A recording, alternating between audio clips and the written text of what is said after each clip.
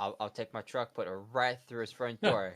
Hey, Austin, how's it going? Right. All right. We are live, Oh, okay. at least for audio check purposes, anyway. Gotcha.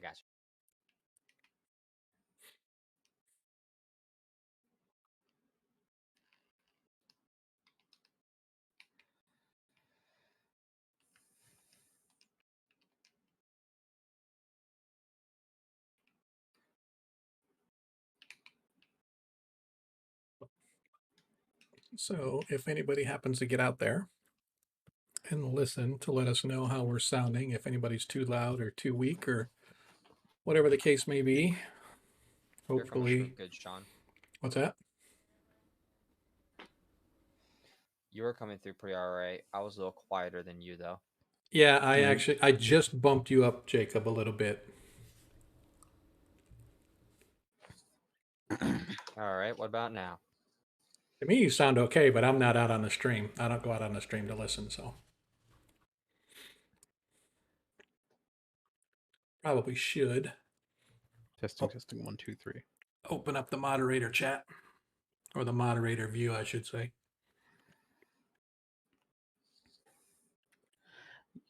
Yeah, I'm a moderator on the Twitch, right? You should be.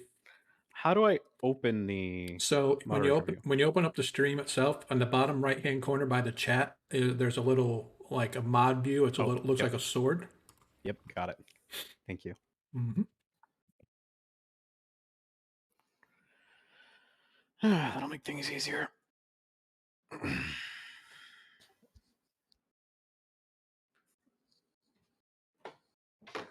gonna go get something to drink. I'll be right back. I gotta stay hydrated.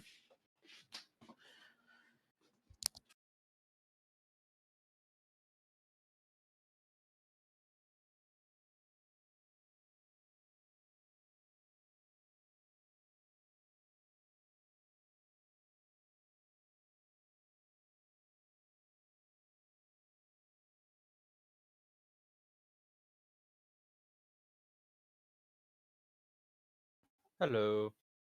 What's up? Glad you can make it. Yeah, me too, man. Is that Austin I heard? It is. It's not a 2-player game tonight. Woo! Oh, thank God. Yeah. Glad to have you back, man. Me as well. Yay! I no longer have to do the sorry ass Figley impression that I've been doing the past couple of sessions.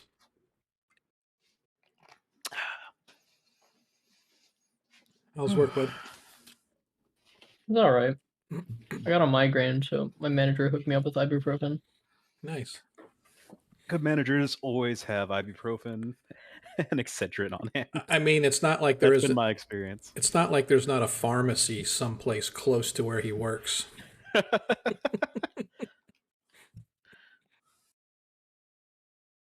Yeah, but like just having your consideration for your employees like that always goes a long way for me. Like, yeah, see, it's funny because the manager I was working for was in a completely different department, so. oh. So if you guys could all do me a favor. Yeah, what's that? Send Monkey a copy of your 5e character. He's gonna do some portraits for us. Okay. See how close he can come to what you guys actually have. Yeah, sure. Using the same app you used for the 1E1? Yeah. All right, yeah, I can definitely do that. Do you want me to do that like right now or like tonight? No, so whenever you get to it. Cool. I just contracted him to do it, so it's not a requirement, but I'm just trying to get a little bit of consistency across all our characters and stuff. So, plus what I told you I want to do, Adam. Right? So if we have our own custom stuff, we don't have to worry about somebody bitching at us. Yeah, that's fair.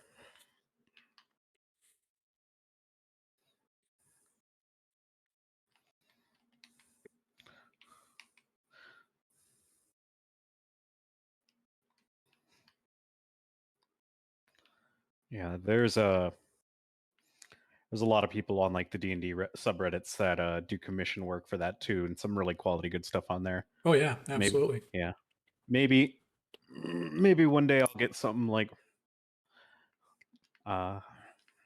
made using that. But Yeah, Monkey does some really good shit too. So he does. I'm just looking for Should I- portraits.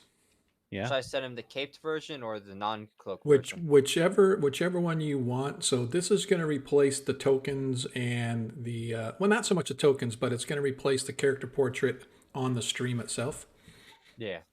So probably just a portrait would be fine. But if you want to have the cape visible on her, then I guess that would be fine. However you want to do it. Hey, monkey's out in our chat. Look at there. Look at there. speak of the monkey. Yep. So Monkey, just so you know, I just asked the players to send copies of their portraits to you sometime so you can take a look and see what you can do with them. Get a little custom action going out here. So I guess I'm going to have to give a big, long, this is what happened for the past month so that Figley can be caught up.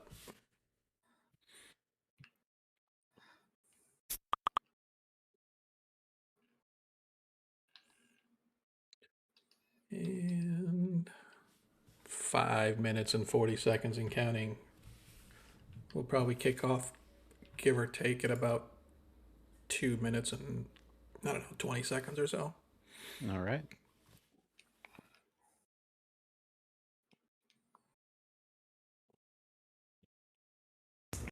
Yeah, see that. That's what sucks is like every time I'm able to actually play, it seems like we're in a completely different situation. I have no idea what's going on. Yeah, don't worry, dude. We'll get you caught up. I'm not gonna worry about it. You know, I'd rather you make money than have Yeah, to me too. play, because if you don't make money, that means you have to move back in the house, and we've already redone your room. So, just kidding. Your room's empty. Mom's sure is. She's like betting somebody's gonna move back, so she's leaving one room empty. I mean, if I move back, that's like $500 I'd be saving. Yeah.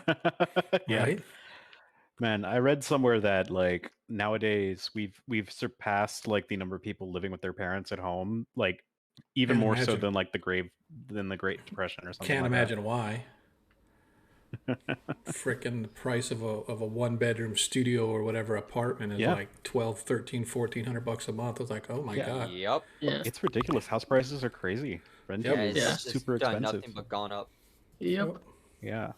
I mean, I know if you live in our state, there's like a first time home buyers like thing you can get a lot of money for. There is. But asking someone who just moved out to buy a house is like, Yeah.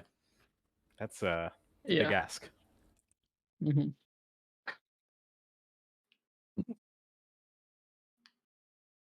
I still think the funniest thing was when like everyone was still moving in, we were like cleaning up the place. Like, Mm. there's like these little like I don't really know how to describe it other than just like I don't know these little ledges like in our living room, like way up top. And in order to prevent like dust from like collecting really easily, the old tenants used to like put newspapers up there. And literally like when we were cleaning up the place and we would clean up all those newspapers, all you see was stuff from like 2007 and stuff. He was like, "Oh yeah, dude, like the housing market's on an all-time high. It's only going up from here." And then like Yeah. 8 months later, everybody's in the toilet. Yeah. Hey, there we go. Happy Veterans Day, Troy. Appreciate that, brother. Very much so. Cannibal has given us our first cheer for tonight. I like it. Very, very cool. And by the way, Monkey, you're gonna have to remind me on our game Monday night for telling your music community what you did. We're gonna have to give you like a one dice do over or something like that, right? Instead of a nat 1 or a nat 20, we'll just let you have a do over. One reroll. One reroll, right? We'll do the 5e Halfling's Luck. Oh, look at there. Thanks, Troy. I appreciate that. It's kind of funny that you did that because Lando is going to be joining our 1E game and I was gonna gift him a sub tonight just so he could have a subscription to the channel. But Troy beat me to it, so now I'm gonna have to pick somebody else tonight. Very, very cool. I appreciate that, man. Absolutely, we gotta test everything. Short count test, long count test. I guess I should kick off the music. I'm about a minute late, so we're gonna run over on our start time. But let's kind of get this stuff kicked off here, eh?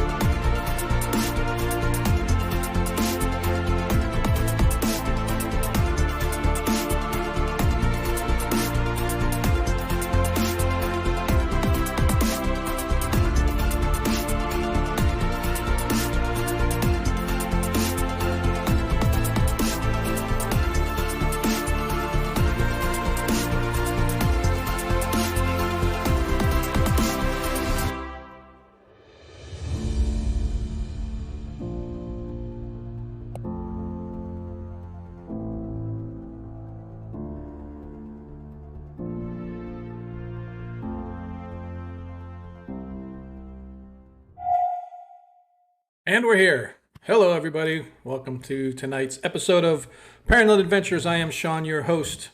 As always, bringing you together with some of the finest gamers the interwebs has to offer, just to entertain you with our skill and ability. How you guys doing tonight, man?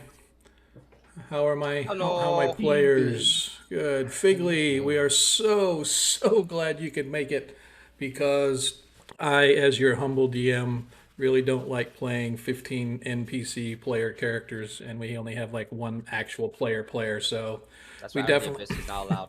Right, we definitely appreciate you being able to make it. We're glad, right? So we understand things happen. You can't make sessions, and we always miss. But for those that follow our 1E game, you know that it gets kind of hectic and hairy, particularly when Pravish, or in that game, Arthur, is missing, because Arthur has like a small contingent army following him around that I have to manage as well. So everybody needs to do their blessings and well wishes and send lots of vitamin D and lots of vitamin C over to Adam's way to make sure that he's not sick. Stop it. So anyway, tonight we are going to be without Desmond. Desmond does have a family thing going on, which is obviously that all takes priority. So, and tonight will probably be Mercy's last game with us, as Mercy has departed for greener pastures, in the sense of the real world has caught back up with that individual, and so they couldn't continue to play. So we are still looking for one. I think, actually, no, we have a replacement player coming next session who will be taking Mercy's place, which I very much appreciate that player stepping up, and hopefully it'll be somebody as interesting and exciting as Mercy. So let's talk a little bit about the What's going on tonight?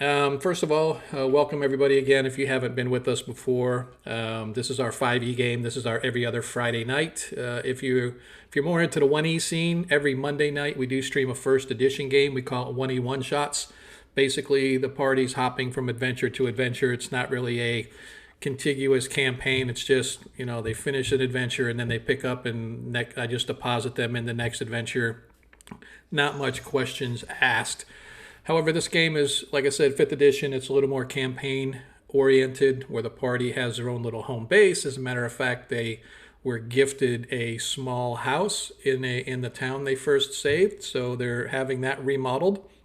And for anybody that has ever had construction done to their house, you can imagine how long that's going to take. The party will probably have it finished just in time to retire at level 20. If you haven't followed us before also, as you know, whenever you watch a Twitch stream, you can earn coins. We call them Perrenland gross marks, but basically they're tokens, free tokens, no charge to you. However, you can turn those tokens in. And so if you were to click on it, you can see that you can buy our players natural ones or natural 20s. And what that means is, first of all, let me see if I can get my giveaway going here. So let's open that thing and see, did it post? Hey, appreciate it, man. We have a first time chat follower out there. So anyway, I don't know if it didn't look like it sent the message out to the chat, but I'm gonna have to do that manually. Anyway, so if you turn your coins in, you can buy the players a nat 1 or a nat 20. We keep track of that during the entire session. And if for some reason something happens that the player has a fumble or has a critical hit against them, if they have a nat 1 or a nat 20, they can replace any roll of the dice, whether it's an attack, whether it's a check, whatever it may be. They can use that. The only stipulation is you have to give it to them prior to the actual need, so it can't be like, oh, they got hit with a critical hit, let me gift them a nat 1, and no, that doesn't work that way. They got to have it on hand. So as of right now, nobody has anything. Nobody has any. Let me double check just to make sure. Yeah, let's check the last session, nothing there, and nothing in the session before. So we are all caught up on our nat 1s and our nat 20s. So if you guys out there see that you've made enough tokens that you want to cash them in, just go ahead and do so and let us know who it tokens for, or who, excuse me, who the dice roll is for. Additionally, I don't know why it didn't post it in chat. I don't know. I'm going to see if I can't get my open it up this way. For some reason, my bots aren't running, so I'm going to see if I can't get my giveaway going this way and start the giveaway, see if it kicks it off. Does it send it into chat? Probably not. Exclamation point random. I'll let you join our session raffle at the end of tonight's session. We will pick a winner, and that winner will get with me offline, and we will choose a random encounter for the next session. Last session's winner, Kay Lizzle, gave us a a good random encounter. Hopefully it will be a fun one, and the party should appreciate it because Kay Lizzle used to play Hyacinth on this stream before real life struck her and she got a big girl job and couldn't play on Friday nights anymore. So she may come back eventually, she may come back periodically, but just know she's here in spirit. Awesome, thanks Monkey. So Monkey, as you see, has just gifted the players a nat 20. So let's go ahead. So if you guys want to go ahead and knock that out and document it somewhere so you guys don't forget, I'll document it too. One thing I should say is very interesting, and this is a side note. This has nothing to do with the stream. But Nilo, I was looking through everybody's character sheets, and I noticed that you created a custom dice. I forget what you called it, but something about D20. I called it Power of the D20. Power of the D20. Yep, exactly. I tick it up if someone gives me a natural 20 or 1. Yeah, see, that's what I think is very cool. But you should do a D20 and a D1, right? So that way you can keep track of them separately. But anyway, it's on his D&D Beyond. Yeah, it's on his D&D Beyond character sheet. I was looking down through it. I said, "What the heck is that?" And he created a custom tracker for the stream for that. So I thought it was very cool. So we're going to document a party of a nat 20. Anyway, let's kind of get into what has transpired since Figley was gone the past couple of sessions. We want to make sure he got caught up. If you watch the intro to the stream, it kind of talked a little bit about the backstory, but the party, having cleared the town of Christchurch of a werewolf, was en route taking a young girl by the name of oh my God, I forgot her first name, but her last name was Gilly, taking her to Traft to be healed by the clerics because the werewolf kind of got her and she was afflicted, and so rather than slay her, the party sought to try to help remove the curse, and they brought her to the Church of Pelor in the city of Traft, which is a large coastal on the lake of Lake Quag. And while they were headed that way, they discovered that there was this totem that had been part of a wagon train that was coming toward Christchurch, and that wagon train was attacked by a dragon. There is a dragon on the loose in the area. That's sort of been in the back of everybody's minds as this whole story has been unfolding. Fortunately, the only one who's ever really encountered the dragon is Pravish when he was traveling to Christchurch on a caravan, on that same caravan, I should say. However, that's something that's always in the back of everybody's minds, is where that dragon is and what's going on. However, in the interim, the party found this huge totem. It's like 7 foot tall, a couple of feet around, a solid log. At the top of the totem was a shrunken head that had the head of, looked like a Medusa on it. The next icon on the totem was the eye of a basilisk. And again, this is a totem that's not just painted with this stuff. There was literally a basilisk's face carved on it with an eyeball of that basilisk stuck into it. Obviously cured and whatever they do, mummified. But the bottom line is there were 2 pieces missing. One of them was a wyvern's claw, and the last one was a tooth of a Yeti. The party, after delivering Miss Gilly to the church, did a little bit of investigation around the city of Traft, where they discovered that this totem was probably known as the Sturgeon blood totem. And it used to be, back in the ancient days, before Perrenland became this conglomerate of clans that sort of work together and have a sort of a leadership hierarchy, but every clan, hey man, appreciate that, man. Monkeys out there for the win. Anyway, the Sturgeon blood totem was used by the Urflan. The Urflan were the precursors to the modern day Flan folk, and they were renowned sorcerers. Guys are interrupting. I'm gonna have to start taking. If you guys keep doing that, you're gonna interrupt me, and I'm gonna lose my train of thought, and I'm gonna have to turn it off. So having discovered that this Sturgeon blood totem actually existed and they were in possession of it, the party discovered that in order to destroy it, you had to put it all back together. And doing a little bit of research, they found that within the ancient ruins of Dagavak was an old city run by the Urflan.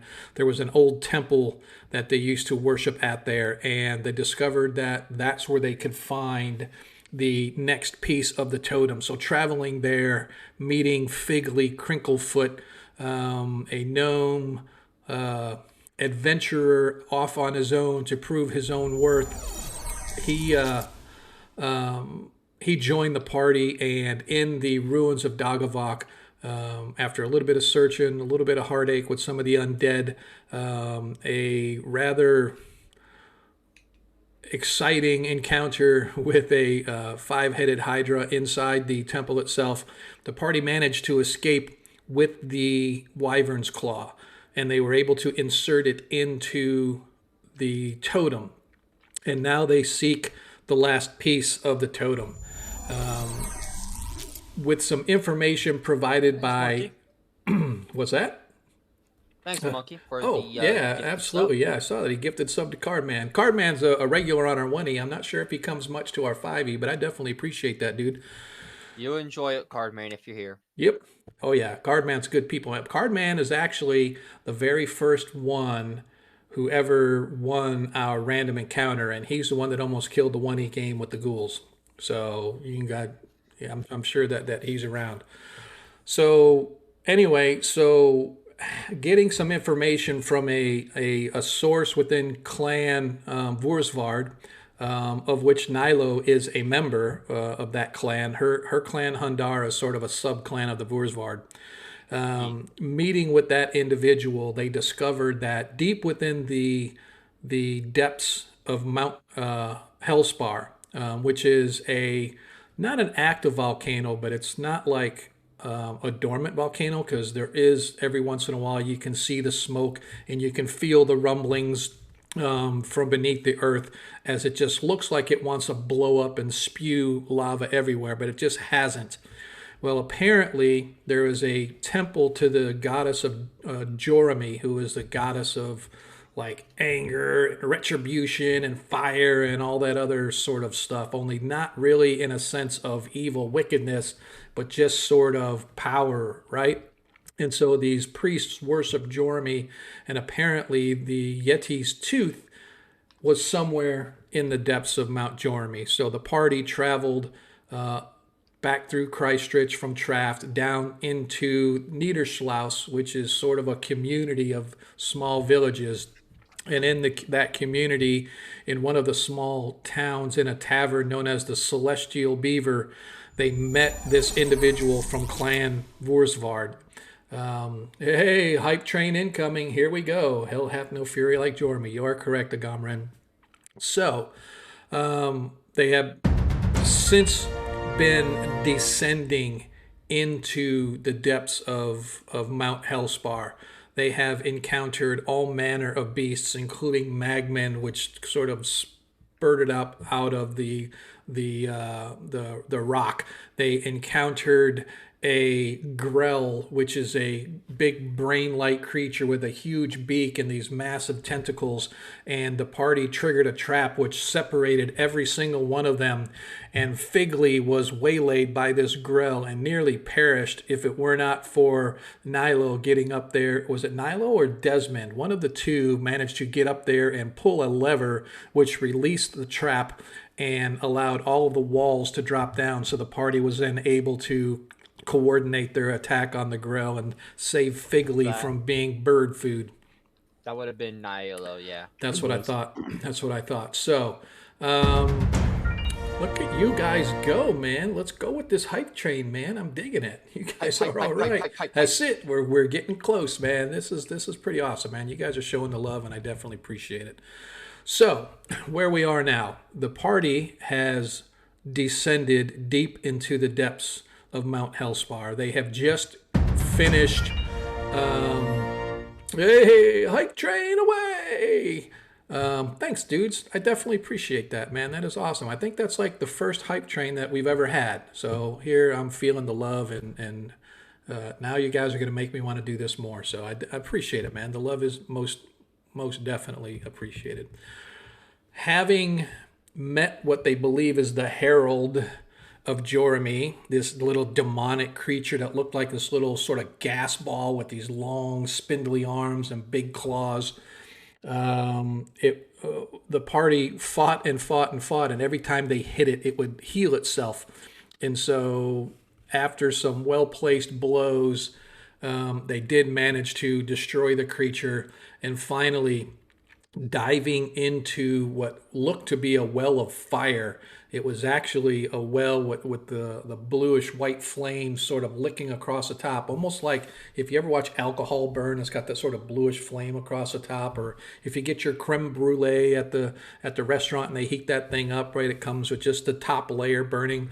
If you stood in the fire, you would take damage, but diving into it, they were actually transported through some sort of a gate to wherever they're not sure, But as you guys stepped out of the gate, you found yourselves standing on this rocky outcropping with a bridge leading across these flows of lava beneath you. Ahead of you, you can see a large rocky structure that has sort of this little small path leading up another 10 or 15 feet. And on top of that, there's this pedestal like spot.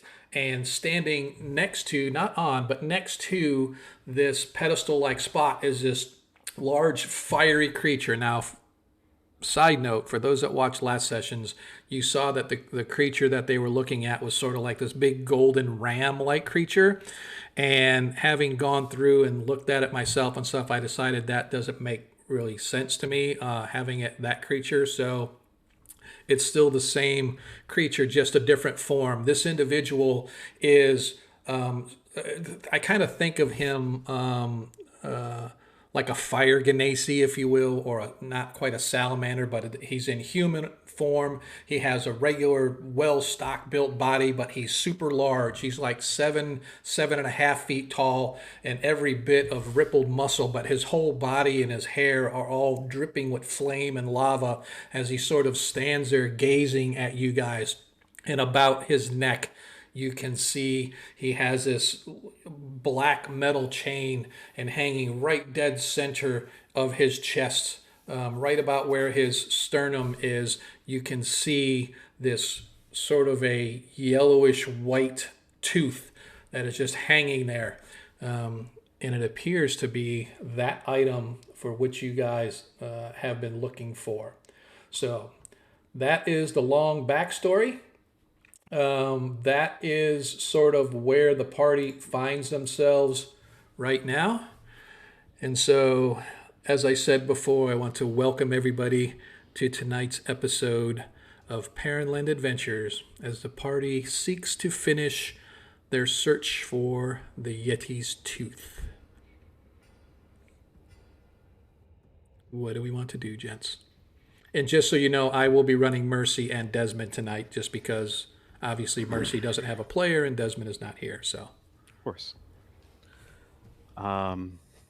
Did they say or notice us in any way, or they are looking, and he looks male, right? So you can say they or him, whichever, but they are looking directly at you. They have this sort of great sword sort of stuck in the rock right before them, and just sort of standing there like a sentinel, looking your way with eyes of glowing light. You don't know if you're seen because you are at a lower. It's about 10 feet up, but the creature can see you, and you can obviously most of it. You probably from the waist up, you guys could see him, but he can definitely see you. But he has not indicated or made any motion or anything about whether or not you have been seen.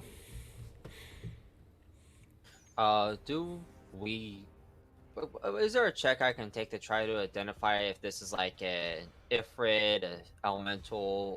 Yeah. So if you want, give me sort of give me an Arcana check, right? So see if you know if it's some sort of an other planar or something like that. Hey. No, if I can do the same, I'd like to do that as well, because that's very much my ballpark. Yeah, go ahead.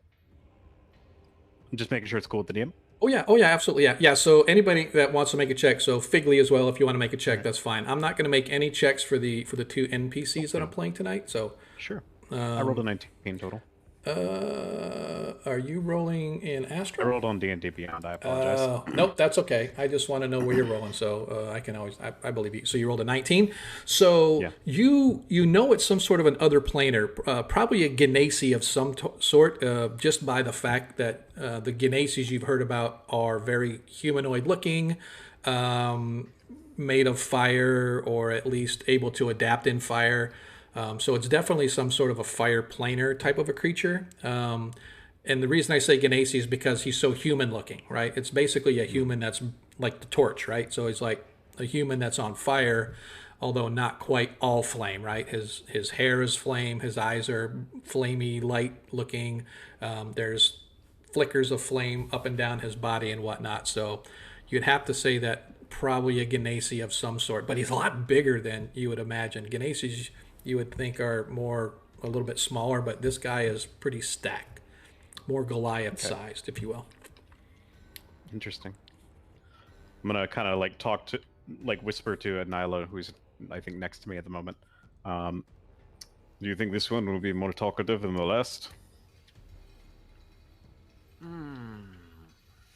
Well, I have no idea what this is. I've never seen anything like it before.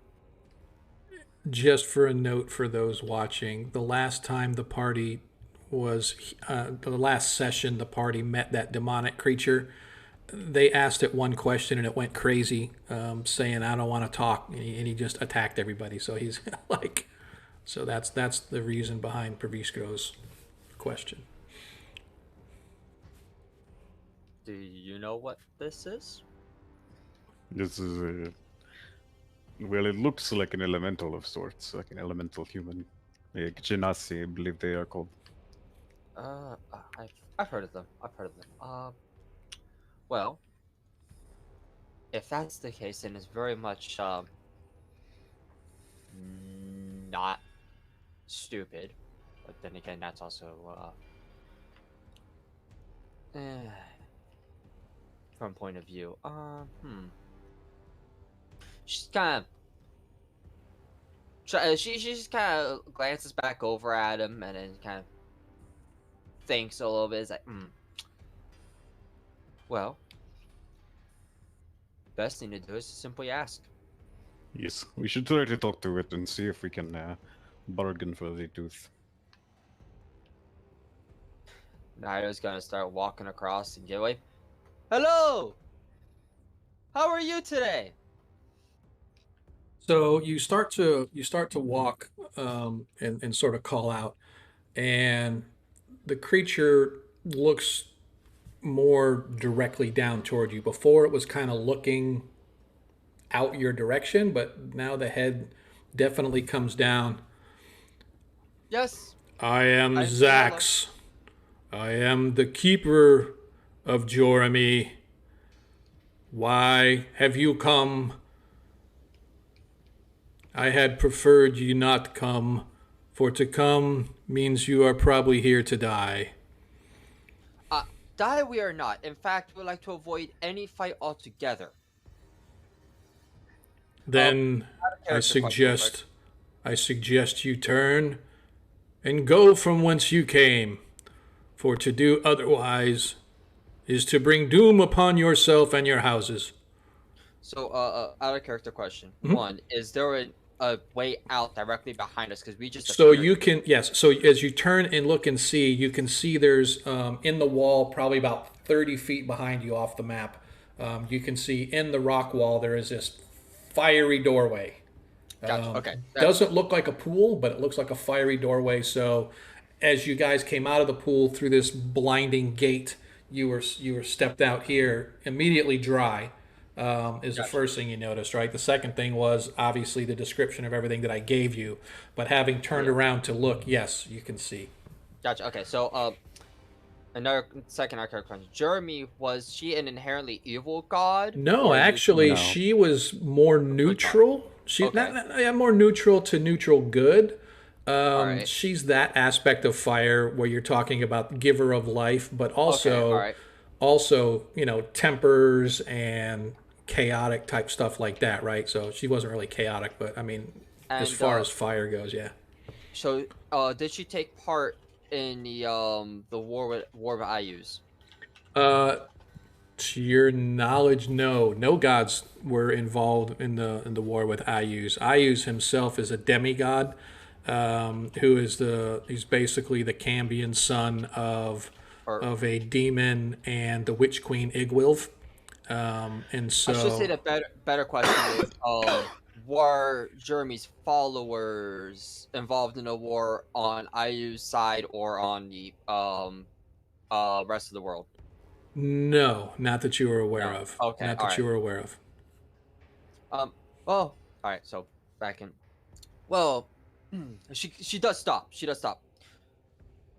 We are hoping to destroy an evil artifact, but to do that, cleanse the a risk to the world of a large number of people being seriously hurt by it. However, to do that, we need a specific artifact. Just kind of a gesture to him and then motion on her chest. I believe you're wearing it.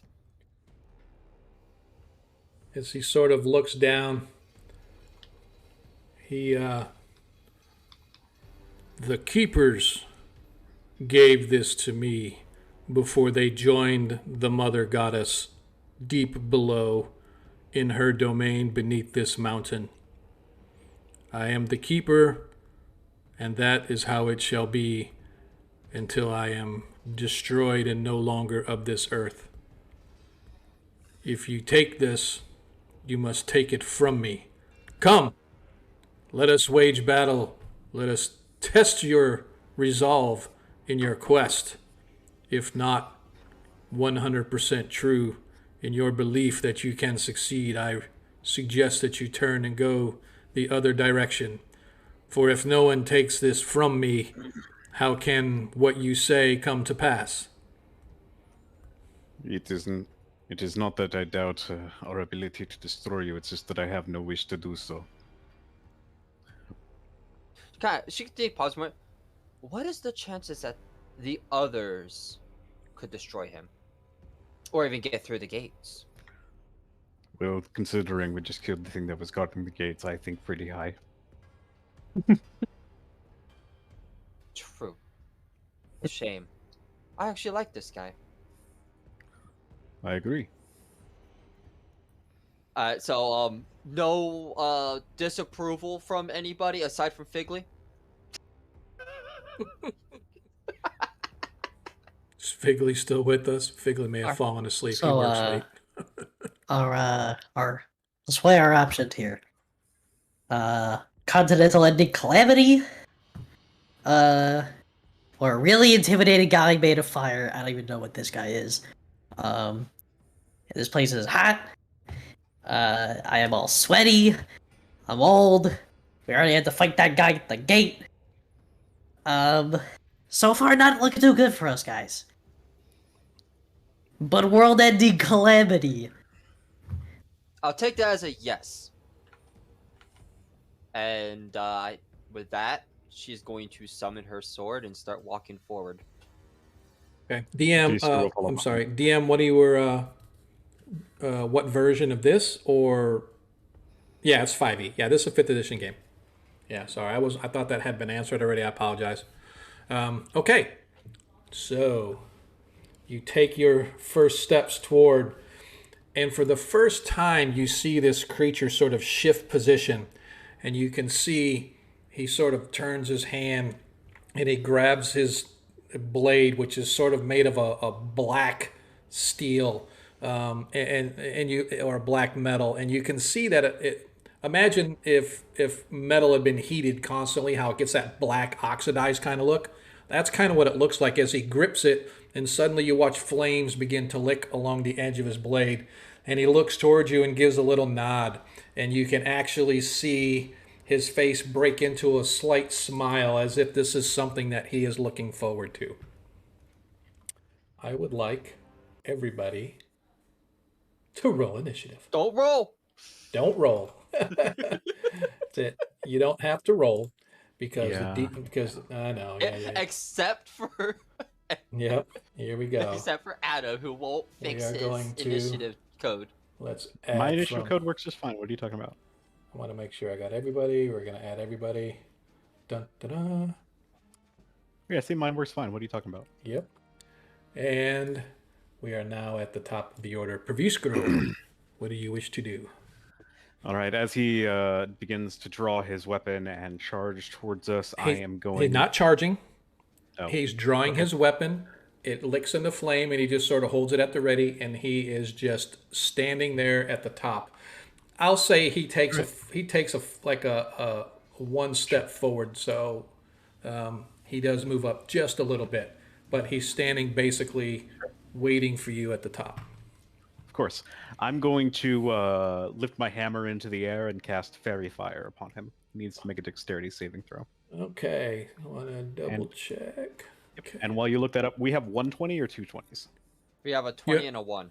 Oh, did 20 somebody and a give us 1. the 1? Okay, I didn't see Yeah, the 1. Monkey gave us the 1 later. Yeah, Oh, I gotcha. heard we got a second thing, but I knew Sean was talking during it, so. Yeah, I put it see? in the chat. This is why the DM need. This is why I have you guys around, because that way I don't have to pay attention to anything.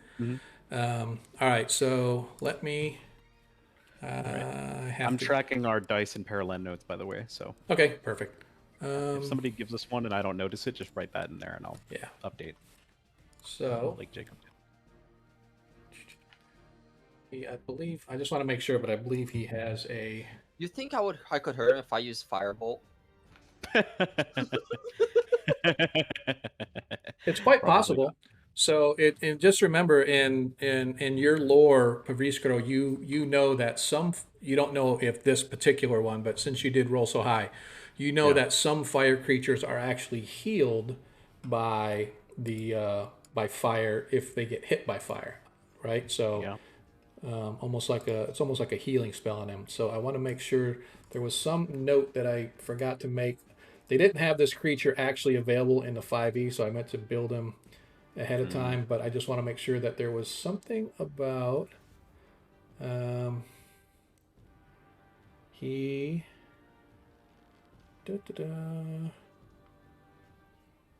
he gets advantage on his saves for anything versus saves versus magic. I just want to make sure that I got that right. So magic resistance, pretty dope. All right, so that being said, let me break out my handy dandy dice roller, and I'm going to clear chat, and you said it was a dexterity? Yep. Yeah, I think he gets a +2, +1. He's agile for a big guy. Yeah. And +1, so there's the 1. Oh, you got a 19. All right, and you guys. A 13. Do you guys want to force him to do the nat 1 so that all of our attacks will have advantage from here on out? Yeah, that might be a good call. All right, let's That's do all that. you guys. Okay, so you guys are burning your nat 1? Yeah. All right, so the party still has a nat 1 on this. What's that, sir? I think we're going to burn a nat 1 on this. Everybody gets advantage. Okay, you all right, Praviskro? You okay? The smoke in this place starting to get to you a little bit? Yeah. Just and all I could say is that I've had a nasty cough for the past few days, and I don't know why. I think that's probably okay. allergies. Yeah, it's okay. No worries. I just want to make sure you're okay because I got your number right, so I can dial 911 really quick and get somebody over there. I'm fine. I got bad lungs. It happens every year. Okay. All right. So you guys watch as Praviskro describes what happens when he casts his spell. So this, as he races his hammer into the air, striking it solidly against the air, this purplish glow kind of appears around this large fire genasi. And it's like all of these sort of like lights and like guiding hands that guide your strikes into where they're supposed to land so that they can be more effective.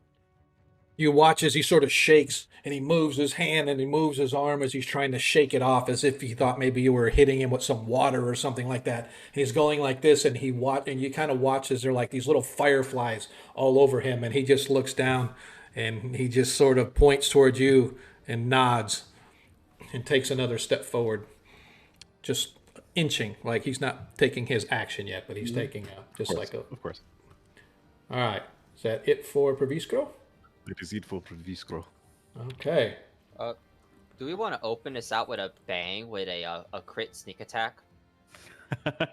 We can't because he doesn't have any one. Oh, he has advantage. You're right. We could. He does have advantage. That would be a good way to just open this up. I'm here for it if Figley wants to do that. Figley Crinklefoot. That's all you guys. Turn. I don't mess with the nat 20s or nat 1s. All right. Well, let's see what Figley rolls, and if it's a miss, we turn it into a 20. Yeah. Okay. Okay. So his armor class is 16. You have advantage. And you have advantage. Well, is he still all the way? Like, are these all 5 foot squares? Yes. All right. Well, I don't know that I'm close enough yet, but we'll get there. You're within like 70 feet, and you could definitely, if you've got a short bow, you know. Yeah, but you are Figley does not. You are 60 feet away. Yeah, Figley is strictly close quarters, preferably a you know, 6-foot pole kind of close quarters, but or 10-foot pole kind of close quarters. I'm sorry, I thought you used a short bow in the past. My mistake. No, I don't think I ever have. I think either Desmond or Mercy might have a short bow. Well, I know that I've done it as Figley, Right. but that's gotcha. I guess Well, he hasn't been here for a while, so. Nylo does have a crossbow on her. Yeah, but it's Figley's I don't action. see how that's relevant to Figley's turn. Hold up. You can grab it off her and use it. Nah. No. I mean, he has a short bow in his inventory, but if he doesn't want to do that, he doesn't do that. Yeah. What you gonna do? How do I? There we go. Are you dodging or dashing or anything? No, I don't want to get too close to him because he's scary. Okay. Okay. So that's it? Mm-hmm. All right. So you guys watch as Figley casually sort of weaves his way across the bridge, getting to the other side. As you walk across the bridge, Figley, you sort of jump a couple times because as the lava flows beneath the bridge, it's not like it's 50 feet below you. It's like really almost to the bottom of the bridge.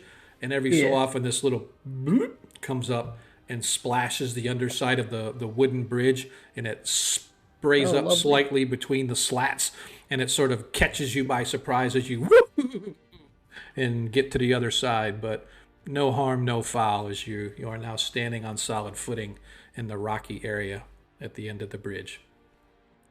Anything else? That's it for me. All right. So now it is our Zax's turn. And let me double check his movement. Should be just regular. Yep. Hey, thanks for the follow, man. I definitely appreciate that.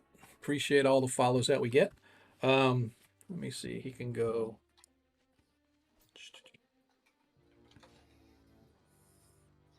He can actually go right to there as he steps down.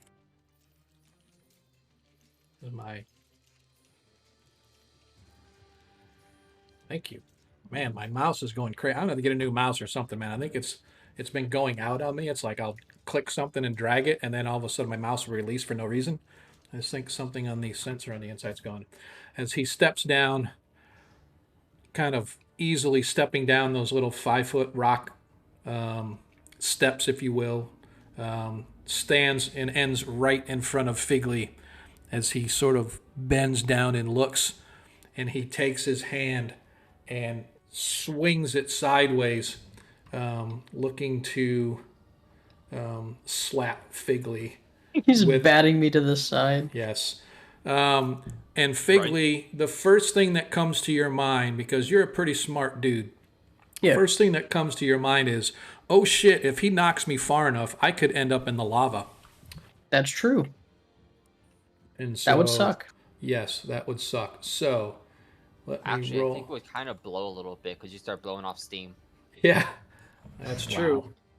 And he gets it's going to be a +4, so it's just going to be his strength, or a strength attack. So, here we go. 20. Oh, wrong dice. My bad. Let's try this again. Well, just a nice unarmed attack for 36. Yeah. He swings as an 8, and he misses. Ooh. However, he comes back the other way for his second attack. And a 24, natural 20. Damn. You take 10 hit points of bludgeoning damage. I need you to give me a dexterity saving throw, DC 10. All right, hold up. First, need do whatever. Yeah, there we go. Okay, what do you say? I need a dexterity saving throw, DC 10.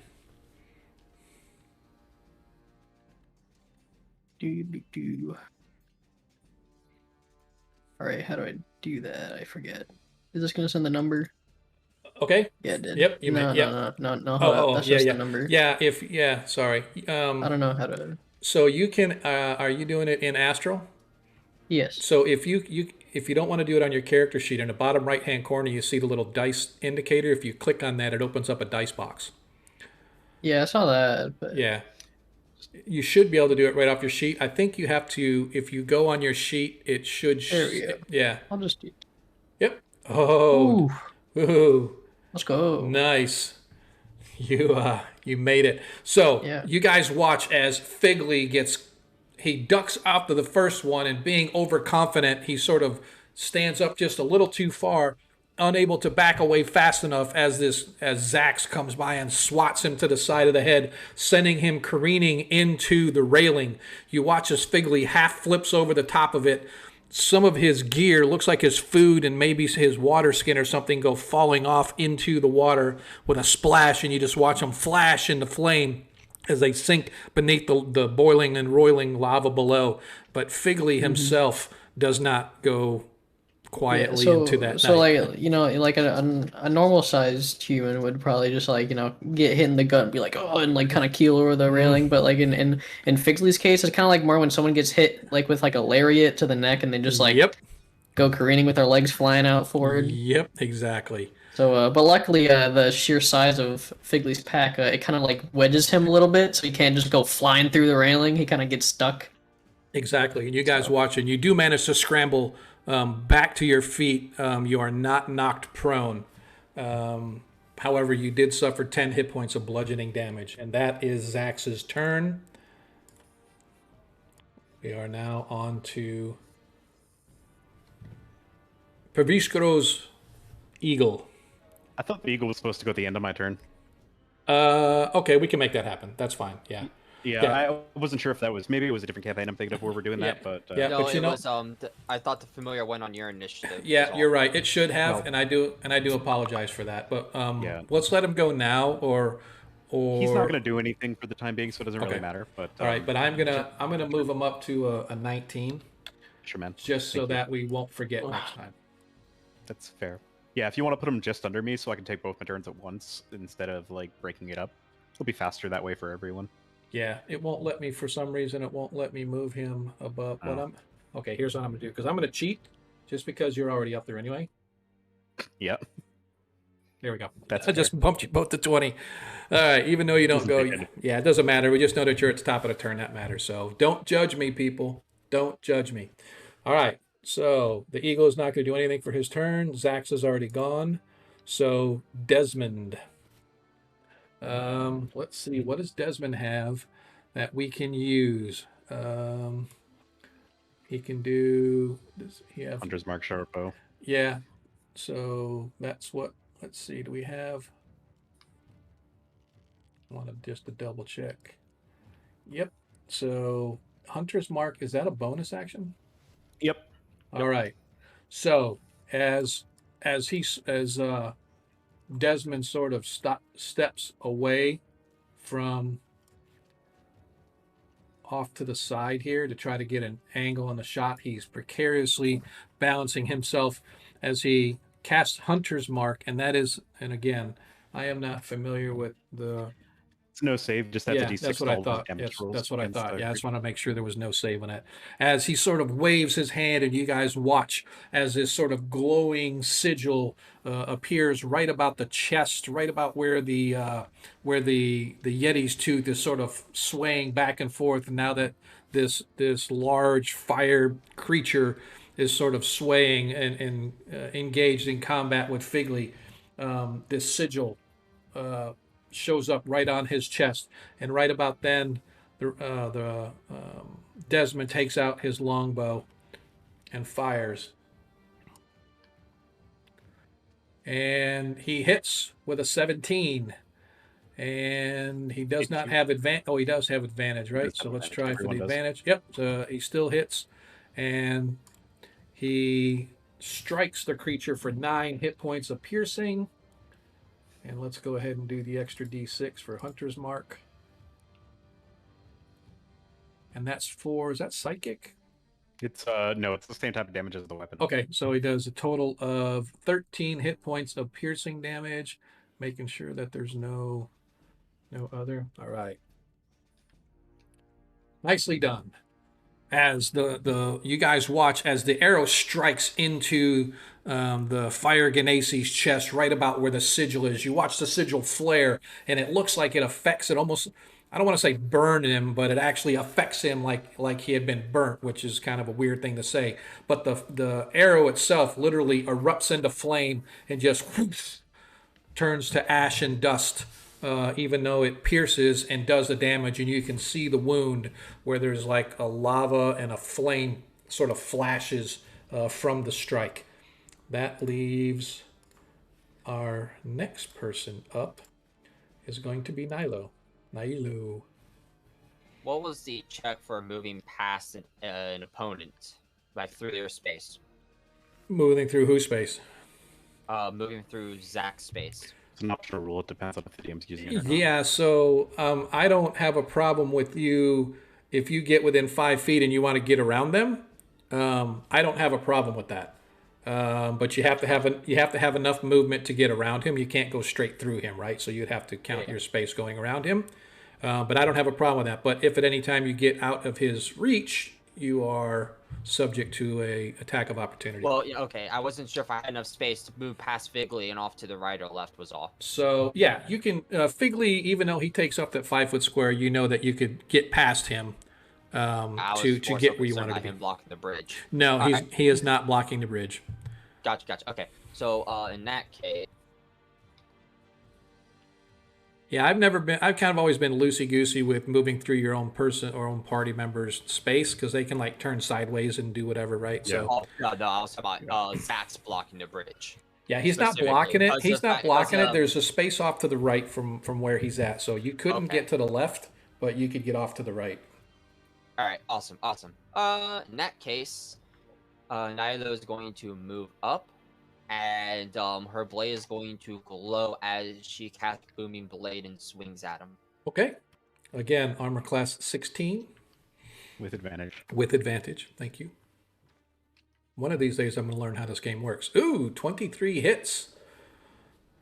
Only 6 slashing. Totally fine. If he moves, he takes more damage. It's a die 8 if he moves, right? Yeah. Okay. Now, does he have to move a certain distance, or is any 5 foot movement? He has to voluntarily move. Gotcha. 5 feet. Yep. Gotcha. So, like, if someone were to shove him, or he gets hit with a bull rush or something, it doesn't count. Totally got it. All right. As if bull rushes exist. All right. So you, as you get up, you see he's still grimacing slightly from the fact that that Desmond hit him with the arrow, and the hunter's mark flared, causing even more pain against him. He sees you slash by, and he goes to turn, and as he does, your blade comes up, slices in, and you watch again more as another flash of like a white hot light as you slice through his skin, causing that flame and lava to sort of burst and spray out. And he yells out in pain. He's like, "At last, a challenge!" And anything else? Glad you can appreciate. She's going to ready her shield and her sword as she stands ready for his next blow if he throws it at her. Okay. All right. You guys watch now as I want to see what her. Oh, good. You guys watch as Mercy grabs her long swords. Her double long swords come flashing into her hand. She carves along one arm, drawing blood as she begins her a right. 4 hit points she takes to herself as you watch one of her blades begin to crackle with lightning. She moves up next to you, Nilo, and takes 2 swings at the Genasi. So first of all, hello there. Why, hello. How have you been? It has been so long since I've seen you. As she rolls a 15, she has advantage though. 22 hits, and so her damage is 12 slashing plus. Correct me if I'm wrong. It's another D6 or D8 on D4 on her extra damage. At least I know the lightning deals D4 extra damage. Okay, that's what I was looking for. Yep. Yeah, I don't know about the other elements though. Yeah, no, it's lightning. I think they're all the same. It's just different types of damage. Another 4, so a total of 16 damage from the first attack. Nicely done. Wow. You guys are like cleaving through this guy. As her second attack goes, again with advantage. Well, that one hits anyway, and yep, so that hits. So she does another 10 slashing to him. All right, nicely done. As you guys watch as Mercy sort of dashes across the bridge, the lightning licking up and down her blades as the first one comes down, slices right down through him, right across his arm and chest, as her other blade just as quickly comes around and slices like right around his collarbone. And you guys can see now he is profusely bleeding from his chest and arms and stuff, which are bare, but they're still licking with flames and whatnot. All right. Which brings us to... Actually, okay, now it's on his turn. Okay. All right, cool. All right, so next round as we go to... Oops, why is he? Pravish, round 2. Sorry, my friend in chat in the stream just sent me a picture. I'm going to share it to the chat. Yeah, all right. All right. With the general. Pravish. Paviskro is going to step forward, his hammer still raised in the air, and 3 darts of purplish energy are going to appear next to it and fly forth and unerringly strike this creature as I cast Magic Missile. Where are you? I'm right here. Sorry, my eagle's on top of me. Oh, I was like, wow, okay, there you are. Because it's on my shoulder. Yeah, but, gotcha. That's a big eagle on a little man's shoulder. Gotcha. All right. So... Each of my darts will deal 4 damage for a total of 12 force damage. 12 force damage. Nice. Nice. I'm almost out of those little special cantrip slots. We there. Ooh, as you guys watch as the magical arcane darts go streaking across, pummeling right into Zax, as he's like, "Argh." Okay, who is next? My eagle's not going to do anything on its turn, for the record. Okay, all right. So that means who's up next? Is that Figley, I believe? Alrighty. So I think it's time to use that nat 20 we're talking about. Well, I guess I could roll first. We'll see. Yeah, let's see if you crit naturally. You get advantage anyway. Cool. Yeah, so Figley's guy's a little short sword. This guy's way bigger than him, so he's kind of going for like some like ankle stab, kind of like cut the tendons, like hamstring him. You know what I'm saying? He has Achilles heel. Oh, yeah. Monkey, that is so stupid. Oh my God, the eagle has landed. Where? On Pravish. Yeah, pretty much. Okay. All right. Hang on, before you roll, Fig. Let me clear the chat real quick for the next round. All right, go ahead, Figley. Roll your attack. Okay. And with advantage, nope. You're gonna take the nat 20. Give him the crit. Give him the crit. All right. On me.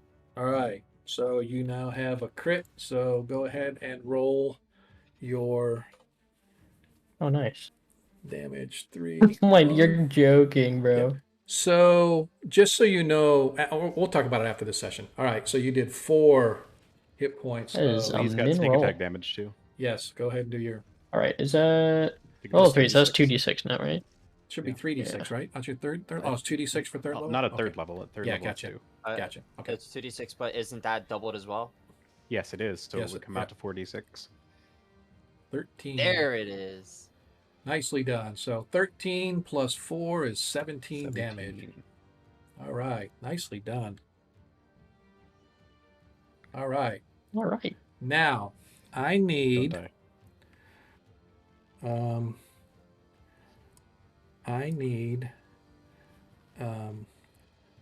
Nilo, Mercy, and Figley to give me a Constitution saving throw, DC 15. No! I'm great at those. Okay.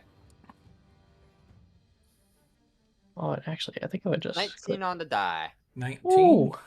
23. Wait, was that? I got to do Mercies.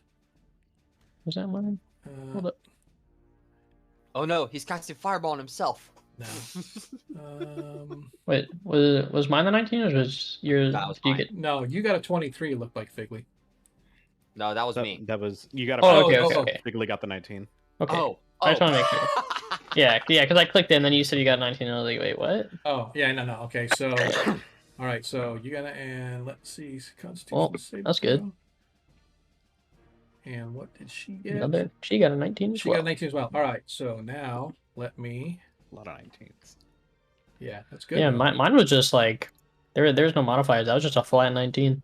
Very nice. Very nice. Love to see it. All I right. should probably end my turn. So you guys, as you stand near him, you watch as suddenly he's like roars, and this rush of flame comes bursting off his body, and it swirls around you guys, and you could feel the energy of it as it sort of jabs into you and starts sucking off your life force. Each one of you takes 10 hit points of fire damage because you saved for half, so he would have done 21, but you take 10 saving for half damage, and he absorbs those hit points into himself. Dang, what a cheater. Oh, come on. You can do better than that. Yep, and now he gets his other... And then Figley's like, he did. And then collapses. Yep. So as he absorbs that energy, he then takes his blade for his second attack because he gets 2 per, and he is going to swing at Mercy with his greatsword. Oh, he gets to do that and to attack? No, the first one is a bonus type of an action that he has. Okay. So, and now he gets his if he takes his bonus action, he only gets 1 attack. If he doesn't take it, then I'm just saying, if he does that, then he gets the 1 attack. I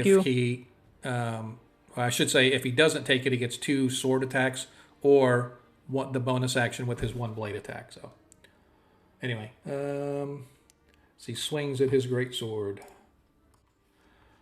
And he hits with a 23. And he does 16 hit points of damage to Mercy as Mercy hits right to 0 and collapses to the ground. And that is his turn.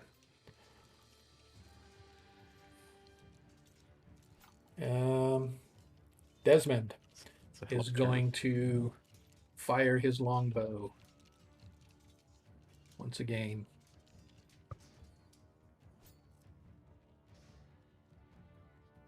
Oh, he gets advantage. Oh, so close. 12 misses. He needed a 16, and that is his actions. Nilo. Alright.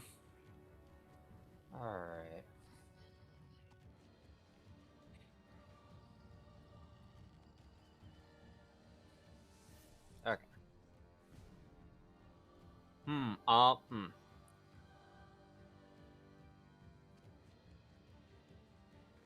know what? I'm going to drop the shield, bring my AC to 16, and I'm going to two-hand this guy. Okay. I'm going to give a roar, yada yada, and I'm going to swing on him. Okay. See if you crit. 25 crit. Sure do. Nicely done. Oh. Nicely done. And go ahead and... There you go. So you do double that. So it's 8 plus... Is the bonus So the 2. savage attacker doubled or just the... I do 7 damage. So the 5 doesn't get doubled? Oh, no, that's an extra. Gotcha. Yeah, when he crits, he gets to add 1d10 or whatever. Oh, okay. I was just saying. Well, he... Yeah, I don't... Savage Attacker is when I crit, I roll an additional die. Oh, I get you. Okay. So you double the 1 to a 2, so that's 5 and 10 damage total? Yep, 10 total, yeah. Yeah. Cool. Okay. Hey, it's better than that, man. That's... Anything else? Yeah. That really kind of blows, doesn't it? I'm Yeah. disappointed. Yeah. There's a Oh. reason you normally roll 2 dice instead of just rolling 1 and doubling it. Yeah, exactly. It's a lot Well, swingier. this is we're gonna talk about that at the end of this session because Sure. there is. So, all right. So, and don't forget those out in chat. If you guys get to them before their turn, if you want to drop them with some dice, you guys can do that. All right. So, because Mercy is unconscious, I need to roll a death saving throw for her. Yeah. So, Roll 20. Let her get her turn. yeah. Let's see. Yeah. Let's see. Yep. 5% chance. Nope. Nope. She won death. So she failed 1. I don't know if there's any way to track it on here, but I'm gonna. Yep, there we are. 1 failure. And next turn, Pravish, you're up. This guy kind of smart. Took out the healer. Pravish is going to raise his hammer into the air. His eagle's wings are going to begin to glow with this purplish energy, and as it flies towards Figly, it will use its reaction to deliver my cure wounds to him at nice. 2nd level, using my last 2nd level slot. Okay. So you'll gain this much hit points back. 17. Figly now has 17 hit points back. Yeah, as the eagle kind of flies over Figly, and you watch as he just like in this, almost like you're reversing like a VHS tape at like 300% speed. He just goes, flips over, and just like he's restored to the moment right before that fiery explosion that downed him, and the eagle returns to me without taking opportunity. Nicely done. Hey, just so you guys know, Cardman has just given the party a nat 1. Ooh. Love it. Thanks, Cardman. Appreciate that, dude. Yeah, I thought it's gonna be super helpful, man.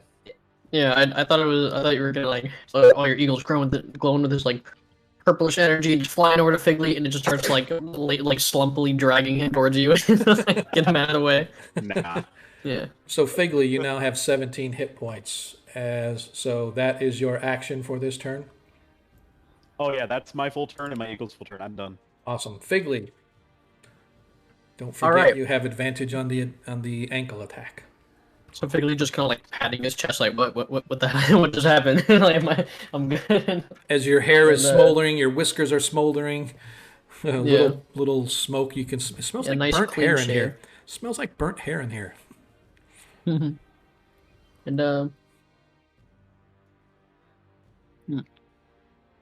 think he's gonna swing out with the short sword. Okay. All right. With advantage.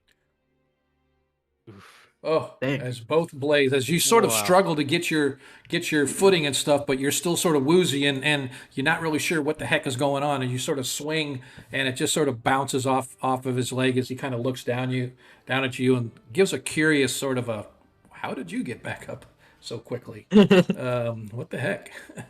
All right, anything else for Figly? Nope, that'll be it. All right, so I'm going to roll for recharge just to see.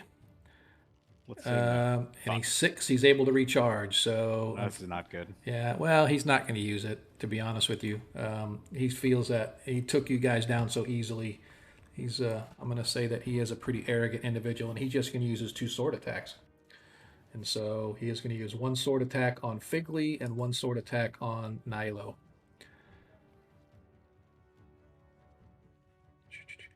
First attack on Fig.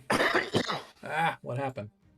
It's an 11. That was pretty weird. No, I'm trying to drag my dice off here because what? It's like, yep. So Figly, what's your armor class? 13. 13. As the first blow misses, I'm just gonna go ahead and do. It's like every time I click on this screen, it hides the chat screen because I got it popped out into a window, and I'm trying to move it over, and when I do that, it just expands it up into a big wide thing. So the hell with it. As his second attack goes to Nilo, and another 11 as he misses Nilo as well. So he's sort of a little bit of frustration in the sound of his growl as he swings wildly as Figly sort of ducks out of the way, and Nilo just barely as it scrapes across the top of her head. No damage, but a slight shave on the back of her neck as she sort of goes with the blade and comes back up ready for more. Well, that's what he gets for being arrogant. Where'd all that energy go? As Desmond, once again, is just going to go ahead and fire his longbow, again with advantage. As, nope, misses, and nope, arrow misses as well, even with advantage. He misses the armor class 16. As a third of his arrows just goes into nothingness. Nilo. Alrighty. Well, I just remembered being able to use 2 cantrips to make a spell again, so I'm gonna keep that in mind. Okay. But this guy ain't moving anywhere. That's obvious. So I'm just going to swing on him again. Okay. 17 hits. And 9 slash. 9 slashing. Nice. I'm going to just go.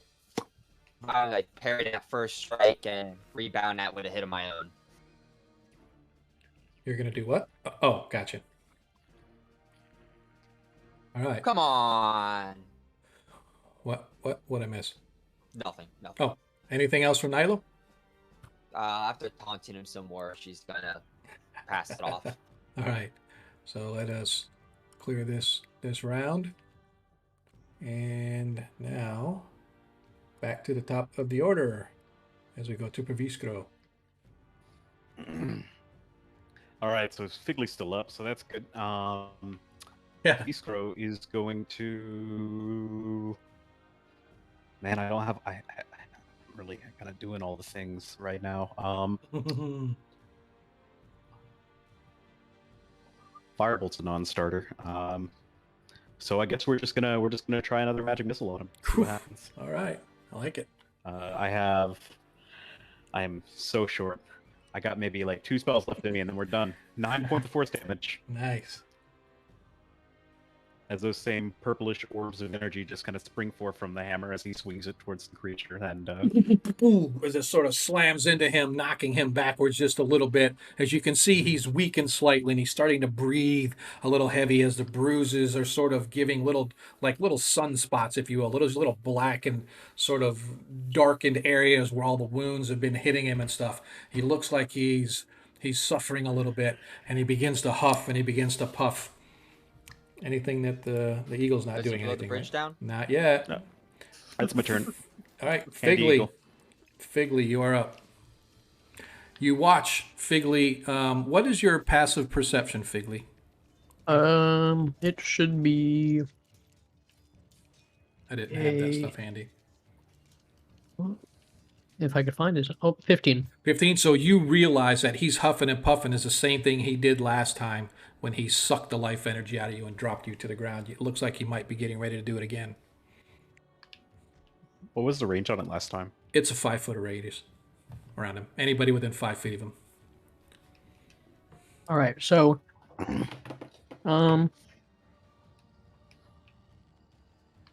would Figley be able to, if he were to disengage, would he also be able to like still use his turn? Yeah. Actually, wait. I can bonus action disengage. Bonus action disengage, yeah. Yep. Yeah. Well, okay. I wasn't gonna attack him. I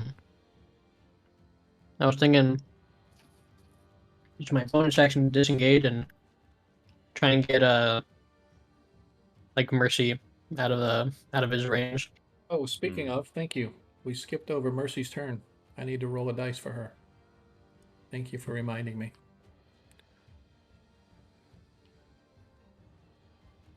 Alright, so Figley's gonna kind of give a general warning And a second. to all failure. the surrounding. You guys, we're gonna want to get out of here. Gonna get out of his way. He looks like he's gonna do that weird like fire burst thingy he did before, and you do not want to get hit by that again. And as he's saying that, he's gonna Bonus action disengage and just kind of move through over here and Oh, I'm ready for it this time. All right, you and can try to move. get. You can move a total of 15 feet, so you can drag her to where you're at, and you can move one more 5-foot space, right? Alright. Well, So if you moved over one to your right, I can move her over one to the right. I think it's fine because it. Wait, okay, so like I'd be like this and then. Correct. Alright, Yeah, And yeah, then- Just Whatever, like yep, that, he's good. out. Yep. Yeah. Okay. That's what Figley's going to do? Yeah. Okay. As he. I need you to give me a Constitution saving throw, please, Nilo. I'm good. 21. Awesome. Lucky number. How much am I taking from this? I'll tell you in just a second. Half of whatever he rolls. 9 hit points of fire damage 9? as he gets those He's 9 using hit points added back to him. Large great sword. Yeah, I'm gonna do it. I am going to pop absorb elements. Oh, nice. Okay. And take another 3 off of that. Half Okay. of it. Half of it. So Okay, it'd be I 4. So you'll take 4 instead of 9. Okay. How convenient. Oh, hang on. And that means he only gets 4. So instead of that full 9. Oh, I didn't even think of that. Yep. Yeah, reduce the healing. It's good. Yeah, so he gets whatever you guys lose. So as he puffs out, she quickly shoves her blade forward, and as most of the energy goes straight into the blade, and the blade lights on fire. Although, can you choose not to deal the extra elemental damage? Is that a thing? I genuinely don't know. As far Well, if the as sword on fire, just put it out. Absorb elements. yeah. Also. Wait, hold on. Okay, it is reaction. Okay. So hang on. Absorb elements is a reaction, right? So what were you doing with it? You were channeling it into your blade, right? Yeah, that's how it works. Yeah. So if that's the case, that's narrative. Yeah, it is. It is, but does that deal then the extra damage when you attack with it? When I attack the first time you hit someone with a melee attack on your next turn, the target takes an extra 1d6 damage of the trigger. Okay. So in this case, when you hit him, you're going to do 1d6 less damage because it actually technically heals him. And, you know what? Don't worry. I got this. Don't worry. Okay. Punch him. No. Don't worry. I got this. All right. We are up for Desmond now. Oh, wait. I take it back. He also gets his greatsword attack, which he is now taking on Nilo. Yep. I don't know why it rolled twice, but he got a hit. Yep, he got a 19, and you suffer 16 hit points of bludgeoning damage. 16? I have not relentless endurance yet since my last long rest, right? Correct. That's true. Yup. So I'm going to stop at 1. Okay. The blow should have dropped me, but I'm grinning right back at him. Wait, why don't we use the nat 1 to make a miss? Oh, wait, can I? Do we stop that one? Sure. Please, DM. Let's do that. Yeah. All right. So you guys use your nat 1. So that means you guys are back to having nothing again. Cardman, you are a lifesaver. I tell you, these guys can use it. Thank you, Cardman. You're awesome. Yeah, I'm just telling you, it definitely helps. It helps sort of. You can imagine what could be going on. Absolutely. Exactly.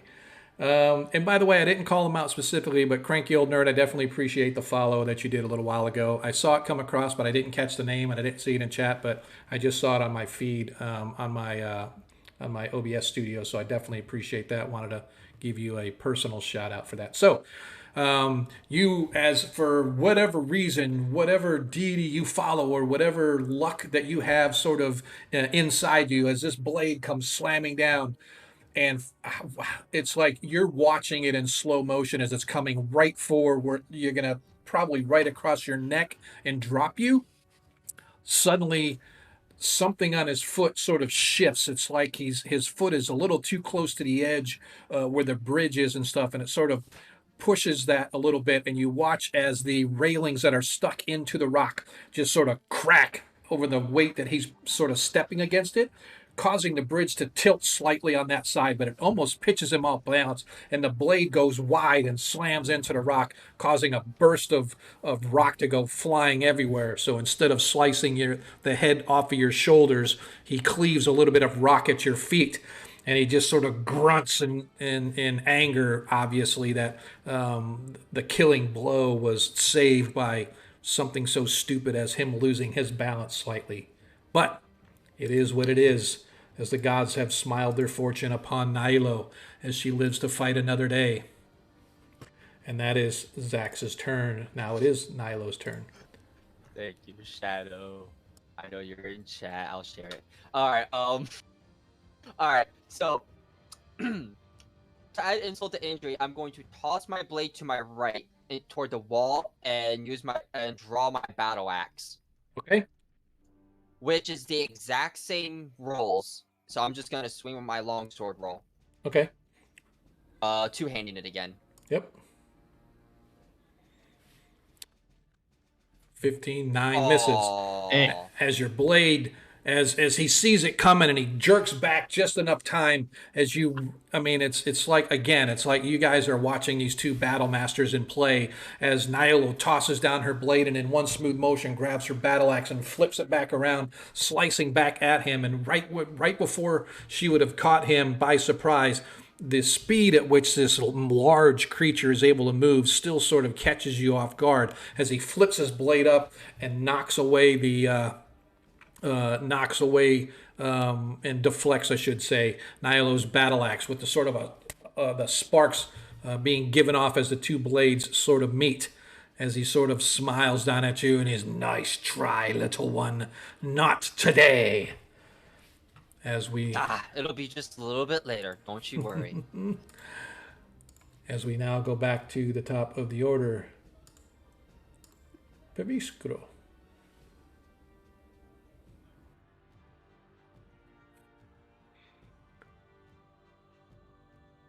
That would be you, Pravish.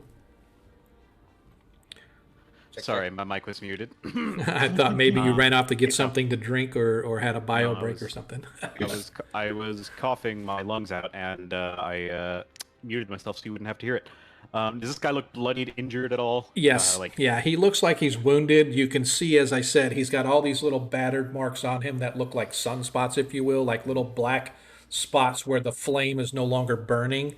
And you can see that there are small rivers of lava flowing from the inside of him that sort of drip down his arm. It's blood, obviously. It doesn't look quite like lava, but it has that orangey black kind of consistency of lava to it as it's kind of dripping down his arm. You can see he is breathing kind of heavy, so he is definitely winded and or wounded.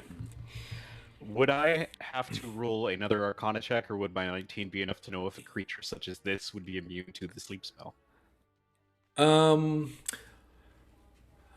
Yeah, you would not know that even with that high. You can try another Arcana check if you want. That would be your action to do so. My action? Okay. Yeah, because it's now you're sort of sitting there going through your Rolodex and trying to think, right? So it would take your turn to kind of do that. Yeah. No time for that magic missile. Okay. For 6 points of damage. Hey, man. Only six. Hey, 6 is better than none. And are we doing the +2 flanking bonus, or was that just a discussion we had? That was a discussion we had, but there's a couple things I want to talk about after this, so we will Sure. get into both of those when we're... In that case, my eagle is not going to fly in there or do anything right now. That's the end of my turn and the eagle's turn. All right. Awesome. As we go... Figly Crinklefoot. All right, so he's gonna awkwardly like hop over Mercy's collapsed body, I guess. Okay. And he's gonna go for another hamstring. Nice, nicely done. Don't forget you attack with advantage still. Yeah, but I actually need to check because I think every time it's been rolling the short sword. We can check. I don't think it's been adding my proficiency bonus. All right, we can check. When it rolls, we'll check. Oh, well, okay. Okay, no, it is. Yeah, it is. So roll with the band. 21 hits. 21. All right. Nice. Did you check for crit? Yeah, he rolled a 7 and then a 21. Awesome. Hey, 21's a lucky number. All 21 should be crit. That's just me. Go ahead and roll for damage. Atta. 3. And then 3. And then sneak attack. 2d6 for sneak. 11. 14.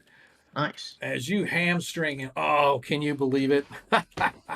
As you hamstring it, he goes down to one knee as you literally sneak up behind. And as you slice, it goes right through. You can actually feel the bone as you cut through the muscle and sinew, dropping him down to one knee. He screams in pain, looking around to see who it was. And he spots you. Nice. Surprise. Now, it's Zax's turn. I won't finish that line. As first things first, as he rolls for a recharge. Says he rolls a 6 for a recharge. Your As dice he goes, weighted. yeah, he's like, We're still waiting his dice. Sorry, I need a Constitution saving throw from Figley and Nilo. Ooh boy. 19 on the die again. Okay. Just for Oh, is Awkward. yep. It was a DC 15, so that fails. So 18 hit points of fire damage to Figley, 9 Ugh. to. yeah, I'm gonna do it again. You're gonna absorb elements. Yeah. All right. 4.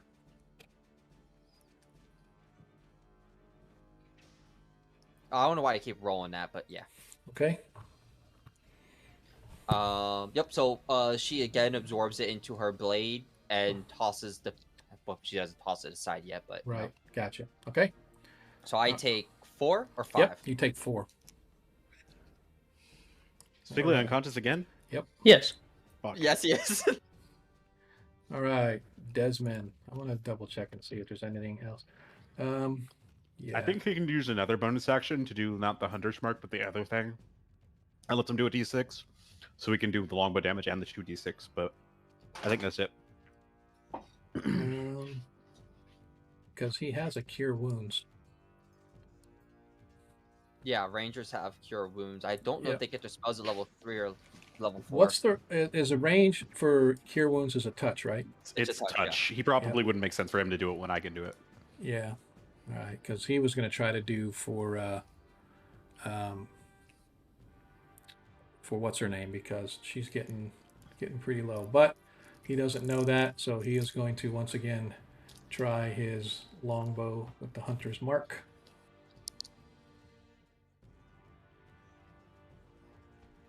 Ooh. 23. Let's see if he crits. Nope, he doesn't. So nice though. Oof. 10, 15 damage.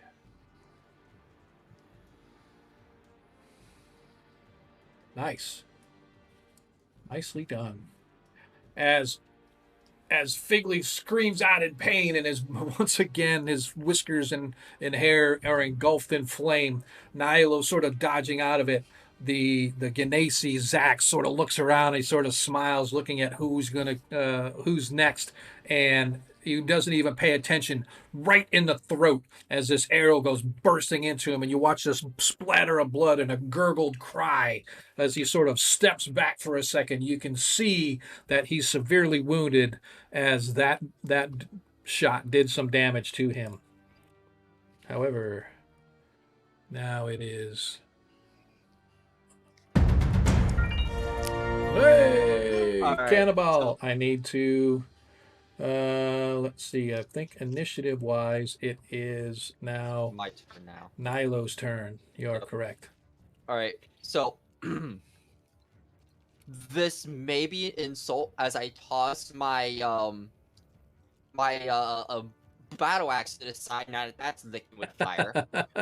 I'm going to whack him with a stick as I pull out my quarter staff. Okay. Two-hand strike him. Okay.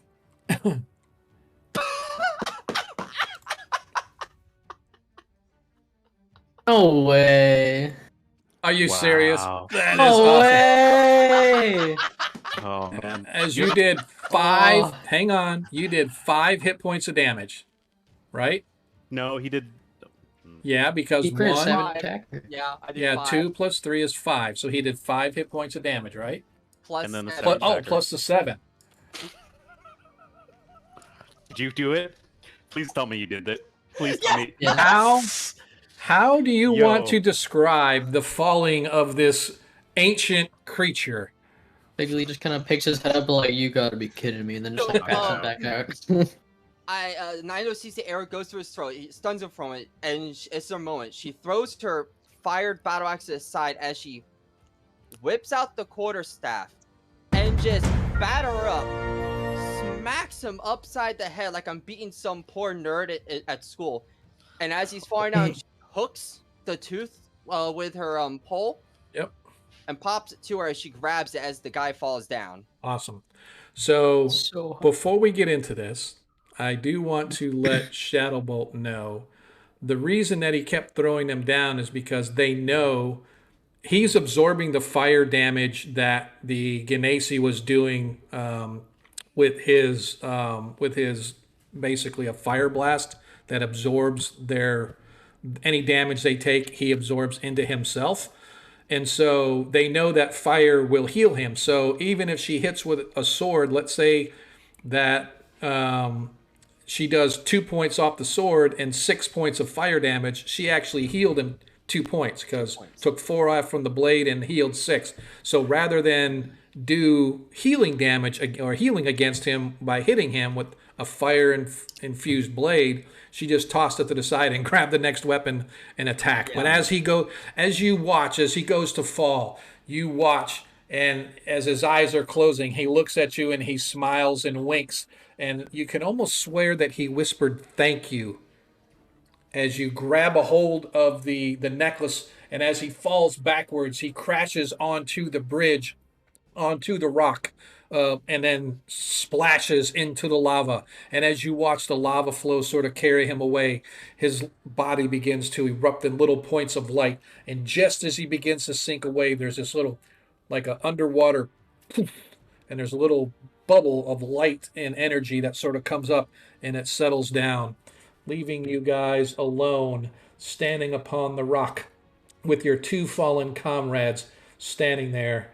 And you have hanging from the end of this metallic chain is the thing that you guys have been seeking, and that is the Yeti's tooth. Nilo, she's going to immediately walk to the edge as the guy is floating down into the lava, and she's going to take a knee. She heard him, obviously, and she's going to pay her respects to the fallen soldier before she gets up and starts using the medkits on the 2 downed people. Mercy first. All right. Yeah. I've got the eagle medicine flies checks? over to Figley and is going to try to reverse the damage with the cure wounds for 8 HP. Okay. Figley has 8 HP. nice. Medicine check. Oh shit.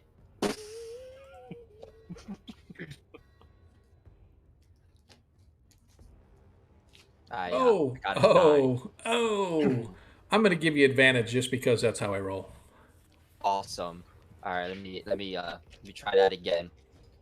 She's about to do so, and like the hand just guides her, and she doesn't.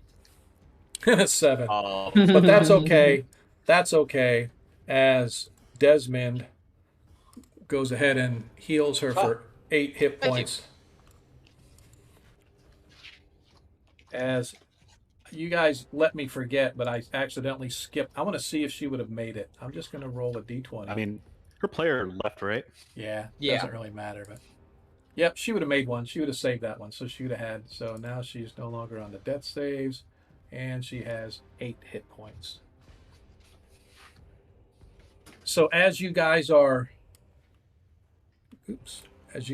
gathered together, healing up, you begin to feel a rumble as you watch all the lava around you begin to boil. Suddenly, there's this bright, flashing light, blinding every one of you. Every one of you is instantly healed back to your maximum hit points. Oh, nice. However, you don't get all your stuff back like a long rest. You just get all your hit points back. As everybody is back.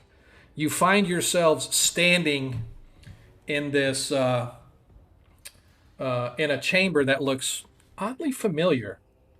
In fact, from where you're standing, you guys are on the other side of the chamber, as if you stepped out of a flaming doorway, and right in front of you, you can see this pool of water with these blue flames licking across it. But this one, it's not quite the same as the one that you guys were in before. on the far side, you can hear what sounds like combat, and you hear this like booming sound as if something heavy is slamming on rock, and you hear a roar and a hissing sound, and the shouts of pain and agony as somebody is getting beat up and getting beat upon. And as you sort of step out and look, you guys can see this massive worm-like creature with lava dripping off of it, and there's 4 individuals engaged in combat with this creature, and you can see that from the colors that they wear, they're from the Rudgard clan, one of your enemies, if you will, in the search for the Yeti's tooth. You don't even get much of a chance to react as this big, huge, for lack of a better term, lava worm slams down and sprays lava over every one of them, and you could see them all drop. And almost as quickly, this thing whips around and begins to literally swallow whole the remains of those guys that are sort of standing there. And you can see this worm. Think of a purple worm made of lava. Oh. Sort of hissing and gulping and swallowing.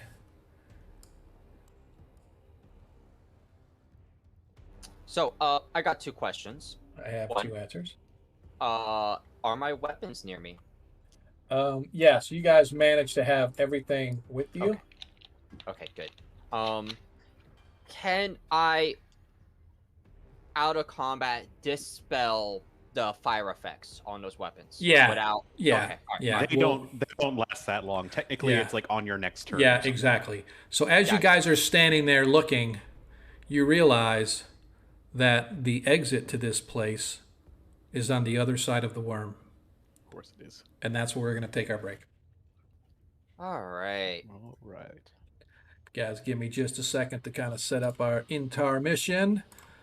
I was really hoping that combat would go right to 9:30, but you guys managed to get through it a little quicker. So, so that was nicely done, I want to say. You all right, dude? I'll be fine. I'll be fine. Okay. I just want to make sure. Thank you. All right. Yep. All right. For those that are out in chat that don't know, this is about time that we normally take our 15-minute break. We will see you on the other side.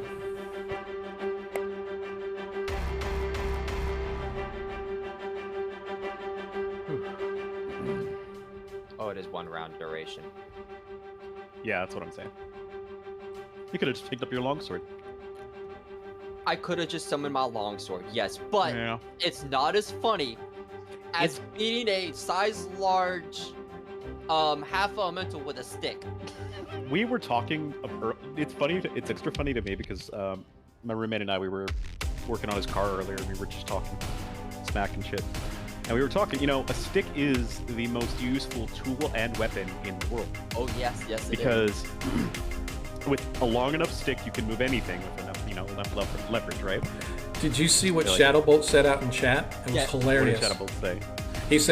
He said, why was he dropping all these weapons, right? And we explained why, and he says, oh, I figured as much, but it was hilarious just to imagine her saying, nope, not this one, nope, not this one, nope, not this one either. I'm just gonna bonk her with a stick. Yep. Well, you saw the picture they posted. He sent me that one. He sent me that in private chat. He just had to share with you guys in general.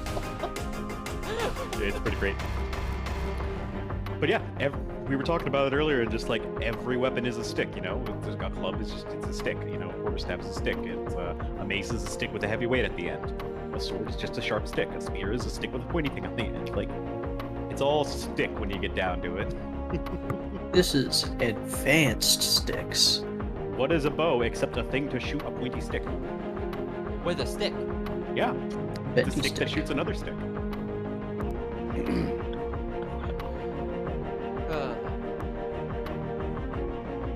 Alright. Stick is the most powerful weapon in. Grab a tree. Hey, and Monkey, I just want to say, man, that picture that you did of Nilo is freaking badass, dude. That is badass. I'm just now getting back into our Discord. For those, if you haven't you haven't followed us yet, please do so. Click that follow button. Hit the subscribe button if you're willing to go that route. If not, that's fine. We appreciate all the follows we can get. 200 is our goal. We're trying to get to, hopefully. We just passed 100. We're like 108 now, so slowly but surely working our way up. But yeah, hit our Discord, man. Just come in and chat, hang out with us, kind of talk about the game, any ideas that you guys may have about the characters. We do have 2 different groups that run that same Discord, so yeah, man, I definitely like to invite everybody across. And on our homepage on Twitch, you can go down to the About, and it's got the link to our Discord. It's got the link to our YouTube as well. Not really super active on YouTube. Basically, I just take the videos from Twitch and upload them out there because unlike the people that make real money at this and do it for a living, I only get to keep my videos up 2 weeks at a time. So, but yeah, man, that picture that you did of her is really, really good. Fireball Friday. I love it.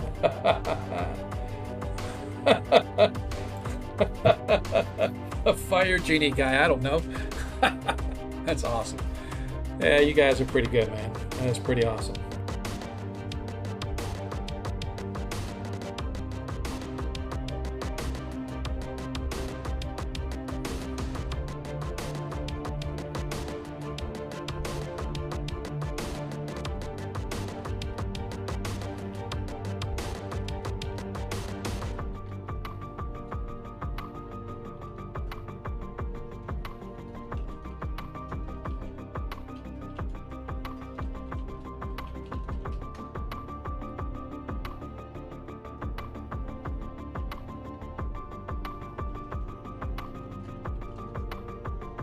Oh, that's for sure. Oh, Yeah. Nihilo uses. Think of the heavy Imperial shield from Elder Scrolls. That's the shield she uses. Oh, very nice.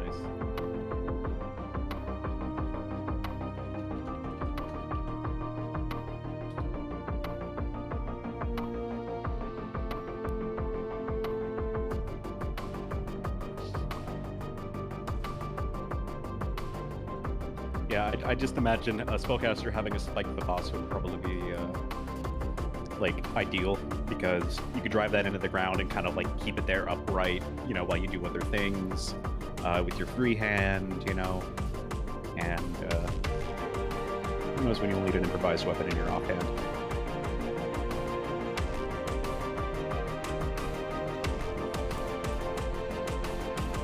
I just wish there was a finesse bludgeoning weapon.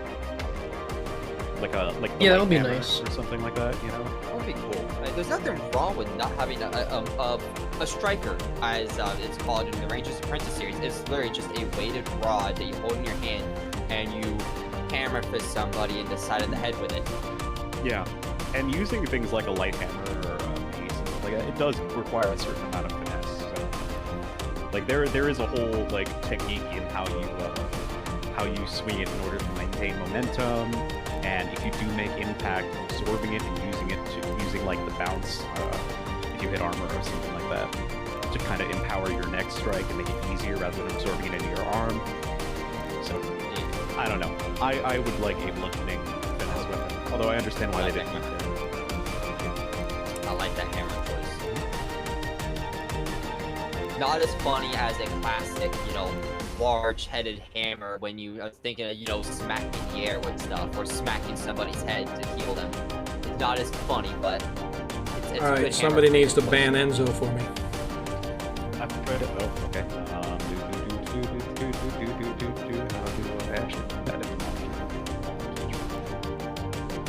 Oh, it's already been suspended or deactivated. I'm gonna ban him anyways. That was quick. Yep. I'll report him. Yeah. I just did his same. Yep. Appreciate it, fellas.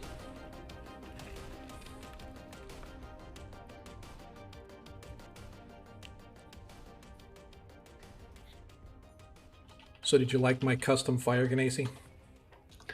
I thought he was dope, was fun. actually. I enjoyed that fight. It was really close, too. Yeah, that was what I was hoping because I wasn't sure how powerful the absorption would be, but I said instead of instead of doing X whatever. It's whatever damage he did. So, and it was actually an on-the-fly judgment where Nilo absorbed the elements that reduced the damage he took. Therefore, it reduced what he absorbed. So, I thought that made sense. Yeah, that's how effects like that normally work, like vampiric touch and stuff like that. Right. Although I'm surprised he got the full thing back instead of half. That can prolong that fight crazy high. What do you mean? I like it.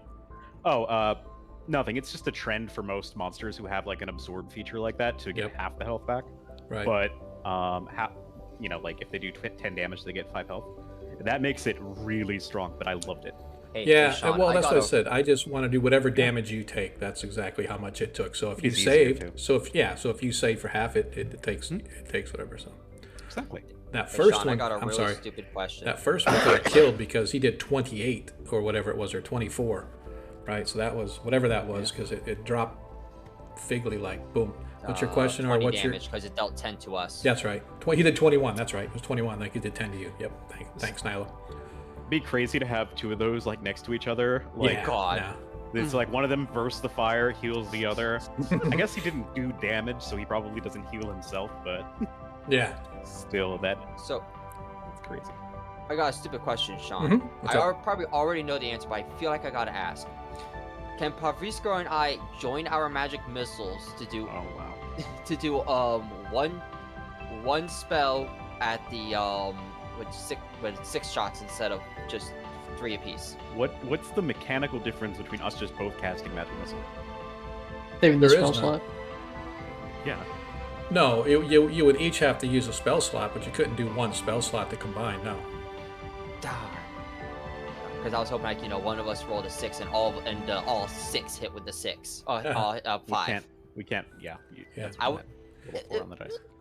I don't really see how this like is different. So magic missile is first level, right? It's just, it's a first level spell. So what if what if you were to work on a 4th level spell that was merge missiles or something like that, or something like combined spell or something like that? It was a really both cast stupid idea I thought up, and I'm like, this would be cool, but it's not something I'm going to go into a tangent and start going. No, I understand your desire to have cooperative spell casting.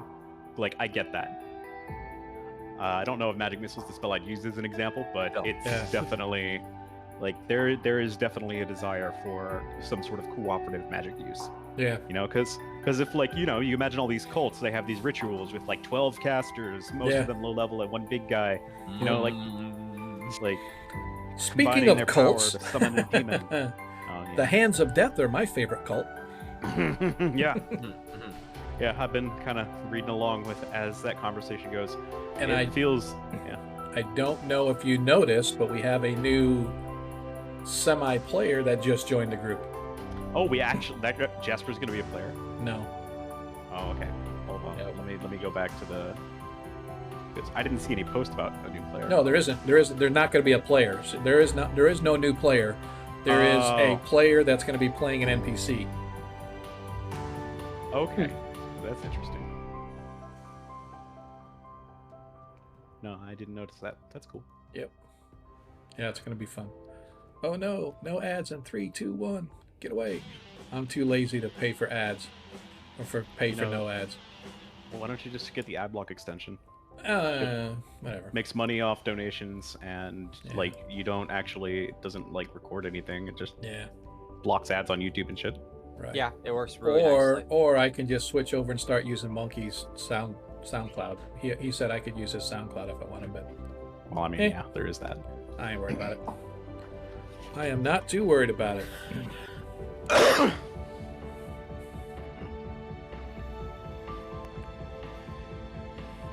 It's not. It's only like, it's 15 minutes. We take a 15-minute break. Stop it. What? No, DM's over there complaining about the longest intermission. Yeah, you could. I'd appreciate that, Monkey. You do enough for this stream, though, dude. I mean, even as a player, you're out there jumping in and doing all the artwork for us and stuff. I appreciate all that. I don't want to... Somebody will go over to DM's house and wake him up. He's crying like a little girl that we're taking too long. Fine, next time I'll make it 10 minutes. Just because DM can't seem to keep awake on a Friday night. That's kind of funny. Oi, you see that over there? It's a fire-breathing genasi. DM One must not. misstep and I'm toast. I'm gonna go poke it with a stick. That's pretty much what you did. Yep. You can be the Steve Irwin of elementals. That almost spit mango Pepsi all over my keyboard. You know, I would pay to watch Nilo attempt to wrestle a water elemental. You know, just like see how Give that me goes. grapple rules and I'll do it. I'm pretty Give me sure it just slips through your arms, proper man. grapple rules. Yeah. No. I The will. grapple rules are fine for 5e. Hush your mouth. I will personally invest in magical gloves or braces that will let me grapple incorporeal or things like that, like water or ghost. I will invest You in want material. to punch a ghost, is what I'm hearing. Okay. No.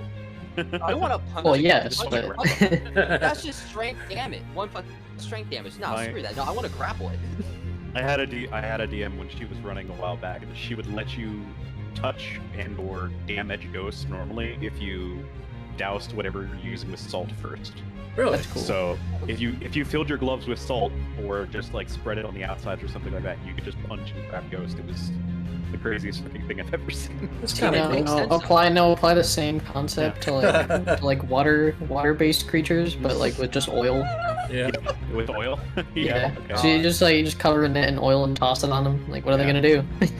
This is One of- bringing back horrible TF2 comic memories. Yeah. She had this thing where she kind of made every enemy kind of more like a Witcher encounter, where it was like I like they all that. have They all have, yeah, yeah. that's cool. They all have like one or two exploitable weaknesses that if you know enough about them or you do some research, experimentation, you can kind of figure it out. I love that. It's fun. Mm-hmm. It's okay, DM. We've only got like 60 seconds to wait, and then we'll be back to the action, just for you. I But think we make it another 5. we could make it No, another I was 5. joking. Let's do DM. another 5. Was it an There's actual I got another piece No, of the it was not. Beat up. I was Okay, saying, I don't actually want another 5, but if someone yeah, needs- no, I was just making a joke. Yeah. It's like, 1 second left. Actually, one more thing. Just 5 more minutes. 5e made you sleepy, DM. Wow, you. Okay, yeah, sure. It's the opposite for me. 1e is the one that puts me to sleep. No offense. Yeah. Sometimes it can drag out pretty good. Yeah, it's just, as a player, there's like less tactical options. So Yeah. it's less. Mm-hmm. Especially as a spellcaster, it's like there's less decisions on my turn. Yeah. Oh, I'm just gonna cast a spell. Okay, I'm done for the next day. Yeah, pretty much. Yeah, that's always why I've been like interested in stuff like Pathfinder, just because like Right. as cool as it is to like do flavor text for like a lot of the things to try and like manipulate situations. And we're back. It gets kind of tough when it's like there's not as much. We are back. We're back. Oh, I- All right. Let me, for the sake of those who have not been with us for a while, I just want to remind everybody that if you do like the 1E, as DM alluded to, we do stream every Monday night, same channel, same time, 7:30 to 11:30-ish. First edition game, our 1E one-shots. You are welcome to join us then. Pass the word along to your friends. Send them our way. Catch our party in action. We currently just finished up the Keep on the Borderland. The party managed to clear out the temple. Was this close to losing Monkey Booger's second character of the campaign, but fortunately he made his saving throw against the Medusa and didn't get turned to stone, but his new potential henchman wasn't quite so lucky and got turned to stone by the Medusa. So they just, rather than try to attack her or do anything, they just left her there and headed back to the keep in order to tell. So come check us out, man. It's definitely an interesting game. Like I said, it's called 1E one-shots. Basically just hop from adventure to adventure, because that's really all we care about in 1E. We don't care about all that campaign interacting stuff, blah, blah, blah. We just want to go kill shit. But this is our every other Friday game for those that may have just joined us or may be watching this later on a VOD somewhere. We every other Friday night we are here. This is our actual campaign group, our Heroes of Christchurch. Although that's the name that I gave them because these guys never come up with their own party name. So, but that's all right. Figley and the Funky Bunch. Figley and the Funky Bunch. That's what I was gonna say. It's kind of like a throwback to Marky Mark in the Funky Bunch, but now we're Figley. No idea what it's not. So Mark Wahlberg got his start in music. I know, I was making a joke. Oh, gotcha. I wasn't sure because my kids are all from like 80s, right? They weren't born in the 80s, but they're all 80s musics, which is kind of cool. Which, by the way, when I talk about my kids, I just want to let everybody know that my daughter is better than your daughter. So if you have a daughter, I'm sorry that my daughter is cooler. But that's just how it rolls because she bought me Billy Joel tickets for my birthday.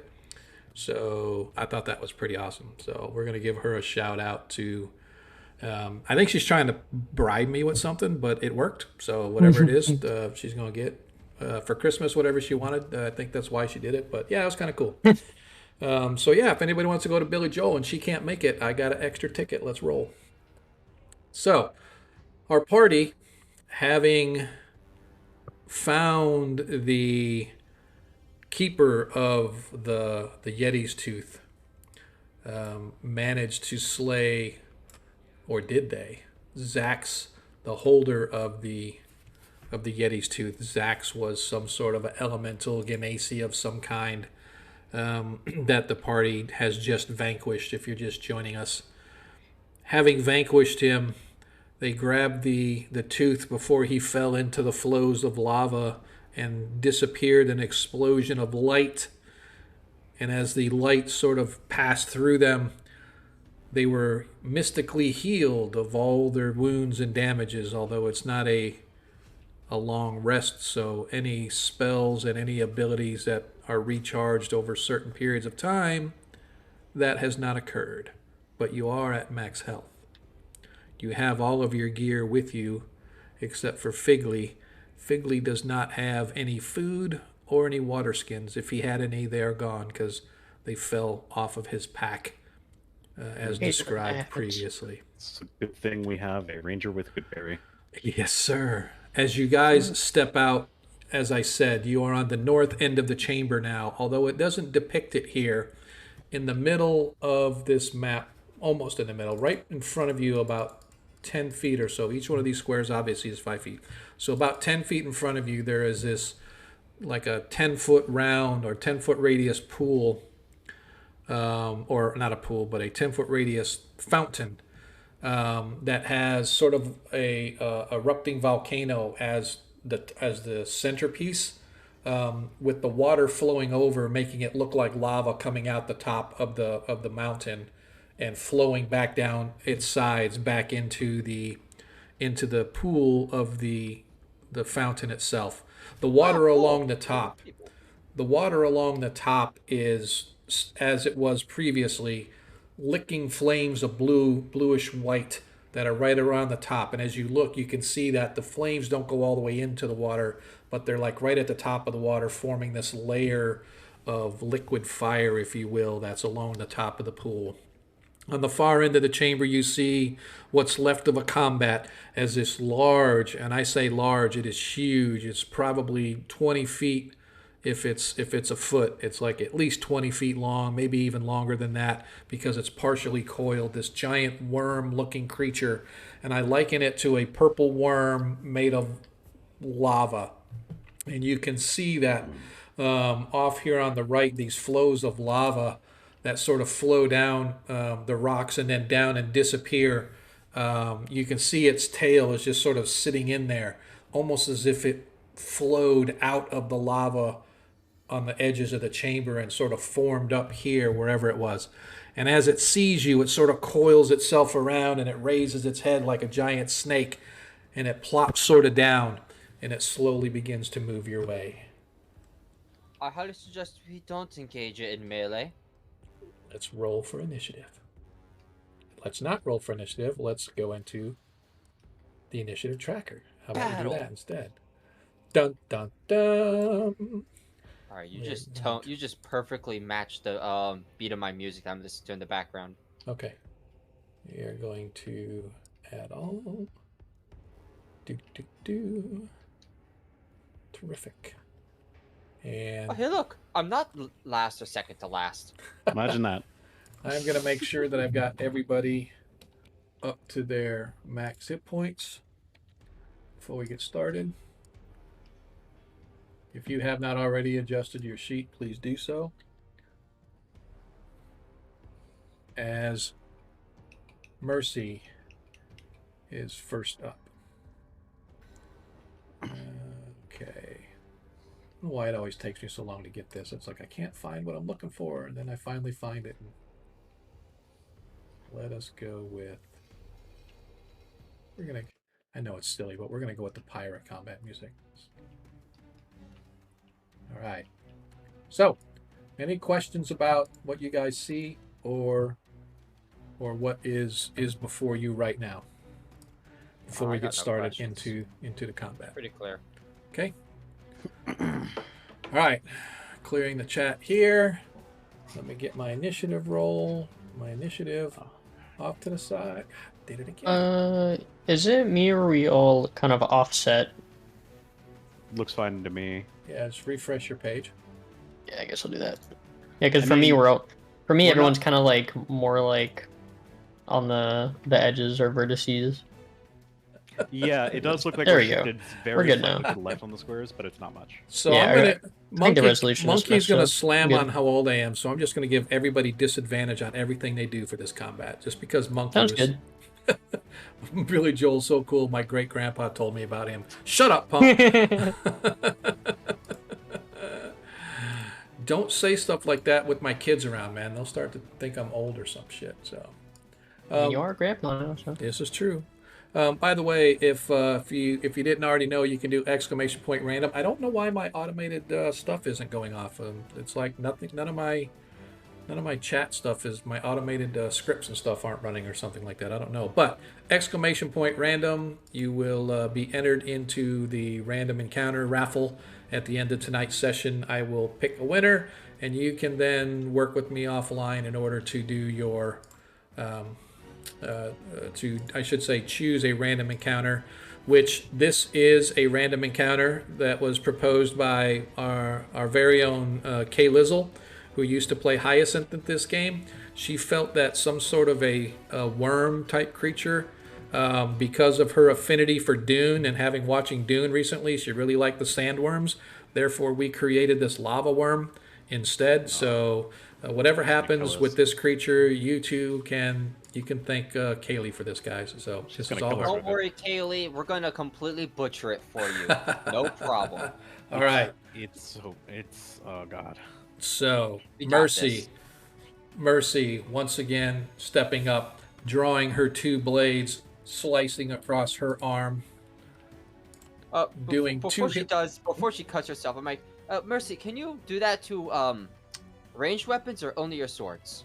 I believe it is only for the blades that she's got in her hand. I don't think you could do it with ranged weapons. I think a blood hunter might be able to do it with that, but I'll check for you. Yeah, you can, but she's going with the two blades as she slices, and you see the lightning ripple down the Yeah. So anyway, and she is going to 5, 10. God darn it. Let it come to us, hopefully. Yep, she's going to move about 25 feet down, and then she is just going to wait and pass the torch to Pravishkro. Pravishkro is, I don't know if you've told everybody, but Pravishkro is an artificer wizard. Yes, he is, and I think it says on some of our pages, not all of them. I don't know. Yeah. But he's going to. Go ahead. Sorry. I was just going to say, if you mouse over, I think I've got the overlay turned on. You can mouse over, and it should show you the characters and what they are. You can click on them, and you have to mouse over off on the left-hand side, and then it usually shows up. But sometimes I turn it off for my Monday night game because obviously we don't have D&D Beyond interfaced with that, and I forget to turn it back on for the 5e game. So if it's not on, I apologize. I could probably go out there and turn it on, but right now I gotta get through this combat, so let's go. All right. So he's going to raise his hammer into the air, and with his last casting of any spells for the day, because we did not get any spells restored from that, if I recall. Don't forget you have cantrips. No, these are my last 2 cantrip slots. Oh. I am full out once. Literally, I like it. Yeah, no, literally, I'm going to cast this and then I'm leaving because there's nothing else I can do. You guys should just take a long rest right here then. Well, gee, if Jeremy didn't like teleport us out of her domain, I would have taken a short one and got my stuff back. Okay. But I'm gonna cast Fairy Fire on it, and let's see if it makes that dex save. Okay. If anybody has a nat one to give the party, now's the time to do it. Yeah, too late. You've already cast. He hasn't rolled yet. Yeah. Okay. Let me go back to my worm encounter, and it's a dexterity save, so he gets Yep, it's a dex save. It's going to be a -1 on its dex. Oops. Because it's dexterous, but not that dexterous. 8 as he fails his dexterity saving throw, as he is now lit up. So all of your attacks now are going to be advantage. Well, this is pretty much all I'm going to be able to contribute. I'm spent. I'm just going to stand there. Grab your daggers and start throwing them, dude. Yeah, all one of them, yeah. Yeah. All right. Nothing else from Pravish? That's my turn. Okay. Anything about your eagle? No. Eagle normally is just there to provide advantage, and they already have that, so we're good. Okay. Eagle's just on my shoulder. Yep. Gotcha. You don't have any ranged weapons, do you? Nope. Nope. That's okay. Is he able? I do have a crossbow. So I was going to say, are you able to use a bow? I'm going to have to take my shield off, so I'll have to take a turn to take it off and get everything ready, but I will have a weapon in a moment. I was going to say, because I can't remember. Let me double check really quick with Mercy. Dropping a weapon or shield is a free action. No, unequipping a shield is an action. I know what I'm talking about. I'll attack when I can. Yep. No, I'm just saying, I thought Mercy had a bow, but she's got a hand crossbow, so that won't help. I have a crossbow, so I'll be fine. That's what I'm saying. Well, okay. I was just going to say if you wanted a longbow, because the ranger has. I can't use a longbow. Yeah, that's what I was asking. I wasn't sure if you could. Okay. All right, Nilo, your turn. You're up. All right. She's gonna hold out her sword and cast magic missile. Okay. Ooh. What? How many did she cast? 15. 3. So it's 15 damage. 15. Nicely done. You'll hold out her sword and fire 3 bolts from it. They look like fire, but they're force.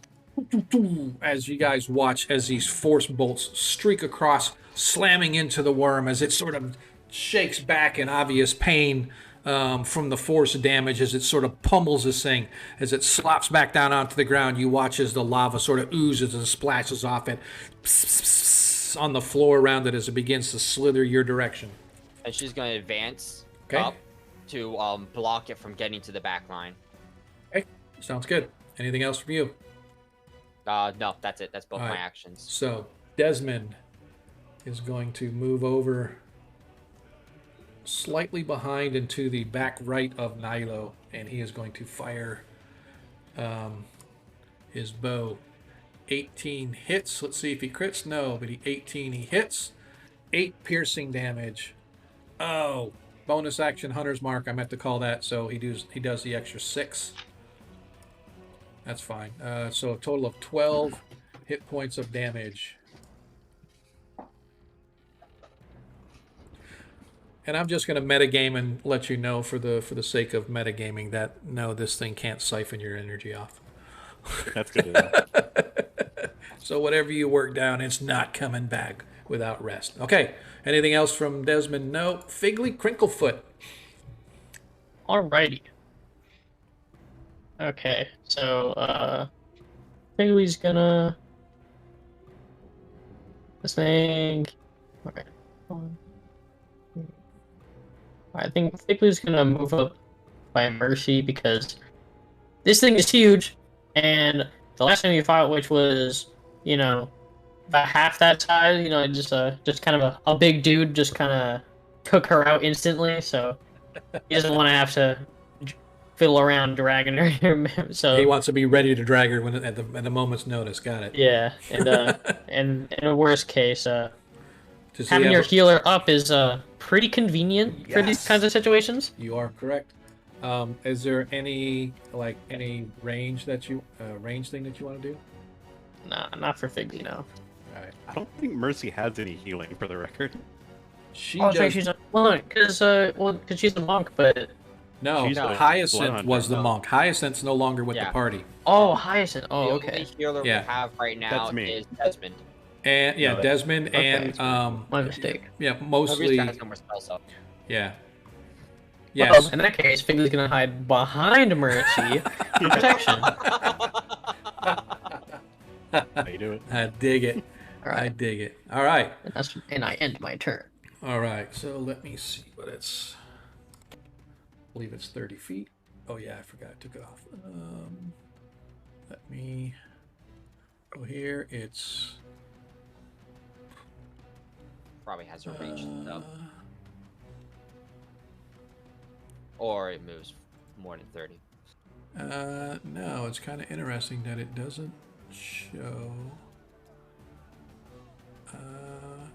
I'm going to say that it's slow moving because it is so big and it's normally just.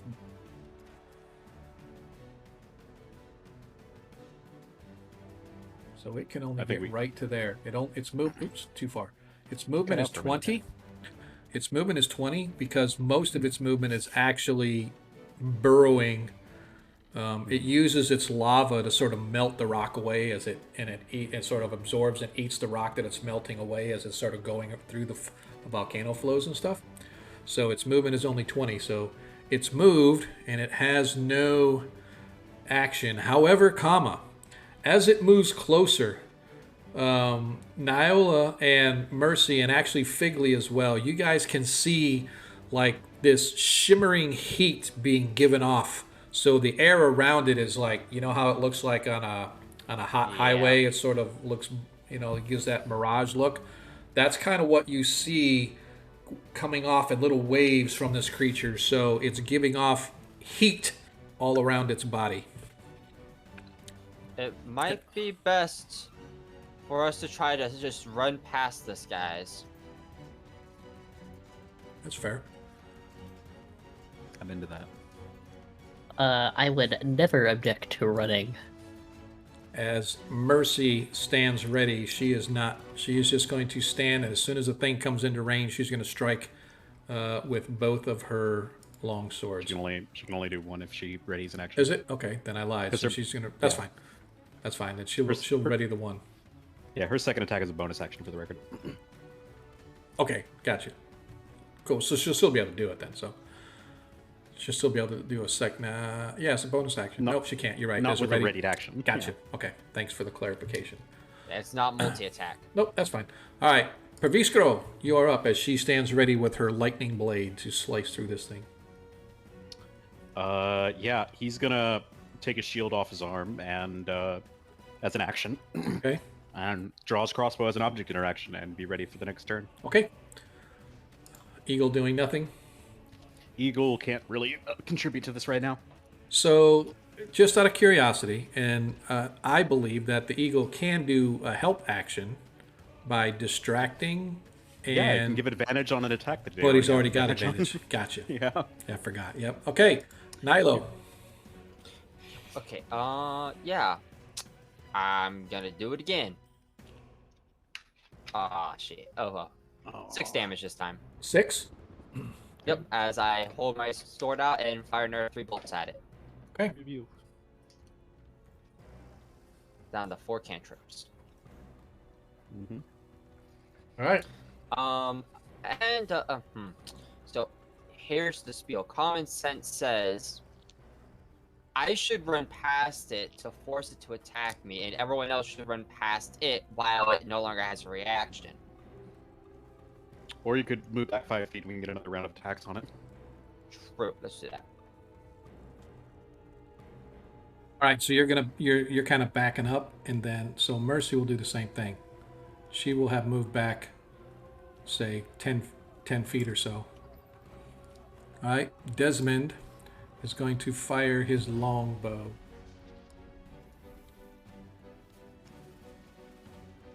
With advantage. Yeah. Oh, both miss. As his arrow, the fifth one to go disappearing into the burning flames of these lava creatures, as he too decides to back up next to Nilo. Figgly Crinklefoot. All right. So Figgly is in his in the wake of everyone else taking their turns, Figgly has just kind of noticed, there's no longer a person standing in front of me. My protection is gone, and so he's gonna move back like he was doing before. He's gonna kind of rummage through his bag, and he doesn't exactly have his 10-foot pole like he used to, but he's gonna rummage through and inevitably find his short bow and see if he can help out as best he can in this little ranged battle of attrition of sorts. Okay. 21 21. hits. Go ahead and roll for advantage. Nope.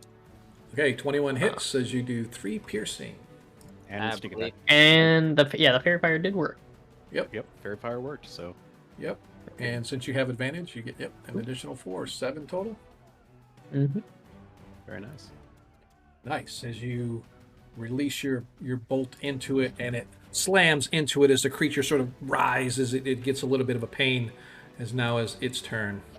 As it slowly... Remind me. The first thing we saw when we walked out of those gates was... It killed a bunch of dudes. Yes. It fired lava at them, right? No, it slammed down on the ground and the lava sort of sprayed over, so... Oh, okay. Yeah. So to me, that was just the... it's giving off heat now. As it moves within range, if you start or end your turn within 5 feet of it, you take 2d6 fire damage. Okay, no save. Start it triggers twice on if you start and end. No, if either or, okay. Right? If you start or end, Gotcha. Right? So Gotcha. so it's only one, right? So one or the other, not both. That is correct. So right now it moves up, and it actually attacks with. You can see that it's at the front of it. There's sort of a gaping maw of lava that as it opens its maw up, you can see these black, rocky, gnarly sort of teeth structures as it sort of goes to clamp down on Mercy. And it is a +6 to hit. I don't have it on the sheet there, so let's just do this. D20 plus roll 1, 2, D20. 3, We know 4, what it is. 5. Yeah. Yep. 19 as he hits Mercy for 3d10 plus the fire damage. So 1, 2, 3. 3d10 plus 4, and then oops, did it to... All right, so it does 3d10 plus 2d6 plus 4 total, 23 hit points of damage to Mercy, bite and fire damage, as she screams, and she's like, "Follow me!" And when it's her turn, she's gonna dash. So I think she's top of the order. Yep. So Mercy immediately taking all this damage. You watch as her part of her body melted on the side as all this lava sort of drips on her, burning through, and you can just see exposed flesh and bone coming down her arm and down her side as she dashes.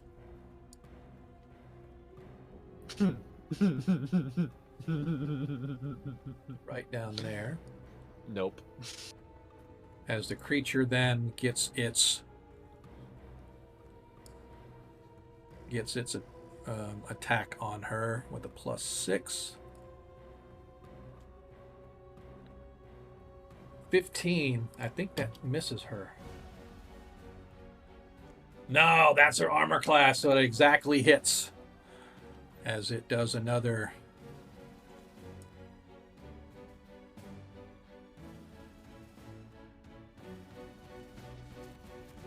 37 hit points of fire damage.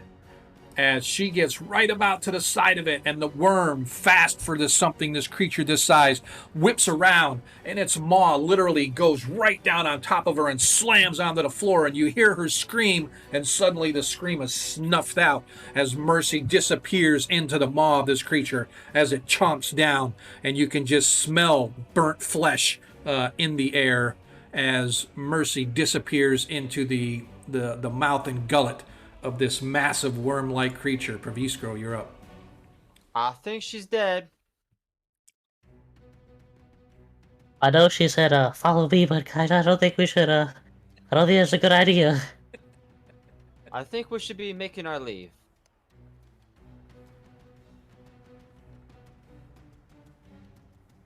Sorry, I was muted again. I was talking to you and wondering why you weren't answering. It used its reaction. That was an opportunity. That is correct. That is correct. All right, so 5, 10. Is this space occupied? I'm just going to do 5 by 5s. Right. No, you can go through that square. Sorry. 30. I'm going to dash. And I should get to here. I think. Okay. And I'm just going to... I don't know if I can put my crossbow away as a object interaction or not. But, that's what I'll like allow to. it. I'll allow it. Sure. That's fine. All right. Okay, Eagle. Eagle is basically perched on my shoulder, so it just came with me. Okay, just want to make sure. Nilo. Yeah, I'm going. You bunch of That was all the pansies. convincing I needed. You bunch of As pansies. she just starts. We have a job. We have a job to do. Yeah, we ain't Killing doing this was not it. Sorry, Kaylee. We ain't dealing with this. We'll come back and get rid of it later.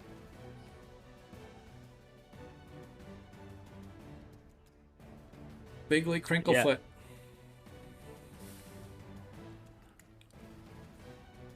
Bigly's gonna be ahead of us in like half a second, I guarantee it. Action dash, bonus action dash, gone. I'll wait for you guys at the top of the stairs. Hey, Are you with us, Bigley, Bigley? Are you muted? Oh, or I did was you- muted too. Yeah, we're good.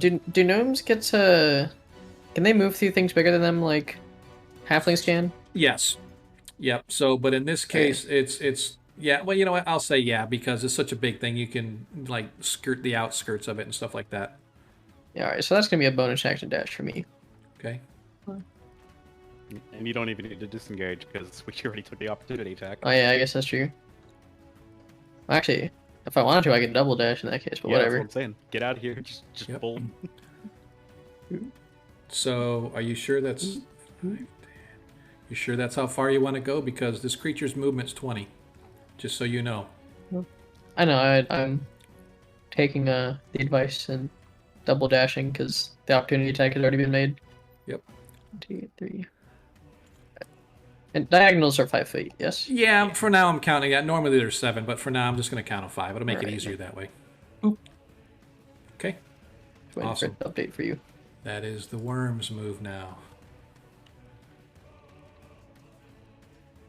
Oh yeah, I take 5 damage. Whoops. Why do you take 5 damage? Because I started 5 foot away from it. Because I felt like it. Oh, yeah.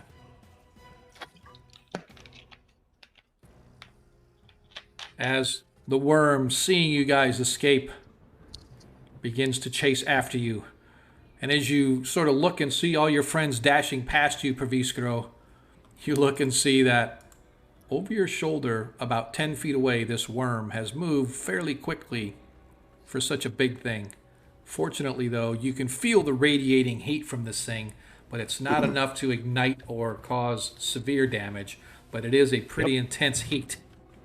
Yep. Thankfully, rule number 1 when I joined the my particular mercenary division was cardio. So I'm going to dash, and I'm just gonna go. I like it. All right. And I'm gonna get to past here. I'm off the map. All right. Love to see it. So I just sprint out of here. You guys dash, eventually finding the stairs that led you into the below. You start climbing, huffing and puffing your way, leaving the giant worm-like creature behind you, finding yourselves once again in this mysterious underground sort of a mysterious underground environment. Slowly, yes, sir. Are we gonna have to worry about the things popping out of these again, or no? You don't know. Okay. Let him finish describing it. Sorry, go ahead. Say. You guys slowly begin to work your way up the stairs quickly, albeit still slowly, because of the fact that the stairs are fairly steep. Honestly, you're sort of bogged down by Figley having to climb and clamber over these stairs as you guys go up, having to stop every few minutes to catch your breath. What took you a couple of hours of descent from the last place that you encountered the grell-like creature to here takes you maybe a few more hours than that. You catch your breath. Slowly you go to the next set of stairs. As you go down the hallway where you slew the grell, begin ascending once again. You find yourselves in the chamber with the spitting stalactites and stalagmites as small little puffs of lava and steam as pressure is released from below and the floor rumbles slightly. Your eyes dart around, looking for any of the magman creatures that attacked you the last time that you were here. Fortunately, nothing. So you find the next stairs that begin to rise up into the lower Underdark, if you will, or the upper Underdark, if you will. Again, moving quickly, but still hampered by the fact that you're going up the stairs instead of stepping down them. It takes you what seems like forever. 20 minutes, 45 minutes, an hour. Every so often the rumble of the lava flows beneath the semi-dormant volcano cause little bits of rock to sort of shake loose from the ceiling and fall upon you, and you swear that Joramy's trying to trap you in this accursed place that you have found yourselves in, battered and bruised, bloodied, covered in soot and ash, hair singed away, maybe not completely, but enough to be noticeable as Figley realizes that half his mustache is gone, for lack of a better phrase. Another hour, another 2 hours. When at last, when it seems like you can climb no more, your legs are aching, your feet are sore, your back's hurt, you just want to stop, but you know that if you do, there's going to be something coming after you. You burst into the entry cave at the top of the volcano. Not the top of the volcano, but at least high enough where you're back into fresh air. You can see the moonlight outside cascading down over the little valley that you guys found, this entry cave. And as you sort of come into the entry cave, the light from below was dim, and it seems like the moon is this brilliant sunlight causing you to squint as you step out into the cold air. The heat from below had caused you to sweat, had caused you to partially remove some of your underlying garments that protected you from the frigid cold. And as you step into the cave, you realize just how much you need that gear, because outside, even though the breeze isn't blowing, the temperatures have to be in the low 30s, maybe even the low 20s. It's cold outside. However, you see a little dot of orange light just on the edge of the clearing as you see the encampment where your accompaniment, or the lady that accompanied you guys, Kalinda, the member of the Vursvard clan, who accompanied you here to ensure that you stayed on task and that you were successful in your endeavor. You can see the little encampment that she's created, a couple of tents, a warm fire, smells like hot meat cooking over the flames as you guys sort of step out. What do we want to do? Put on some warm clothes. What? Oh, I guess it is freezing outside, isn't it? I'm gonna at least embrace it for the next half hour because we were just in a really hot place. I'm gonna cool off for a bit, and then I'll do the same. Yeah, you're just like you'll have like Canadian people just walking out and into like it's like snow everywhere. It's super cold out. And just like walking out in some shorts and like, what a nice day. I've been warmed for life. I think I'm good. Yeah, you just have like a little internal reservoir now. Yeah. Yeah. First thing that's probably gonna be happening is Bag's just gonna get dropped, and then she's gonna start slipping into the much warmer clothes as her before her body goes into shock from going from hot to cold. Paviskro will take some time to cast a couple of alarm spells around the area, maybe like half an hour, so 3 of them, just like on the way we came from to get back here, on the place we're in itself, and I know there was like a narrow passageway beyond that, so cast it there as well. And alarm. I'm sorry, I was reading something and I got distracted and I only caught half of what you said. Could you repeat that? Sorry. I'm setting up alarms because I'm not leaving until I've had a long rest. Gotcha. So if anything comes in here, I want to know about it. So I'm going to spend time to ritually cast 3 alarm spells in the area. Gotcha. One on the camp itself, one on the area we just came from, and one on the way we're going to be going to next. Gotcha. So, you guys manage to relax. You manage to rest. You manage to enjoy a hot meal. And you are greeted by Kalinda, who says, "Did you get it? Were you successful? We got what we came for. Please let me see it. We must be sure it is what it is." I glanced. Are you certain? I glanced over the Paviskro and Figley. Do they say yay or nay? I don't say anything or give any gesture that I care. You look over at Figley and all you notice is that his singed beard hairs have comically frozen instead. He's got frost hanging off his... Yeah, pulls the Yeti's like an icicle from his nose. Oh, that's great. She pulls the Yeti's tooth out from underneath her armor, where she's wearing it around her neck, and holds it up. So she walks over to it and she reaches into her side and she pulls out a wand, and she mumbles a spell. Paviskro, you've heard this spell before. You realize it's a detect magic spell. As she's holding it, and she goes, I believe you are correct. I believe this is what we have been searching for. Were there others down there? Did you see any from the other clans? Were they successful in attempting to, or obviously not because you have it, but were they close, or who was down there? Did you see? We saw the remains of their body being melted and devoured by a lava worm. Who? Who was it? Which clan was it?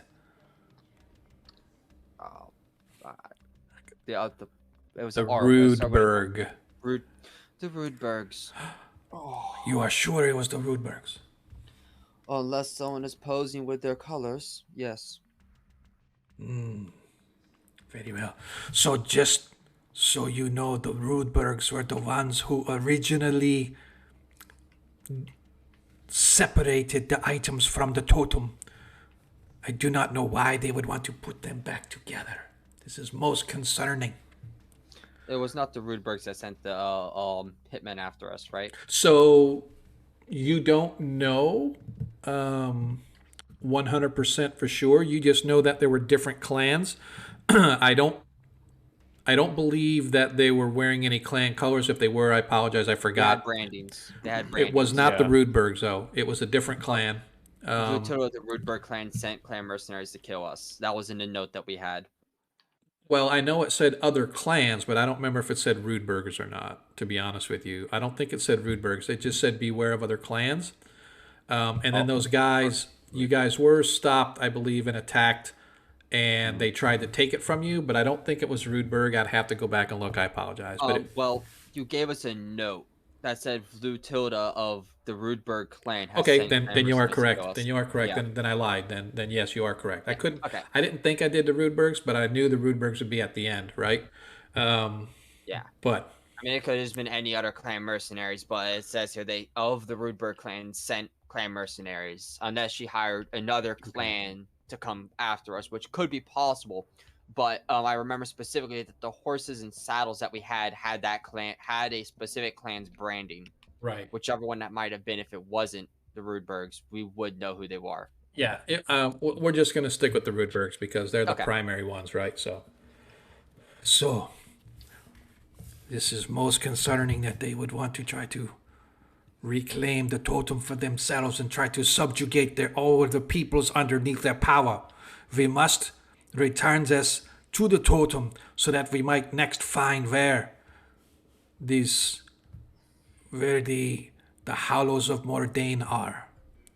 And for those that may not have known any of the backstory, the hollows of Mordain are the rumored birthplace of the Sturgeon blood totem.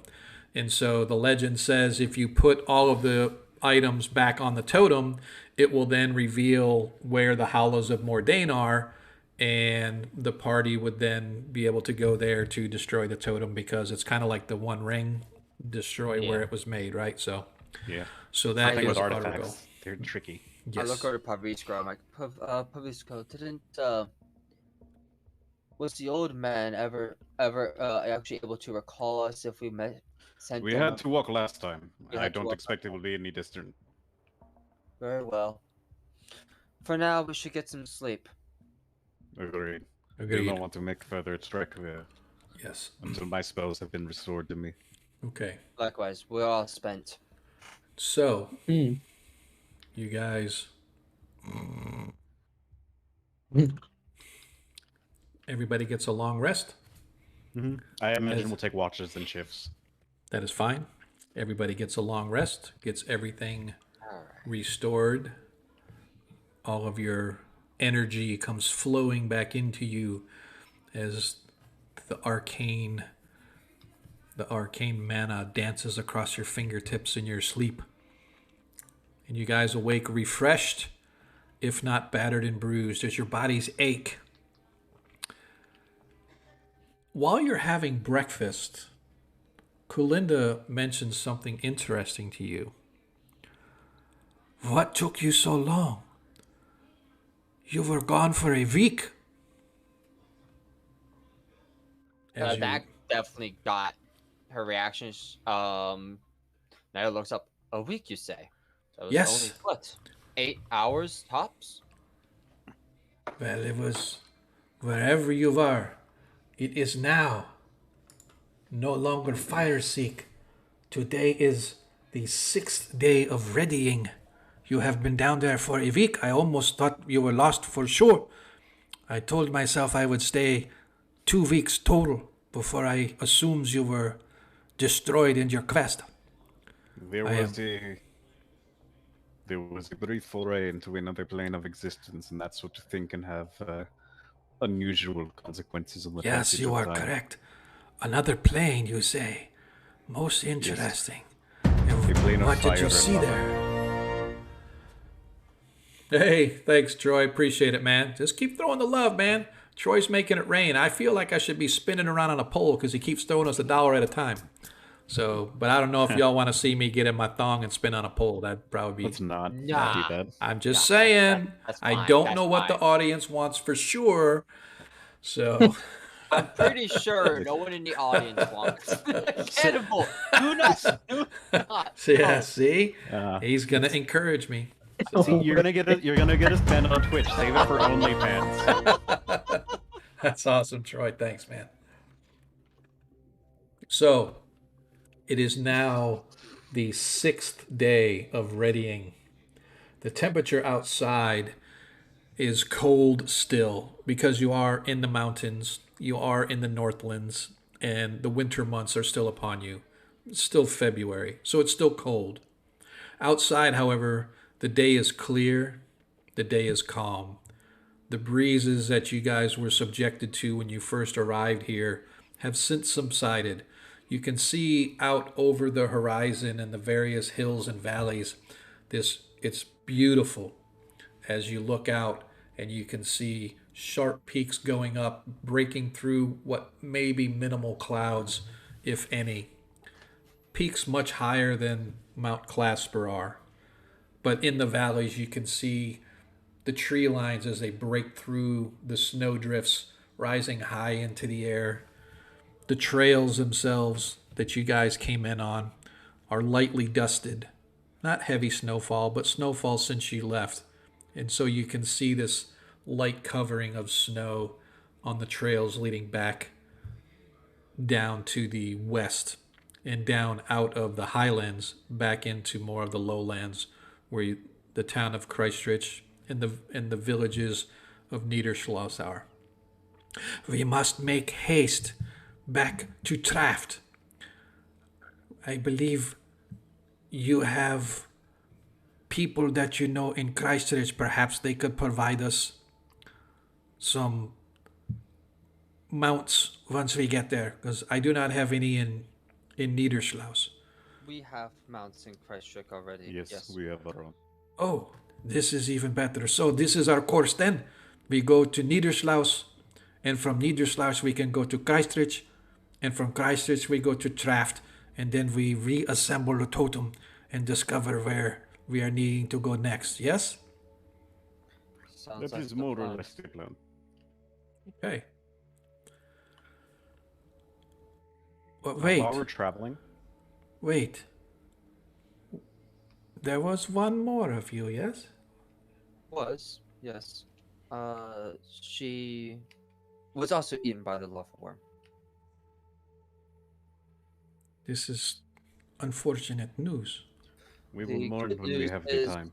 She was probably dead before she felt most of the pain. Are you enough to complete this quest? Yes. Are you sure? Yes. If not, we will find Moraid. And if that means you, that means you. But we must make the decision at a later time when we have more of our heads on our shoulders. Okay. Then we shall go. Shall we not? And yes, we need Hyacinth. Go back and find her. She's gonna pack up her tent. And yep, ready to go. While we are traveling, I would like to ask Nilo, could I look at the tooth for a moment? Of course. She's gonna take it off around her neck and pass it over to him. So, taking the tooth, first thing you notice, Pravish, obviously, is it is real bone, right? So it isn't any kind of a manufactured item, whatever. It looks like a tooth literally ripped out of a mouth. Mm-hmm. But it is big, man. It's like, wow, it's either a good-sized Yeti. You've never seen a Yeti, so you don't know like how big your teeth are, but it looks like a canine type of a tooth. It's probably a good 3 inches long, maybe.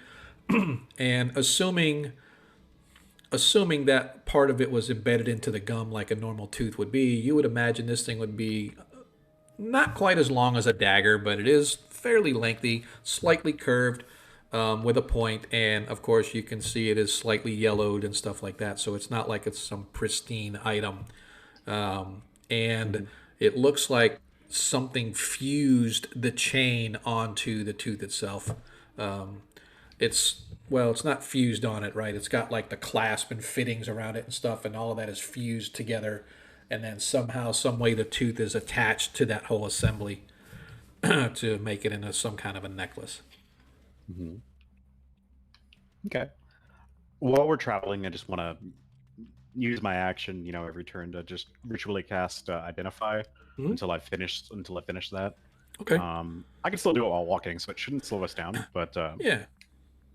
I just want to see what I can get from that. Yep. So hang on just a second. I always do this.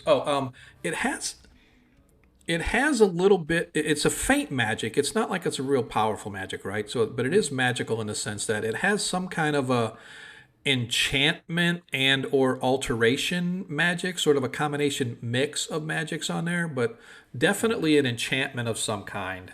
But maybe a little. It feels like there's a little bit of that alteration magic in it as well. Sure. Does my Identify tell me if it has any? Because it would normally, if it's a magic item, it would tell me if it has any abilities.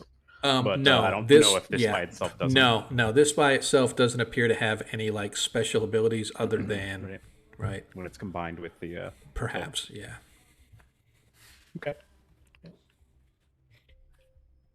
Yep, cool. That's all I wanted to know. All right.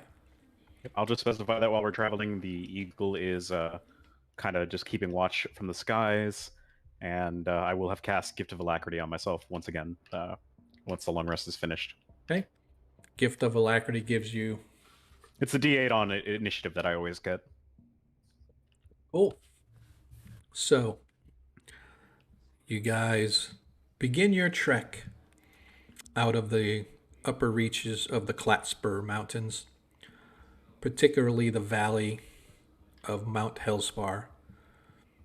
It's a place you'll never forget. It's burned into your mind, not just the outside, but the trials and the tribulations that you managed to suffer through this past apparently week beneath the snow-capped mountains in the depths of the boiling lava pools, and you make your way out the mountains. As I said before, the day is clear, is calm. It's maybe a slight breeze. It's never completely dead as far as air goes, but it's so light that it feels refreshing to sort of draw in the sweet sort of cool air that refreshes your lungs and sort of invigorates the body as you guys make your way down the mountains. If anything, it makes you feel more in tune with life itself, having been subjected to the heat and the smoke and the constant thrumming of the under mountains. It's good to be alive as you make your way down out of the hills. Somebody give me a nature check with advantage, please. I'm assuming it's going to be Desmond. One of our more nature-friendly folks do that. Yeah. I would assume that would be Desmond, because Desmond is some kind of a ranger, I think. Not 100% sure what it is. Yeah, I do have nature is an intelligence-based thing, because it's like how much you know about the wilds, so I will add to that as well. Yeah, so I'll do it as well. I mean, I have a +2. I'm pretty sure he has a +2 or +3 to that. He has a +3. Desmond's an actual ranger. Yeah, but he has he actually gets advantage in the mountains because mountains are his region. Mm-hmm. So he is going to do nature. Let's roll. He rolled like a 4, it looks like. Yeah, and a 17. Perfect. So because he has advantage, fortunately. All right. So as you guys begin to move down the mountain, a couple of times, because of the fact that even though it didn't snow heavily, but it was just enough to sort of cause a little bit of confusion on the trail. And every so often Desmond will stop and he kind of looks around. Oh yeah, I remember this. And he wants to get you guys back on the path. A couple hours of walking, you've slowly come down out of the mountains. You're still up there, but you're not quite as high as you were. You come across the slain bodies of ogres. Place where you recall on your way in that the bodies were there. Only now they've been picked and pecked and gnawed upon by the wild beasts that may favor ogre flesh, I guess. And you continue on your trail, walking. Can I? Sure. Can I just? Paviskro would like to take a moment just to examine those. I want to verify the story that we've been gone for a week and just see if the decay looks right for. Give me a medicine check. Week's worth. Absolutely. My medicine's not the highest thing in the world because it's wisdom-based for some reason. Because apparently you don't have to be smart to be a doctor, I Would guess. you like, Yeah, you just need to like God a lot. Here, let Nilo actually do that, because... then you do it, yeah. Yeah. I'll give you advantage instead, and I'll add a d4 to your roll. Okay. So add 3 to whatever you roll. Yep. Advantage plus 3.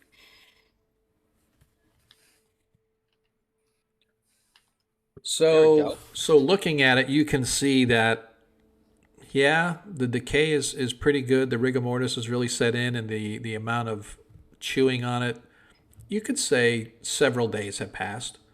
You can't say specifically that it's a week, but it's definitely several days. More than the time we spent in the volcano. Oh yeah. Okay. So, like I said, you guys lost track of time and stuff when you're going down, but you could roughly estimate 8 to 10 hours of descent as you were spiraling down, and of course then plus encounters, and then et cetera, et cetera. So you would have estimated half of a day maybe, or even if you want to extend it to a full day of descent and reascent. The fact that she said a week passed really kind of caught you by surprise. But not you so much, Pravish, because you understand things of this nature, that other planes may pass time differently. So it's obvious that wherever you guys went, it wasn't necessarily Mount Hellspar, but it was definitely some flame or lava place. So maybe food for research. What sort of planes of existence have lava flows? Be something interesting to sort of... If it's not the elemental plane of fire, I'll be disappointed. Well, to be honest, you could have sort of where the elemental plane of fire and the elemental plane of earth meet, and that's where you get the lava. That could something be similar. I guess we'll find out. Yes, sir. All right. You guys continue your way down out of the mountains. An entire day and a half passes as you guys arrive at the base of the hills at the small little village of Punt, where you guys see the two gentlemen, Hans and Jan, I believe their name was. Not for sure, but I'm pretty sure Hans was one of them, as they are ferrying people across the waterway from the Punt across to Niederschloss. Once again, they say, is going to be 1 coin per person. If you so desire to use my ferry again, and welcome back. I have not seen you. You were in the mountains for a whole week. The weather has been terrible. I can't believe that you survived out there. Was your hunting expedition going as expected? It was a little hot for my taste. Hot? But it has been freezing here. How could it be hot up there if it is freezing here? I would assume that it is even more freezing up there. Paviskro just chuckles and he refuses to answer as he hands him a coin. Okay. So each of you turning over a coin of gold. Here's the gold. Okay, I was like, yes. Is it a silver? I was like, can I just hand him a copper? He said 1 coin. He didn't say which one. Nice try. I know. If I could please get Nilo, could you roll a 6-sided dice for me, please, sir? No, I take it back. 2d4. Sorry, 2d4. 2d4. Do we know what this is for? So, fortunately, going across or going back goes much faster than coming across. And you guys happen to catch a good current just as the tides are flowing out as they pull you along rapidly. And instead of taking these 5 or 6 hours it took you before, you manage to traverse the Punt in less than half the time. And in 3 hours later, you're deposited on the shores in the county of Niederschloss at the base of the hills around the estuary. exiting, you guys once again head back for the village of Estuary, which is named obviously from the estuary. Oh, I take it back, not estuary. You guys go to the village of Draken, if you recall.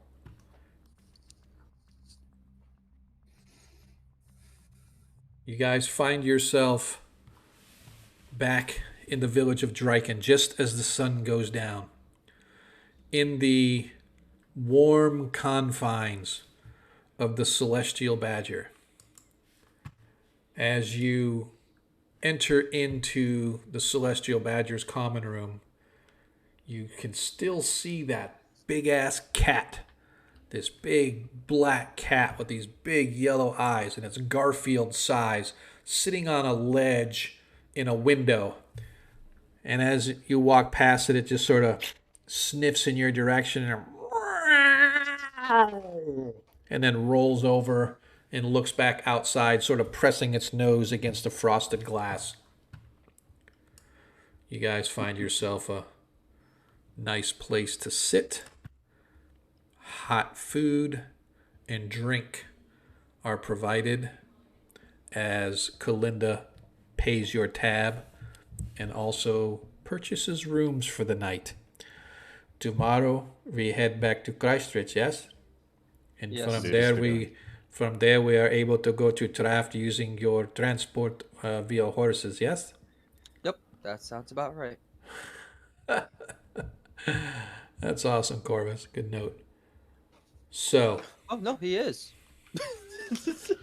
He is. So. Kalinda talks with her friend who owns the Celestial Badger, a lady named Neri.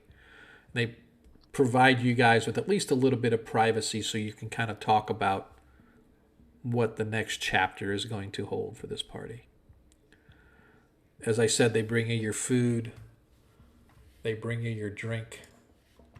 It's actually a little bit of a lighter mood due to the fact that you guys are no longer up there in the hills.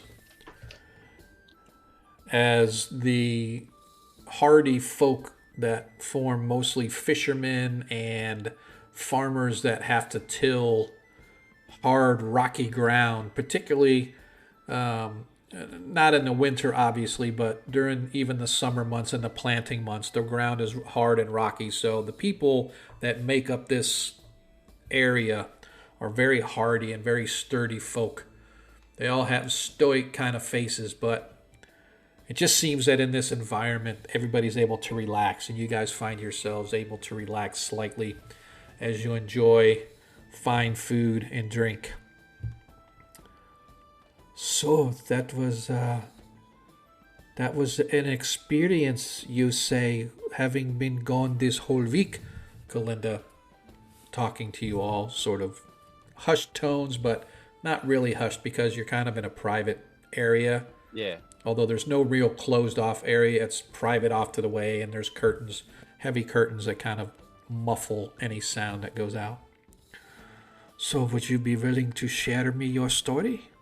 I would be very interested to know what it was that you encountered while you were gone. Well, assuming I don't get any calls to keep quiet, so I'll go ahead and explain. We went in. It was a long flight of stairs down. Were stairs there? So it is true that there were priests there at one time, so somebody had to make these stairs. Did you find the priests? Were there priests down there? No, the priests are long gone. I'll get to that though. So this is a temple of Jeremy specifically. Jeremy. Of Jerome, my bad. This is about Jerome specifically, and when we get down there, the area was filled with all kinds of creatures native to very hot places. Such as what? Such as what? The fire elementals or the fire giants? Or tell me, I must know details. I do not know the name of them specifically, but there were small ones that exploded when they were slain. You don't say so. It's incredible. As you note, while you're talking, she has some parchment and she's taking notes. Paviskro, what is your passive perception? My passive perception is only 11. Okay. Figley, however, noticed that she's obviously taking notes for research of some kind. And you kind of put two and two together and realize that she's probably a sage or somebody that dabbles in stuff like that, because she was the one who did all of this research and sort of located where the most logical place, to find the Yeti's tooth was. So it would stand to reason that she would want to have all the notes and all the information that you guys could possibly provide, because she might be doing research about Jorami or about the clerics or something like that. And it's quite possible whatever she's researching is related to the totem itself, because obviously they held a piece of the totem, so there's probably some research there that she's wanting to do. But be that as it may, Nilo, continue your story as she sort of scribbles on parchment while you're... So there was a short-ish fight with them. And as we went further in, more stairs. How deep does this go? Well, you were gone for a week? No. Well, out here, yes, but I glanced over at the others for confirmation, but it was at least 6 to 8 hours of descent. Surely you must have reached the center of the world by then, yeah? No. No? No, I haven't. Not even close. I do not think we even touched the Underdark. No. Ooh. No, not at all. But we eventually came to a chamber where we met a... Did one of us ever truly identify what the demon was? No. You just know he was a demon, otherworldly, other planar creature of some kind. When we got down, we found a demon. It was small, dark skin with red hands and claws, and every time we struck it, it's almost as if the damage rebounded back to us and healed its own wounds. As she sort of looks, she goes, "This is incredible. I've never heard of such a thing." And I'm going to speak for him, but Figley's like, don't forget the beaky brain thing with the tentacles either. Oh, is Figley not here with us right now? No, he is. He wasn't here for the combat, so I just wanted to remind that he was the one that was henpecked, so to speak. Oh yes, that's right. The trap that dropped the Grick on us. Grell? The same thing, technically. One's just older. Yeah. There was also a trap. It dropped some steel doors around us, and we had to poke away. I found a lever which lifted the trap, and we were able to beat the crap out of it. But Figley's all right. He reaches over and pats Figley on the back. Our Chronomancer here reversed the damage. Chronomancer, and she looks. You know Chronomancy. That is a very rare gift. It is a. Yes, it is. It is a school I study. Yes. This is good to know. As she sort of smiles and takes notes. I cast an apologetic frown at Puffy Scroll. He's gonna make a gesture that like to a mug and a cup and a drink, and it's like and points at you. It's like he's trying to say like you owe me a drink for this, at least one. Just with his expressions. He gets a thumbs up. But after we for spilling all our secrets, dude. Well, we eventually we just plunged him into this fountain of fire. Water on fire. It was a sort of, I imagine, a holy or unholy flame, or arcane in nature. I do not know Jerome's exact disposition, but it was clearly of them. You see, they didn't appreciate it very much, and we eventually put that one down. And then Desmond here decided to jump into the pool. We had to as the ritual states, fully submerge ourselves. Immerse yourself in her faith, yeah. Yeah. And we essentially had to fully dip into the pool. And then we were teleported instantly. Teleported? Are you saying? That is incredible. These magical gates, I must be able to go to them to study them. And she's like taking these notes. As long as you're packing more than fire spells, maybe. Yeah. Perhaps someday we can Yeah, go strictly together off the and record, learn right? more of it, but Yes. Perhaps someday you can take me back there for a suitable coin, of course. of course. Possibility. We passed through this portal and I thought we were inside the center of the volcano. But apparently not. Apparently we were on another plane, probably the plane of fire specifically. I am glad I managed to grab the weapons before we were teleported back out. That would have been a long sword gone. So,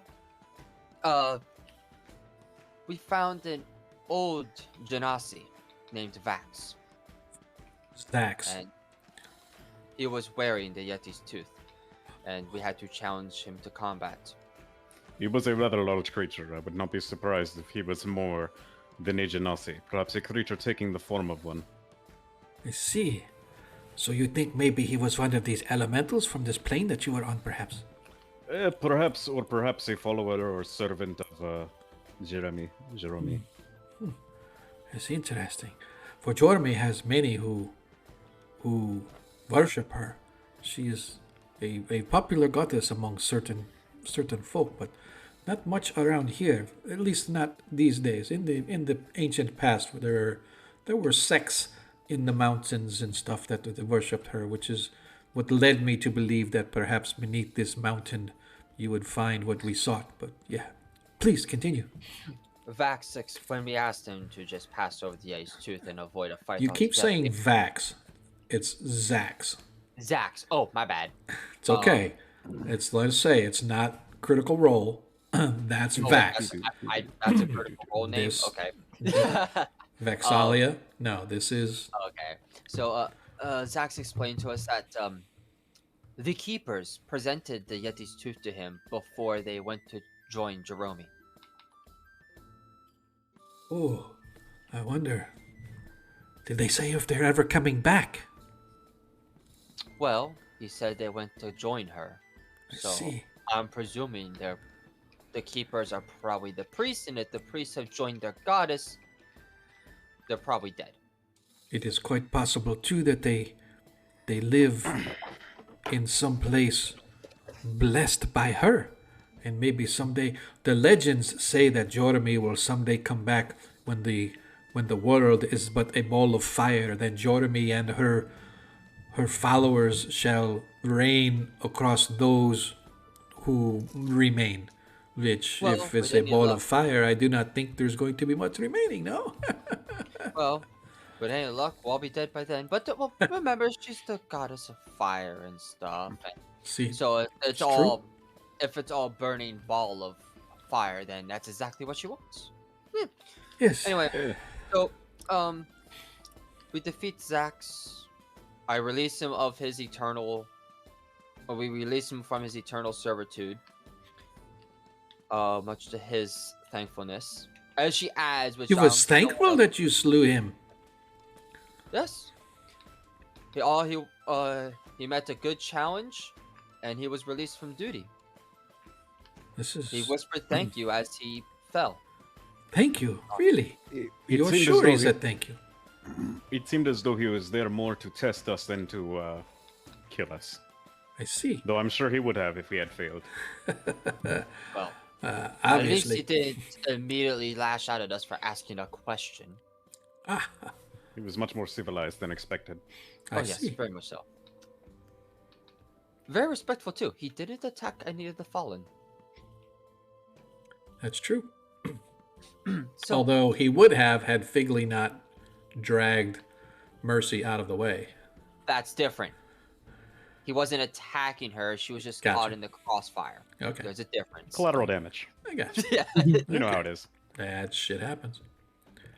All right. So, but after that, we recovered the Yeti's tooth, saved the rest, and then as we recovered the rest of our gear, we were teleported from the shrine. Yes. I'm not sure exactly what it was, but then we returned back into, I guess, back into the Prime Materia, where we got to watch the crew from Rudberg get melted by a lava worm. Lava worm? A worm made of lava. You are sure you saw this? These are legendary creatures. I have never seen or heard them ever being here. This is most perplexing because these have not been seen since the time when Jordan roamed the earth. So this is most perplexing. Well, to be fair, it is inside a volcano. This is true, that but was still operated by priests who worshipped her. This is true, I understand, but it is most disconcerting that we are in with Jormy here and you see these creatures dedicated to Jormy, and now you see this lava worm that has not been seen that I am aware of and for centuries or aeons to be sure. When the gods first walked and created the world, I cannot see, that's just the last that I had ever known that they may have, these creatures were legendary. As I said, I have never seen one nor heard of anybody seeing one. So you are rare folks indeed. Like, sages are going to be seeking your knowledge for years to come. Well, don't get too close and it burns. If it touches you, your body starts to completely burn away. It's made of lava, I believe, yes? Yes, it's very much made of lava. Though, it does have teeth. Teeth? The teeth do not melt? Well, I doubt the teeth were bone, or if it was of the strongest bone I've ever you could possibly think of. From what you guys saw, it looked more like cooled lava rock. You know what I mean? So it's quite possible that's might have been rock, might have been a really powerful bone, or it might have been magic. I don't know, but it had teeth. It did have, as she says that, she points her finger in emphasis. It did have teeth. Okay, I trust and believe. Can you perhaps draw me a picture of what this thing looked like? Oh boy, here we go. What you want for this? No, I don't. I don't. I'm just saying, if you would be willing to like try. As far as drawing, I would say, what do you think, Pravish? A performance of some kind, or it could be performance. It depends on what you're trying to do. If you're trying to be like exact detail, it might be like intelligence based performance, or maybe even like, I don't know. Do you have proficiency in like calligraphy or drawing or painting tools or anything? I have a proficiency in. No, the only tool I have is the horn. But but investigation and history, would be beneficial for me. Because my performance is charisma based. I mean, I would imagine trying to get exact detail would be intelligence based. That's all I know. Yeah. So if you give me like an intelligence check, DC, say 15, to see if you can get just do an intelligence, a D20 plus your intelligence bonus, to see if you're close. You got it pretty good. It might not be exact detail, but you're able to give her a rough sketch on particularly what the head looked like and stuff, because the rest of the body was basically worm-like, just made of a flowing lava, right? So yeah, she sketches it out. And as she does it, she makes sure that at the very end of the drawing, she shows the tail going into the lava pool. Okay. She does make sure that's included. Okay. And she puts little squiggly lines like you see on the ocean on a map. Yeah. She does that in the lava pool. Gotcha. Okay. That's fair. And, because she does like to have her fun, she draws a little stick figure dude on fire underneath it. Wow. A perfect representation of what we saw coming out of the Jerome's temple. And slides it back over to Kalinda. Okay. After that, after Mercy died, we just, you know what? let's just go. And we hauled ass. Then it was another 10-hour climb. Oof.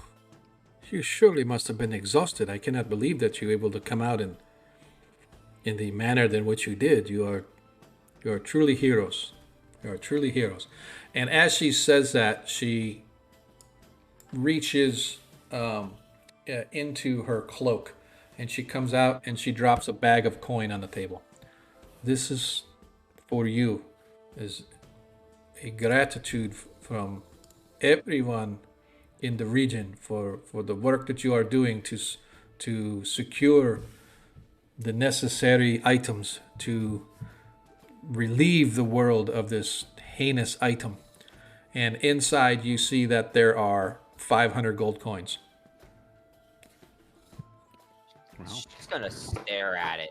This is probably the first time she's actually held this much gold at one time as a payment, and not just here, go take this to somebody. Like, that's a go get that exchange for platinum kind of weight. Yeah.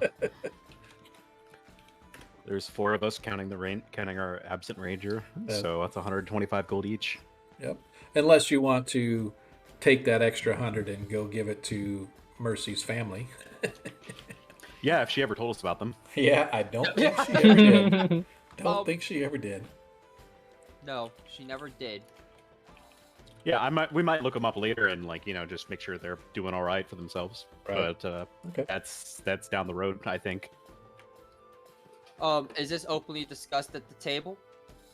As far, that's Sure, why not? Yeah. Okay. And I'm like, well, actually, Hyacinth mentioned that she was visiting an old friend at a temple of her god. If we cannot find her family, I believe providing the payment to her temple would be appropriate for her. I think that is a wonderful idea. Let us split it 4 ways for now, and then we can all put 25 gold each when we go to the temple, Yes. if we so choose. Very well. She's gonna look back over to Kalinda and hold out a hand. Thank you, sister. as she shakes. No, thank you. You do not know what this means to our people. We must ensure the safety. Please keep that under your protection. I will not even ask you to give it to me, for I believe that I wish to instill the trust in you. So you have seen your way through all of these deadly dangers. You are surely capable of maintaining control of this item until we reach our destination. I would hope so. Okay. Anything else you guys want to do while you're here in Dryken? Because it is a very small town. It is late at night. Most of the shops are closed. Or are we just bent on, screw it, let's hit the rack, get up in the morning, head out, and go to Christchurch? I think that's a good idea. Okay. Pravish, Figley, anything that you guys have that you may want to attempt to do while you're here in town before you guys head out back to Christchurch or not? Figley's all good. Okay. Yeah, I guess Figley doesn't really need the food with the ranger with a good berry, but we'll just have to mark off a spell slot for him every day. I mean, I don't see this. Maybe I got the wrong impression, but this doesn't seem like the place where you'd buy a lot of things. I think it's city, well, I mean, it's a very small. It's like a hamlet, really. It has a high wall of stone and wood around it, just because there are marsh creatures, etc. They want to kind of keep off. They have a large or a long, like, stable type thing over on the area 15. If you're looking, that's sort of like the big stable areas and stuff. They have the main house right here at area 3. That's sort of not the main house, but sort of like the gathering place where all the village elders go to have their meetings and stuff like that. Where you guys are is area 6. So you're just sort of in here. E1 and E2 are the gates, right? So the rest of them are just various shops and whatnot. But again, it's late, not much there. Yeah. And again, even if it was during the day, Pravisko's probably not going to find much. There's probably shops here, but maybe not a magic shop or anything like that. But yeah, I'm not looking for a magic shop. I was just curious. Yeah. Okay. So the evening passes quietly for all of you as you guys finally sink into the soft down pillows and the thick mattresses with the heavy wool blankets. Each of your rooms has its own little fireplace crackling with the sound of the burning wood, the light smell of the cedar and oak that is burning sort of wafts over you guys, setting you off to drift asleep. And no sooner than you guys are asleep than the knocks on the door come, waking you up because it's the next day. As you guys rise up, they must get a magic missile in the face. or in the case of one magic user I know, getting jumped by a bunch of cult members, but we won't go into that. We won't go into that railroading encounter. They were really prepared for me. It was really impressive. Yes, they were. Yeah, it's almost like they knew who you were and what to do. It's like, all right, we know he's going to cast an alarm spell, so we'll use tech magic to perceive it, and then we'll dispel it with a 3rd level spell. There you all go. while remaining stealth, and then all of us will surprise him at the same time. That's it. He won't see us coming. That's it. It wasn't a railroad. Coordinated. It wasn't a complete railroad. It wasn't a complete I railroad. could have lived. Yes. Yeah, that. And also cast silence before combat started. Yes. Yeah, that's how it goes when when the characters the DM is pitting against you have the coordination and forethought of a group of players. Well, exactly. Yeah. This was more that I really needed a way to have a imposter try to infiltrate the party. So. Hey man, next time you put me up against impossible objects, let me know first. Okay. I promise. We'll just say it happens. That's fine. Yep, exactly. Yeah, I'll be sure to prepare a funeral fund beforehand. Yep. Yeah. He wasn't killed. He was just captured. So. Oh yeah. Okay. That was the goal, so they could bring it back to their changeling, so I could in person. So Adam could play the changeling, and Yep. That's cool. Yeah. So you guys awake to another cool day, partially overcast and gray, a little bit gloomy compared to what it was on your descent out of the mountains. Outside, the breeze is blowing, causing drifts to blow up against the high stone and wood walls that surround the small village of Dryken. You are all gathered for your breakfast, and completing your breakfast, Kalinda looks and nods, asking you, "Are you ready to go now?" Yes. Yes. Good. Let us be off. As second breakfast is in her mouth. As the cat, sort of looking your direction, looks at Pravish almost like with intelligent eyes, as it almost as if it knows that you're a wizard. I kind of blink slowly at it, and then I'll ask like my companions, "Does this place sell fish?" Yes, as a matter of fact, fish is one of our primary staples, and normally the fishermen come in at the evening and they sell it today. So probably out in the market you could get the freshest fish from yesterday's catch. Yeah, let me see if they have anything here. And because we're in the inn, I'm just gonna see if they have any like fish in the back that I could buy. Okay. I'll buy a fish off you, whatever you paid for it. Okay. So two copper pieces get you a nice little slab of a white fish that they managed to catch. Yeah. And I assume I can get a plate too, I imagine. Oh, sure, absolutely. Okay, yeah. I'm gonna give it to the cat. As the cat sort of looks at you, and you look and you realize that you've seen a look like that before, as it begins to gnaw on the food. Your eagle has very much the same look. As the cat then begins to ignore you and begins to munch down on the food. Kalinda calling you from the door, saying, "We must go.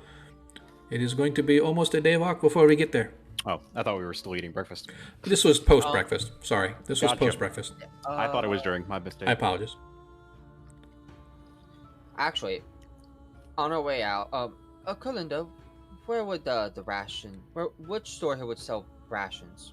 Oh, if you go just before the gate as you leave, there is a trade store, and you can buy goods such as clothing, foodstuffs, jerky beef, things of this nature if you wish to have food for the trail. We should probably swing through there. Figlet lost some of his food, and while, Desmond here can easily feed us with a spell, it might be nice to just keep those spells. This is true. Very well.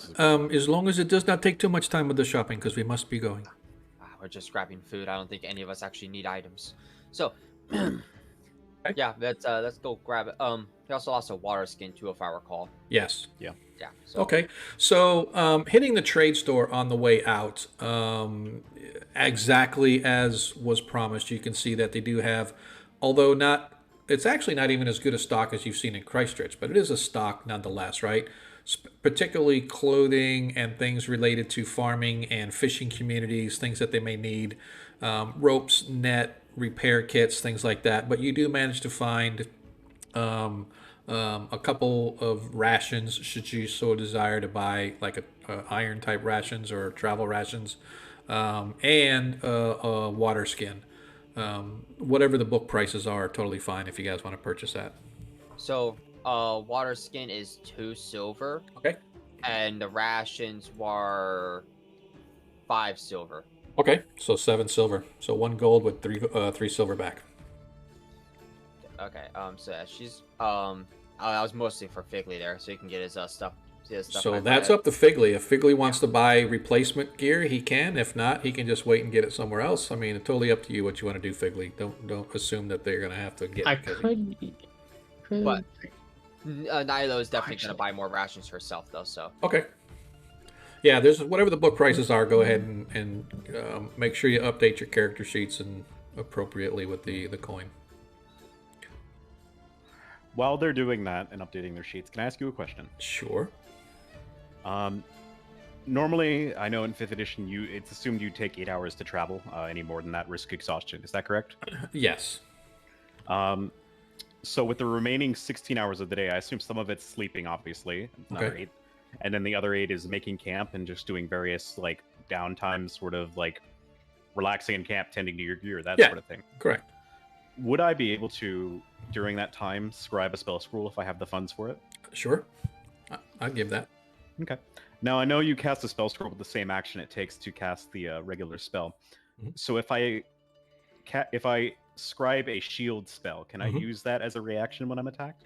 A reaction? Well, it's a reaction spell.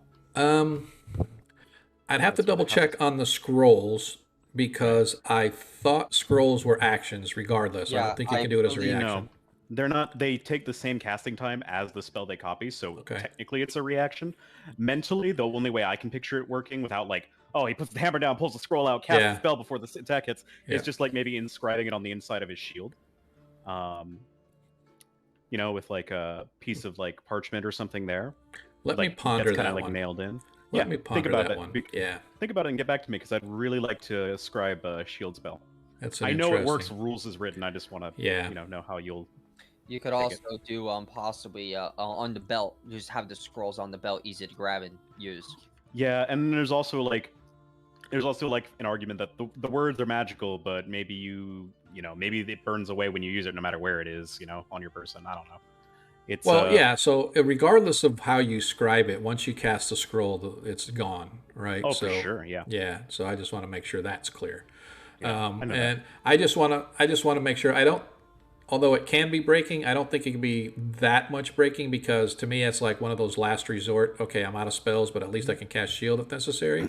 That's exactly what I'm looking for. So I don't think it would be too breaking.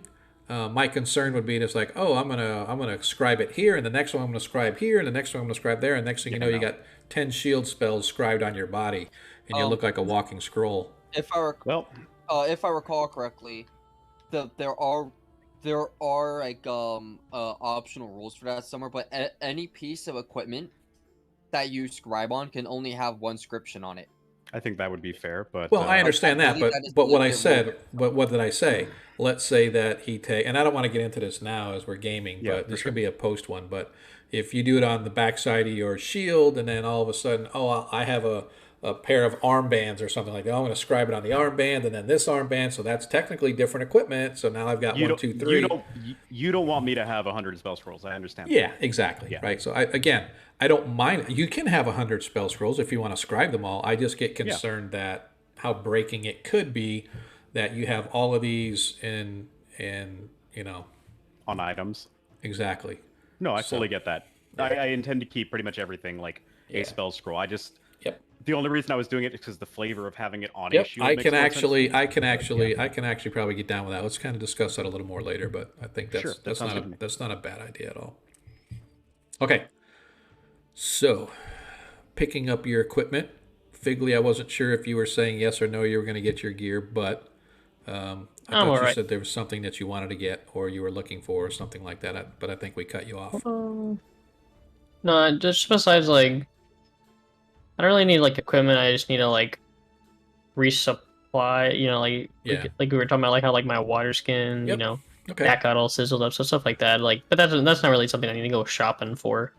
Yeah, that's what I'm saying. If you want to replenish it, you can replenish it now, or you can do it anytime you want, so it doesn't matter. So once again, saying goodbye to Neri, owner of the Celestial Badger in the small town of Dryken, which is located in the central community of Niederschloss.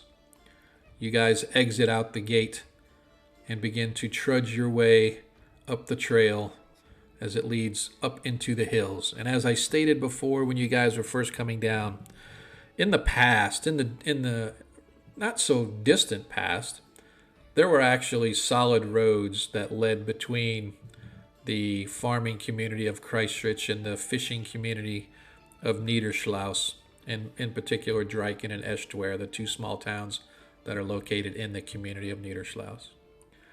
But with the mines going dry and the people leaving, and then with the wars, things have been overgrown for the past several years.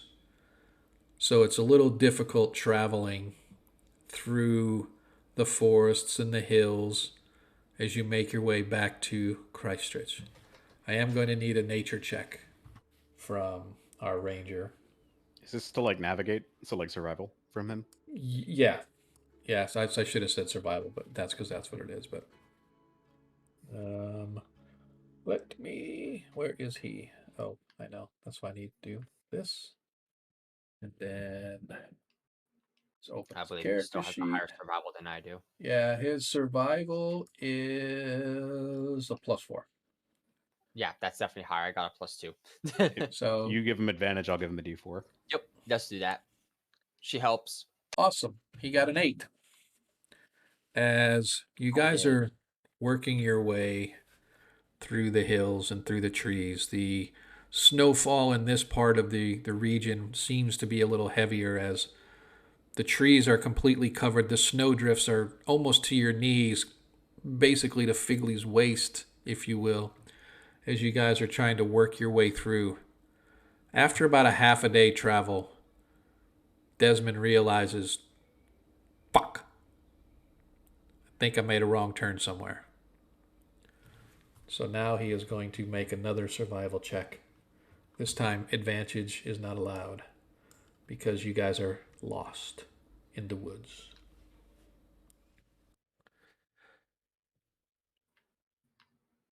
He looks around, checks the sky, looks at the sun.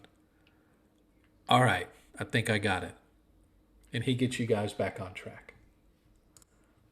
As you slowly work your way, as I said, up the hills into the forests on the backside of the hill as it's leading up to the town of Christchurch.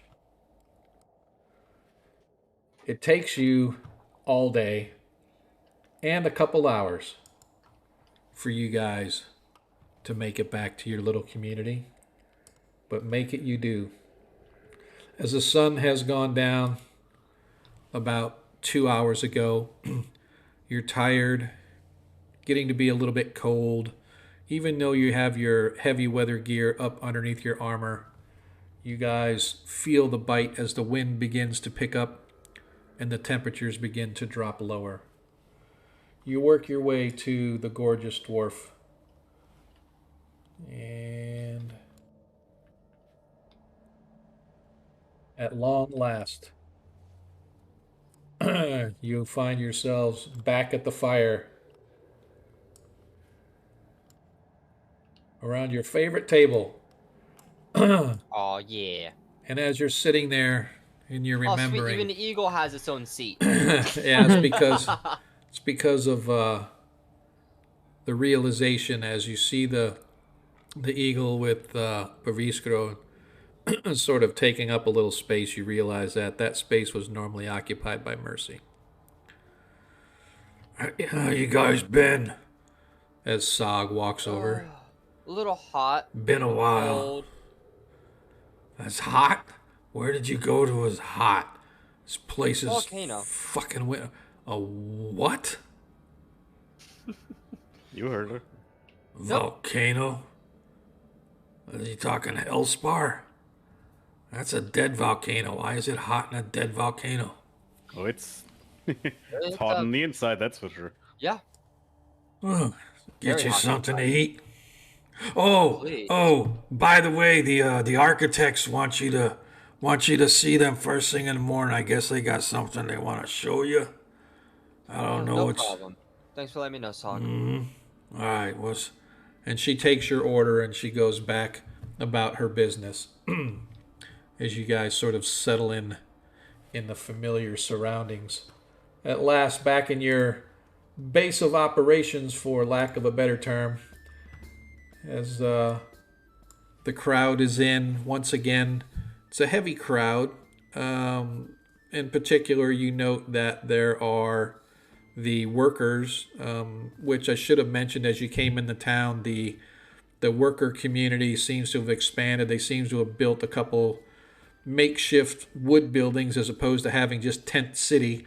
It looks like there are pens outside of town that have several like draft horses and stuff that you saw as you walk up, probably used for tilling up road and pulling up weeds and pulling down trees and stuff, as they're going to be sometime as the snow begins to melt, they'll have everything in place and ready to go to start tearing up ground in order to refurbish the roads between here and heading south down into the Niederschloss communities, as well as the main road.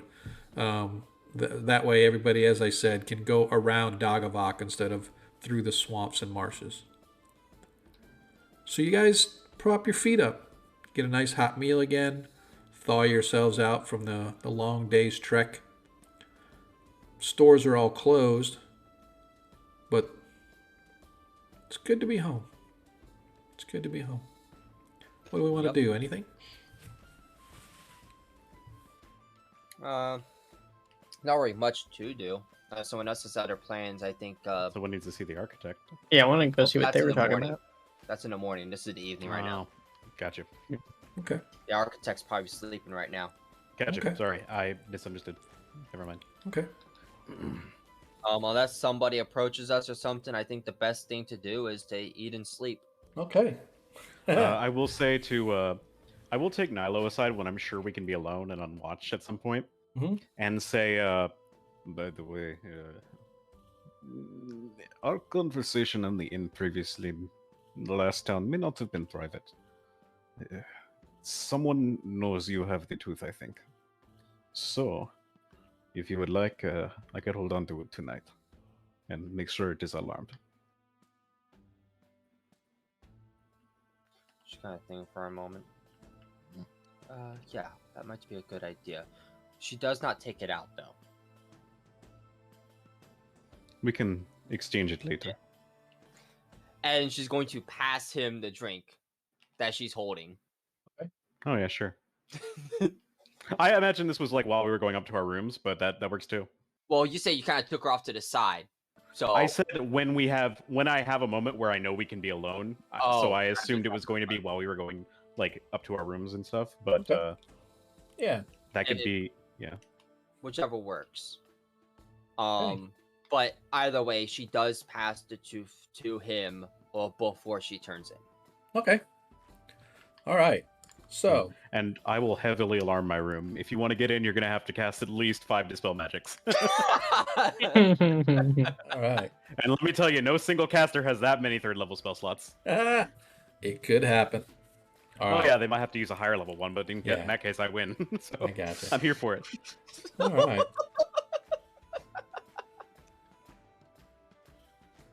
So, Hey, question. If you cast Alarm as a 9th level slot, does that mean only a 9th level Dispel works?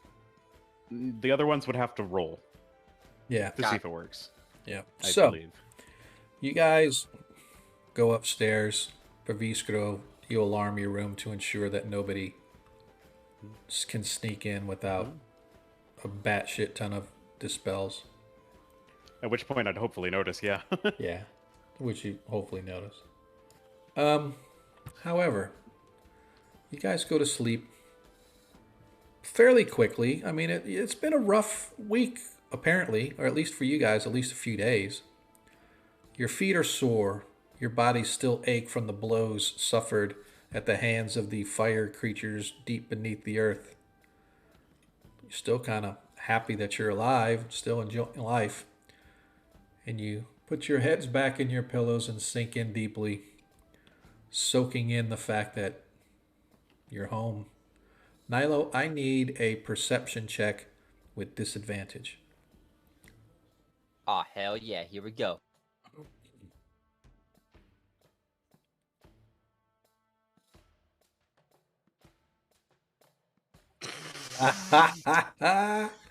Whew, thank goodness for disadvantage. That is not right. Thank goodness for disadvantage. The night passes quietly as you guys all get up, as the light begins to stream through. Today is now, if I'm not mistaken, it was the 6th, so it was the 7th when you got there. It was the 8th, so today is now the 9th. The 9th day of readying. And I'm actually going to make a note that in our session. 9th day of readying, so I don't forget. 9th day of readying, if I could spell. Good. You you wake up in the morning, Nilo, and your room is cold. Colder than it should be. Even though the fire has since burned down, it's still light embers that give off just the tiniest little heat if you get up close to it. But you realize that your window is open. And you realize that somebody has rummaged through your gear. And a quick check as you search and do an investigation for me. Gotcha. The 9th day of readying, that is correct, Agamran. Common year 586. 10. So nothing looks to be missing, just sort of misplaced and moved around as if somebody did a quick search of your stuff. But, as I said, your window's open, which is allowing the cold air from outside in to cause your room to be frigid. And as you look outside, you can see there are footprints around the base of the building down below your window, as if somebody either scaled or jumped down. You can see that the tracks lead out to the main road, but the main road itself is so well used that it's impossible to follow any tracks, at least from eyesight wise, that you can see. From here, you can see that where they're heading, because it's sort of fresh snow that nobody's walked through, but once it gets to the road, it's almost impossible to tell where they went. I'm gonna take a survival check on those tracks there. Okay. Are they heavy set, light set? So it looks to be somebody of an average height and weight, perhaps. Maybe just like a normal human size, with normal human sized feet. They're not like small like gnomes or halflings or anything. They're normal human sized feet. But that's that's actually a really good roll. So you can see that they appeared to be wearing some sort of a soft set of boots or something. There's no hard sole or no big thick heel that you can notice, or like moccasins, if you will. Yeah, that's what I was looking for specifically. All right. Yeah. So and they're headed. And the last thing I would say is you notice that the footprints directly below your window seem to be very deep compared to the footsteps leading away. That should say probably jumped down. Indicating somebody jumped down. Does anything around the space around the window looks like scratched up? Actually, as you look, you can see it looks like something may have pried the window just to get it to move a little bit. Because you could see that the wood ledge is slightly cracked, as if something had put force on the window as it was propping up. Okay, but nothing on the inside though specifically. Thanks, Troy. I appreciate that, man. What'd you say, Awesome. Nilo? Sorry. Nothing on the inside though, as if like Correct. they were in a hurry to get out. Correct. All right, so I'm gonna go on a limb here. I think this person realized they were running out of time and rushed out, which is why they jumped instead of just climbed down. I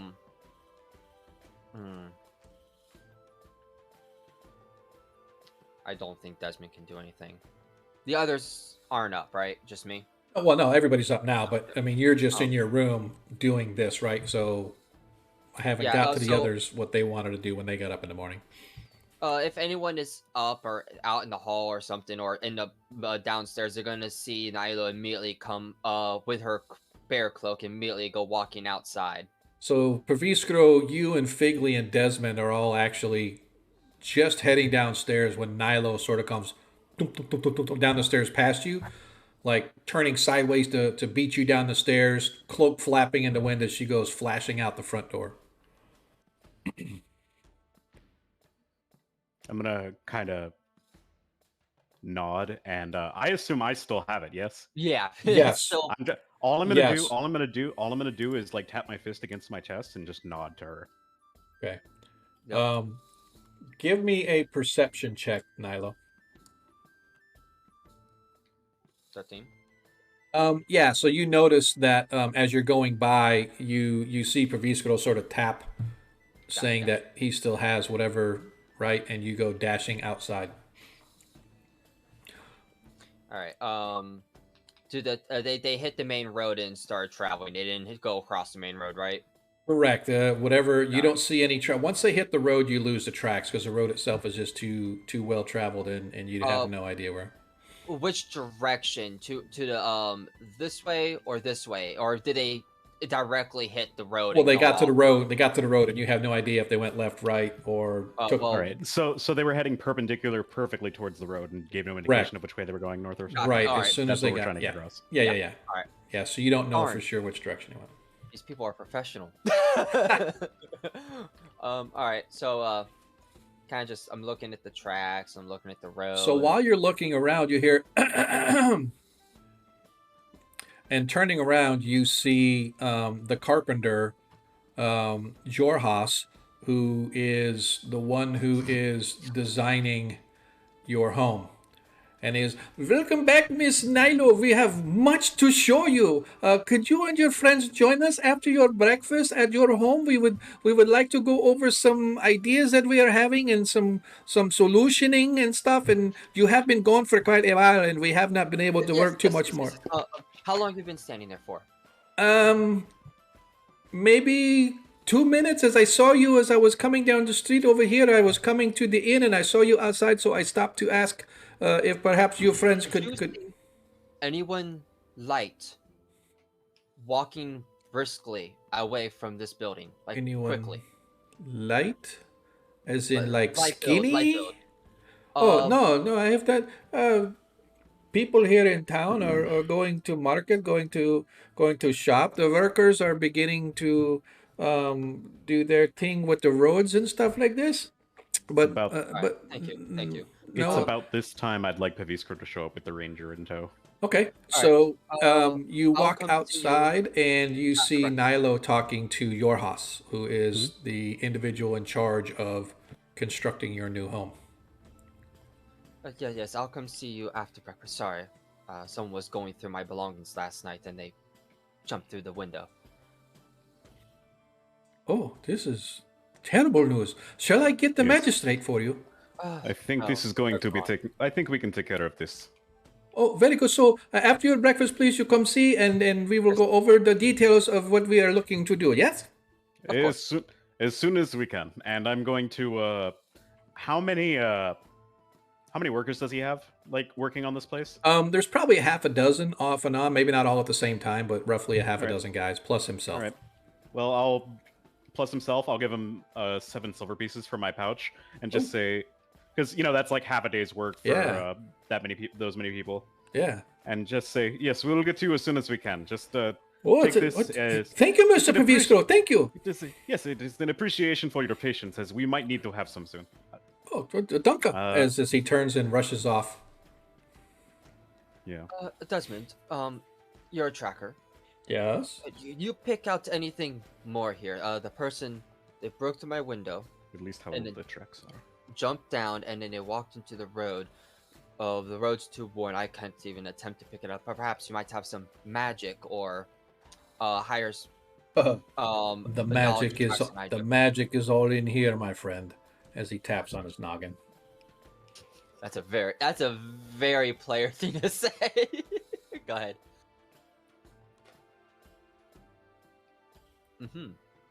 Oops. Accidentally clicked. I'll give him. Yeah. I was going to say I'll give him a D4. Yeah. So he got an 11. He's these tracks. Yeah, they were definitely from last night. You can see here that the snow has been undisturbed, and we have not had snow for a while. So this looks to me like these tracks are fairly fresh. Perhaps early morning, late evening, early morning. Perhaps just after the midnight hour. You can see that they come here, and then it looks to me as if the first track on the road goes to the right. So heading down into town, perhaps. Or south of town, yes. So they're heading toward track or the regressing track. No, he's saying that they walked toward the road and then hung a right, so it looks like they're heading down like toward the market side. All right. Thank you. That's one step better than what I was able to figure out. You're welcome. Very well. Let's go get ourselves some breakfast, and then I have to go deal with the architect to figure out what they need. Okay. Heavy Scroll, Desmond, I believe the Richter at the time is taking care of our horses.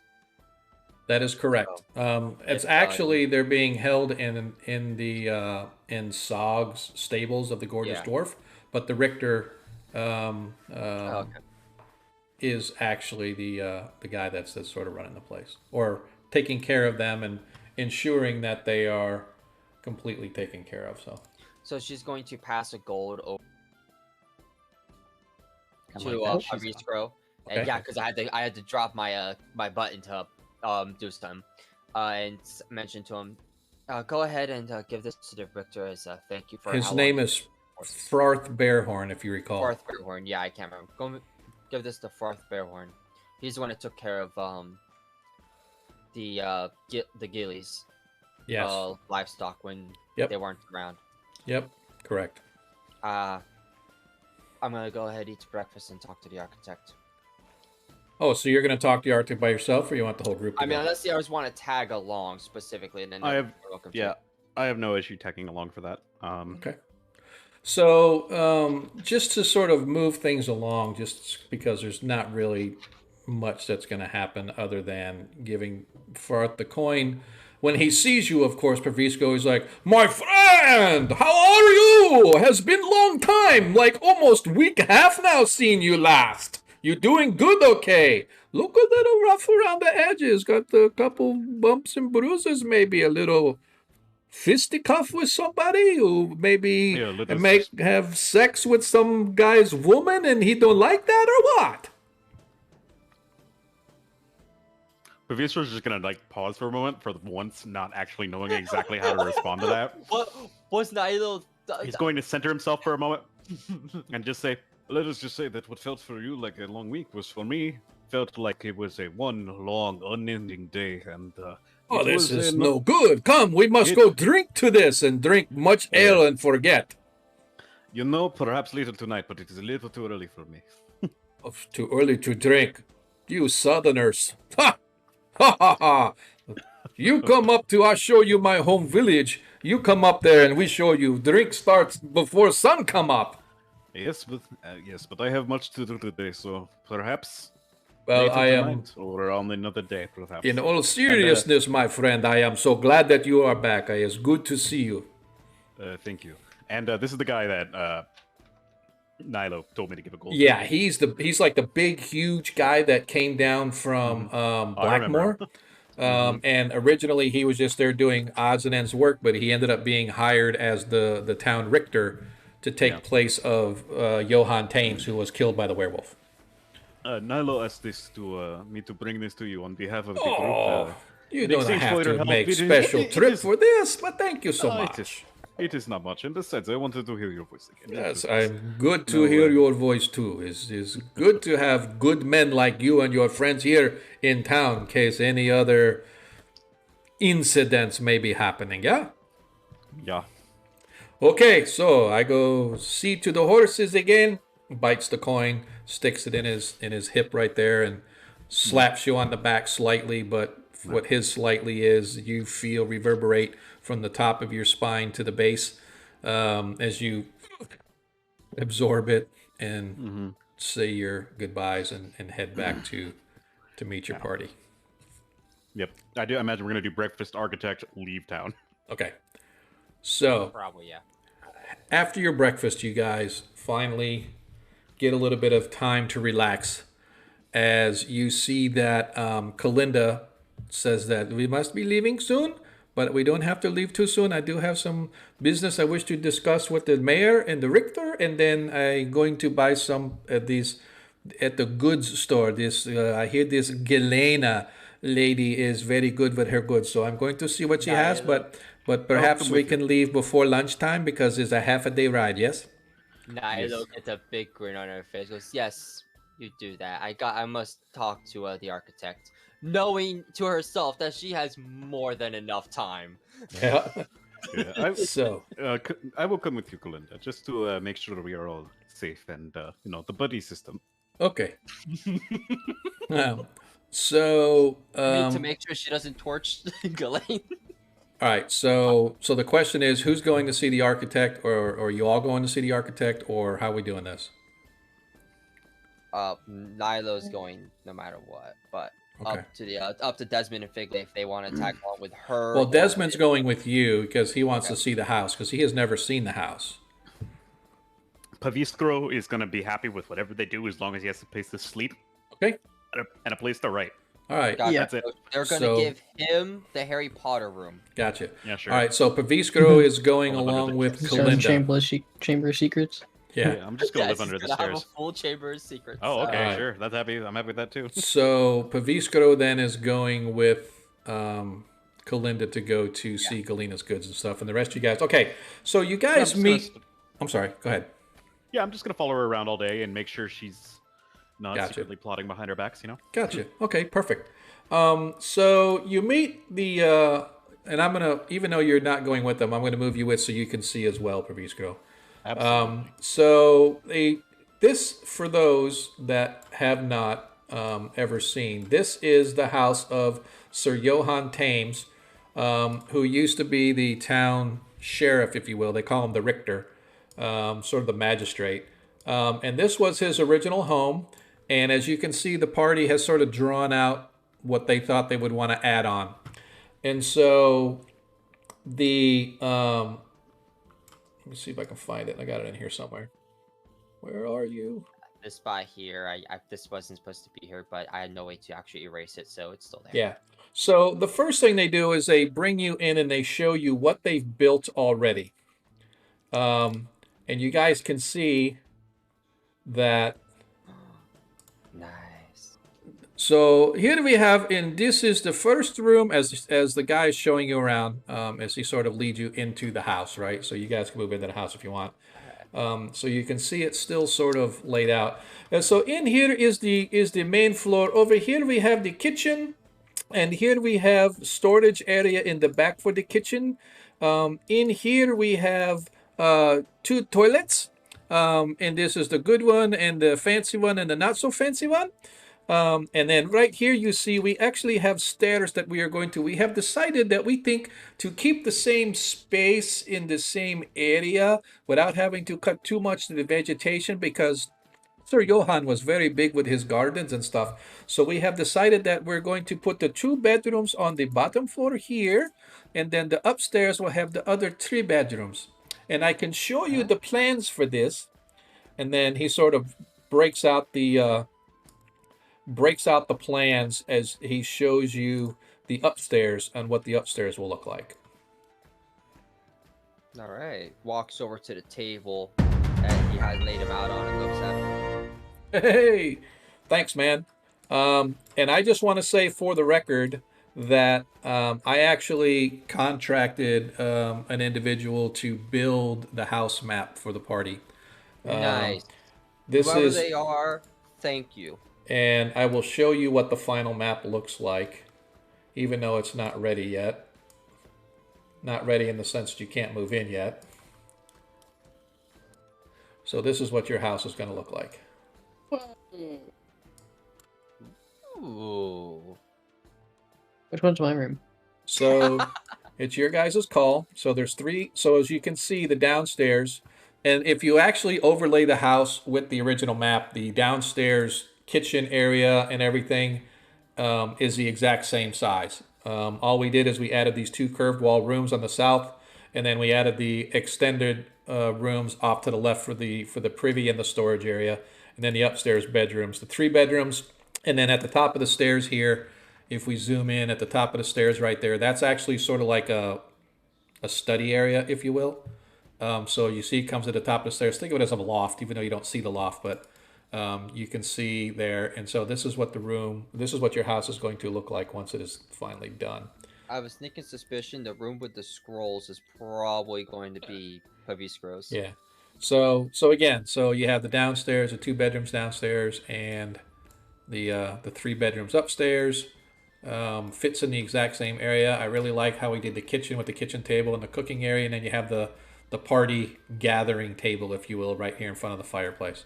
So thought he did a really good job. So that's the table we're all gonna play D&D at in our downtime. Yes, you're gonna play humans and jobs. So that's what you're gonna be playing. Humans and jobs. Yeah, instead of Dungeons and Dragons, it'll be humans and jobs, or something to that effect. So anyway, I just thought you guys might want to see that. I have to work till 8 tonight. Oh, Yeah. Come on. I hope I get overtime, right? Roll another one. What? Yep. No Yep. overtime? Yeah, exactly.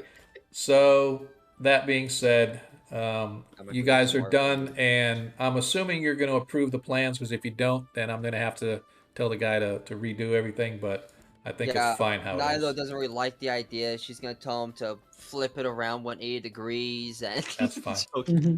That's fine. She gives him her wholehearted approval and pats him on the back. Good job. You guys are Well, doing thank you. great. Thank you very much. And so, as they said, they're on track to finish it in about a month or so. But they just wanted to confirm that you guys are okay with doing the upstairs as opposed to expanding it all to a 1-bedroom or 1-floor estate type thing. So they thought that the upstairs would be better for you guys, and they definitely appreciate it. So with that said, you guys gather your belongings. You see the Richter, who then gathers your horses. Pravish, you come back, and it was exactly as she had planned. She did some shopping. She realized that it took her about a half an hour to get away from Galena and Galena's conversation. Because obviously somebody new in town, Galena needs to know everything about them and vice versa. But you all gather once again at the front of the Gorgeous Dwarf. Horses mounted, gear stowed. Most importantly, the totem item well placed and hidden beneath the armor of Pravish Kronos. As you guys wave goodbye to your friends and begin the trek onward to Traft. You had something to say, Nyla? Yes. Did we ever replace the saddles yet? Yeah, we can assume that you replace them. Okay. Were the horses ever rebranded or the branding wiped off? We told them to. I think they did. Yeah, Gotcha. yeah. Okay, all If right. I'm not mistaken. Double- I don't even double know check. what marking you gave, but I know you talked about it. So Probably, I don't think anyone else here, unless it's unless maybe Desmond, but I don't think anyone here is actually part of a actual clan. right. Yeah. Well, I to be think it was- honest, technically everybody should be part of a clan, but Pravish doesn't come from the region, so Yeah. he didn't. Technically is a gnome. I don't know if the gnomes are part of the clans. They are clan-ish, right? They have their own clans and stuff like that. They're not the human clans and whatnot, but so gnomes are very clan-like. But Figley's more the guild individual, Yeah. the guild type. But he can talk the for only himself. gnome I don't is know why I'm Desmond. talking.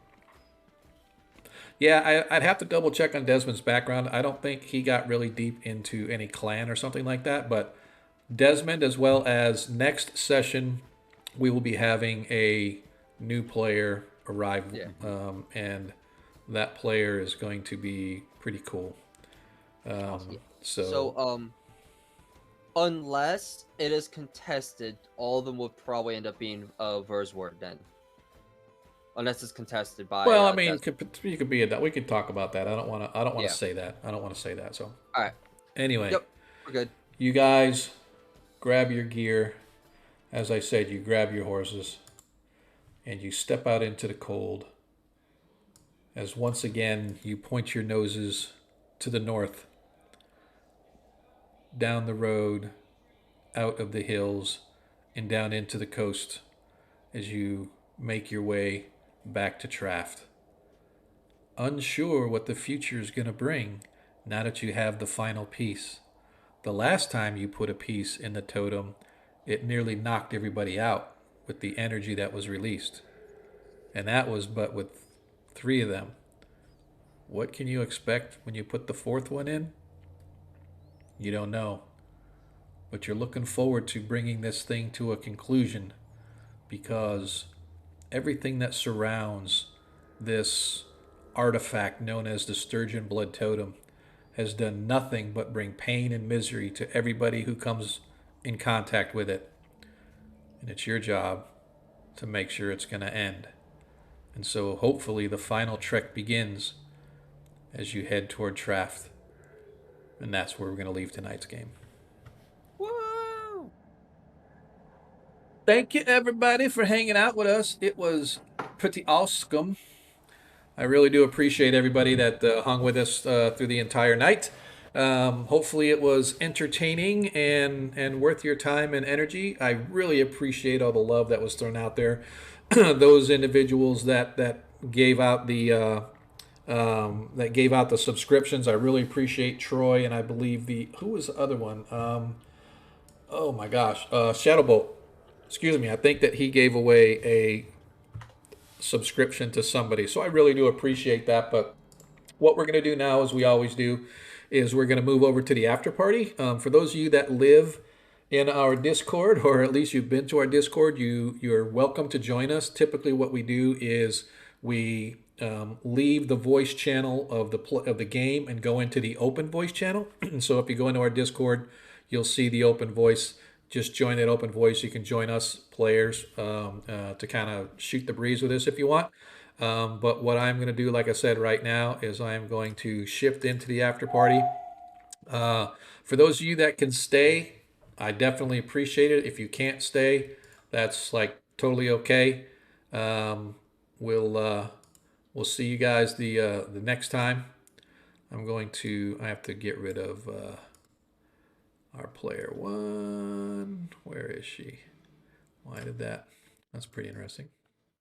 Anyway, so yeah, if you want to join us in the after party, because normally what we do is we just kind of hang out, shoot the breeze for about 20-30 minutes or so, just to kind of cap off and talk a little bit about what went on with the session, what might be going on in the future, and then anything else that comes up that we want to talk about, right? So there's really kind of nothing on the agenda other than what I just said. So like I said previously, I really appreciate everybody giving us the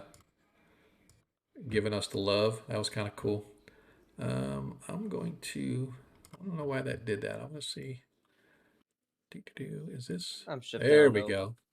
And I am going to now move that over. For some reason, I was trying to remove Mercy, but she wasn't being removed, and now she is. So Mercy's gone. Gone.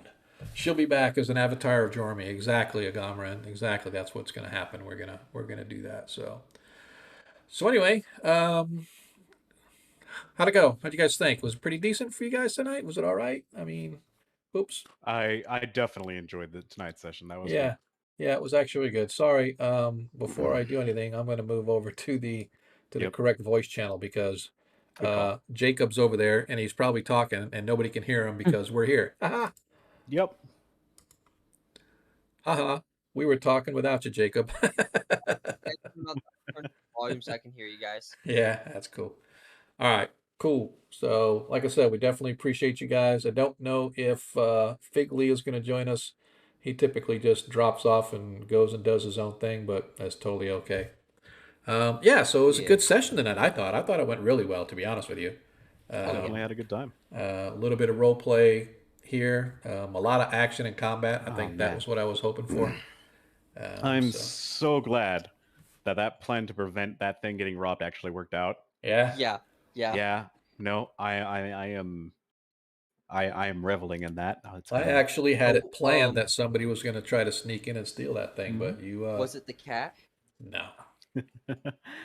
There was something about the way like the cat thing kind of put me on edge. It's like, oh yeah, we could be being watched right now. So Yeah. I just figured, let's be safe. Yeah, Let's be. totally fine. I'm glad it worked out. Yep, I it was thought good. about using my inspiration on that roll to wake up, but I decided not to. Yeah, I really would like to chase these people down, but I think with the footprints, leading into town, Yeah, we have no idea of knowing who they could be. Right. No. We might be able to rule some people off based off the size of them, but Yeah. yeah. Sean, I got a question for you real quick. Let me post this into a campaign for you. Oh, that's the wrong one. Into the Perrenland? Okay. Yeah. Fairly, okay. I found this while browsing stuff. I wanted to check with you. Mhm. This is a feat from. Oh, stop it. I just wanted to verify something. Xanathar's Guide to Everything. Half orcs can take this. It gives me an extra damage roll once a short or long rest. Would this be doubled as well? Would this be included into a crit, or no? No, so on a crit, you double the weapon damage and then you add bonuses. So Well, I take it back. One of the weapons, yes. So I would say yes, it would be included in the crit Okay. because it's part of the weapon damage. yeah, Gotcha. it's like a divine smite or a sneak attack. Yeah, I just wanted to verify that because I'm just looking through feats. I'm like, oh, what's this? Yep. All right, awesome. Wow, I've never actually read this feat because I don't really like care. It's awesome. I don't actually care for the race specific feats that much. Because generally speaking, I can't make use of them unless I'm already playing that race. There was a major gaffe on my part that I forgot at the end of this stream. Oh yeah. And the people that are leaving are gonna miss it. Welcome to level 4, guys. There it is. I knew it. I was waiting for it, but I didn't want to say nothing. Yeah. But, I was debating on whether to do it here or after the next adventure, but I wanted to do it here. Finally, I'm a 3rd level wizard. So, yes, Well, welcome to level 4. I guess Somebody y'all needs know to what I'm let taking. Figley know. Needs to let Figley. So I need you guys before next stream. I need you guys to make sure you update your PC character sheets and beyond. Already halfway done. Yep, and make sure that you update your astral sheets if you would. Absolutely. Sorry, my sister sent me a text letting me know that my mom is going to be in Florida next week. Ooh. And my mom never told me. She's coming down with a friend of hers. So I guess she can do that now that she's retired. So anyway, make sure you get your sheets updated. We do have a new player coming in to take over for Mercy having to drop out. I'm not going to remove Mercy or Hyacinth from the campaign out and beyond, just in case they ever come back, because I told Hyacinth that she is welcome to come back anytime as a one session NPC type player or whatever if she's ever up for it. So maybe we can work that out. So hopefully, because everybody misses Hyacinth, I know I do. She was our lore. She's the one that kept our history. So now you guys got to do it, and now it's going to be a clusterfuck. So You betcha. she was pretty organized, man. As far as that goes, it's like if we couldn't remember something, she would be able to dig back in her notes, and sure enough, she would find it. So that's why I try to take notes in every one of the sessions. I got a one book that I use, and I just keep track of everything. So. And by the way, Agamarine, I definitely appreciate the bit cheers tonight, man. I'm feeling the love.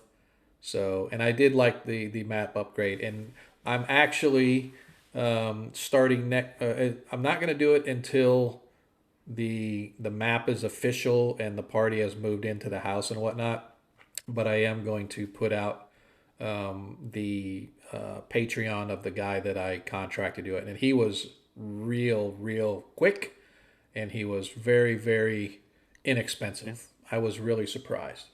I think I know the tool he used to do that. Yeah. I also have. I recognize some of these props. Yep, probably something he used, which is totally fine. But yeah, he was.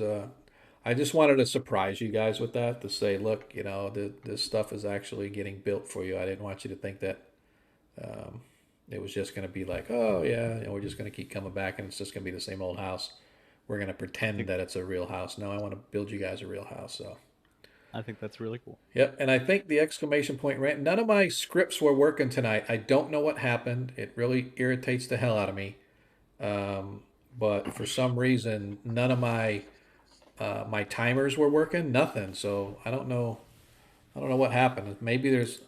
It could have been. I have to.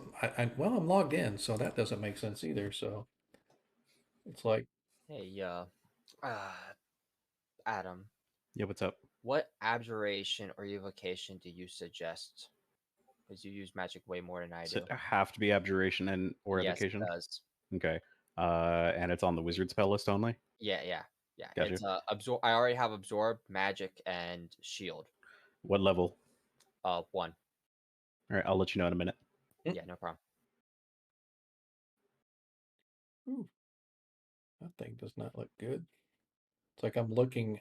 So I have the moderator view open, and I look over, and it's like, wow, this thing is all blurry. What the heck? That's really bizarre. Something with my Yeah, I was trying to join in the random on the Monday night game, but it wouldn't go through. Yeah, so I said I gotta, and I didn't realize it until tonight. To be honest with you, I didn't know it wasn't working Monday either, or if I did, I forgot. But I'm gonna tomorrow or this weekend, I'm gonna take a look at it just to kind of see what's going on. I don't know. Let's go out to Twitch. I want to see something. Let's see. Yeah, it just does not look. When I'm looking at it, well, okay, that now it's clear. But I need to fix the chat thing on the left because it's all like offset and it's like skewed or whatever the case may be. So, who is out there? Let's see. What do you guys say that since we got 10 people left? Let's see just how many we can. No, I don't want to do that. I got to go back on mine. Let's see just how many people we can get. I want to do a raid. I want to try to do a raid. I want to raid Stella Luna. All right. And so let's see if I can set that up.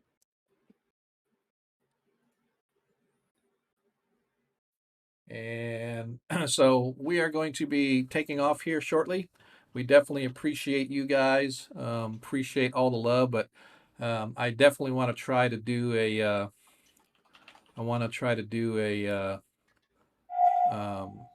A raid before we lose everybody. So I'm hoping you guys will hang around for us for just a minute. Oops. Let's try raid. And I've really only done this like a couple times. One time it didn't work, the other time it seemed to work. But let's give her a raid. I hope you guys will see us next or this coming Monday for our next session in the 1E game. 2 weeks from today for our 5E game. Obviously, let's check out and see how the party does as they're tracking down the final leg of the Sturgeon Blood Totem. But one last time, I want to say I appreciate all the love. Players, awesome game tonight. And remember, in a world where you can be anything, all we ask is that you be kind. Let's go. We're setting it up. 7, 5. Here we go. Up 6, 8. 8. We got 8. Let's go. Rah.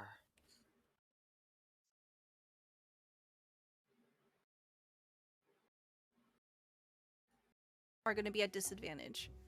But she's so mad. Perrenland, thank you for the raid. Welcome, raiders. Hello. I think she's gonna do it anyways. Chat. All right, yeah, It's do her it. if I This is own a disadvantage. Do it. Really? All right. Okay, so this is first one. Would be 10 a is a miss. Oh, sorry, I was looking at the 13. Yeah. You're good. I mean, that happens a lot with bigger channels. You gotta. Yeah. Number Yeah. two. Yeah, I 5 is don't- a hit. Chats can get 5. real toxic if you don't do that. Oh, I Yeah. know. I Real don't spammy. I just don't like tying my I don't tie my the phone to hex any of this stuff damage, because and there's been then one plus too many 4 times where I've for tried to the, do that and it just fire burned damage. bad. Yeah. So I don't. My phone is not Patron. linked to anything It looks directly. very beat up. I just Like I sometimes use the app, but Just hell, slowly most of my combusting. fire.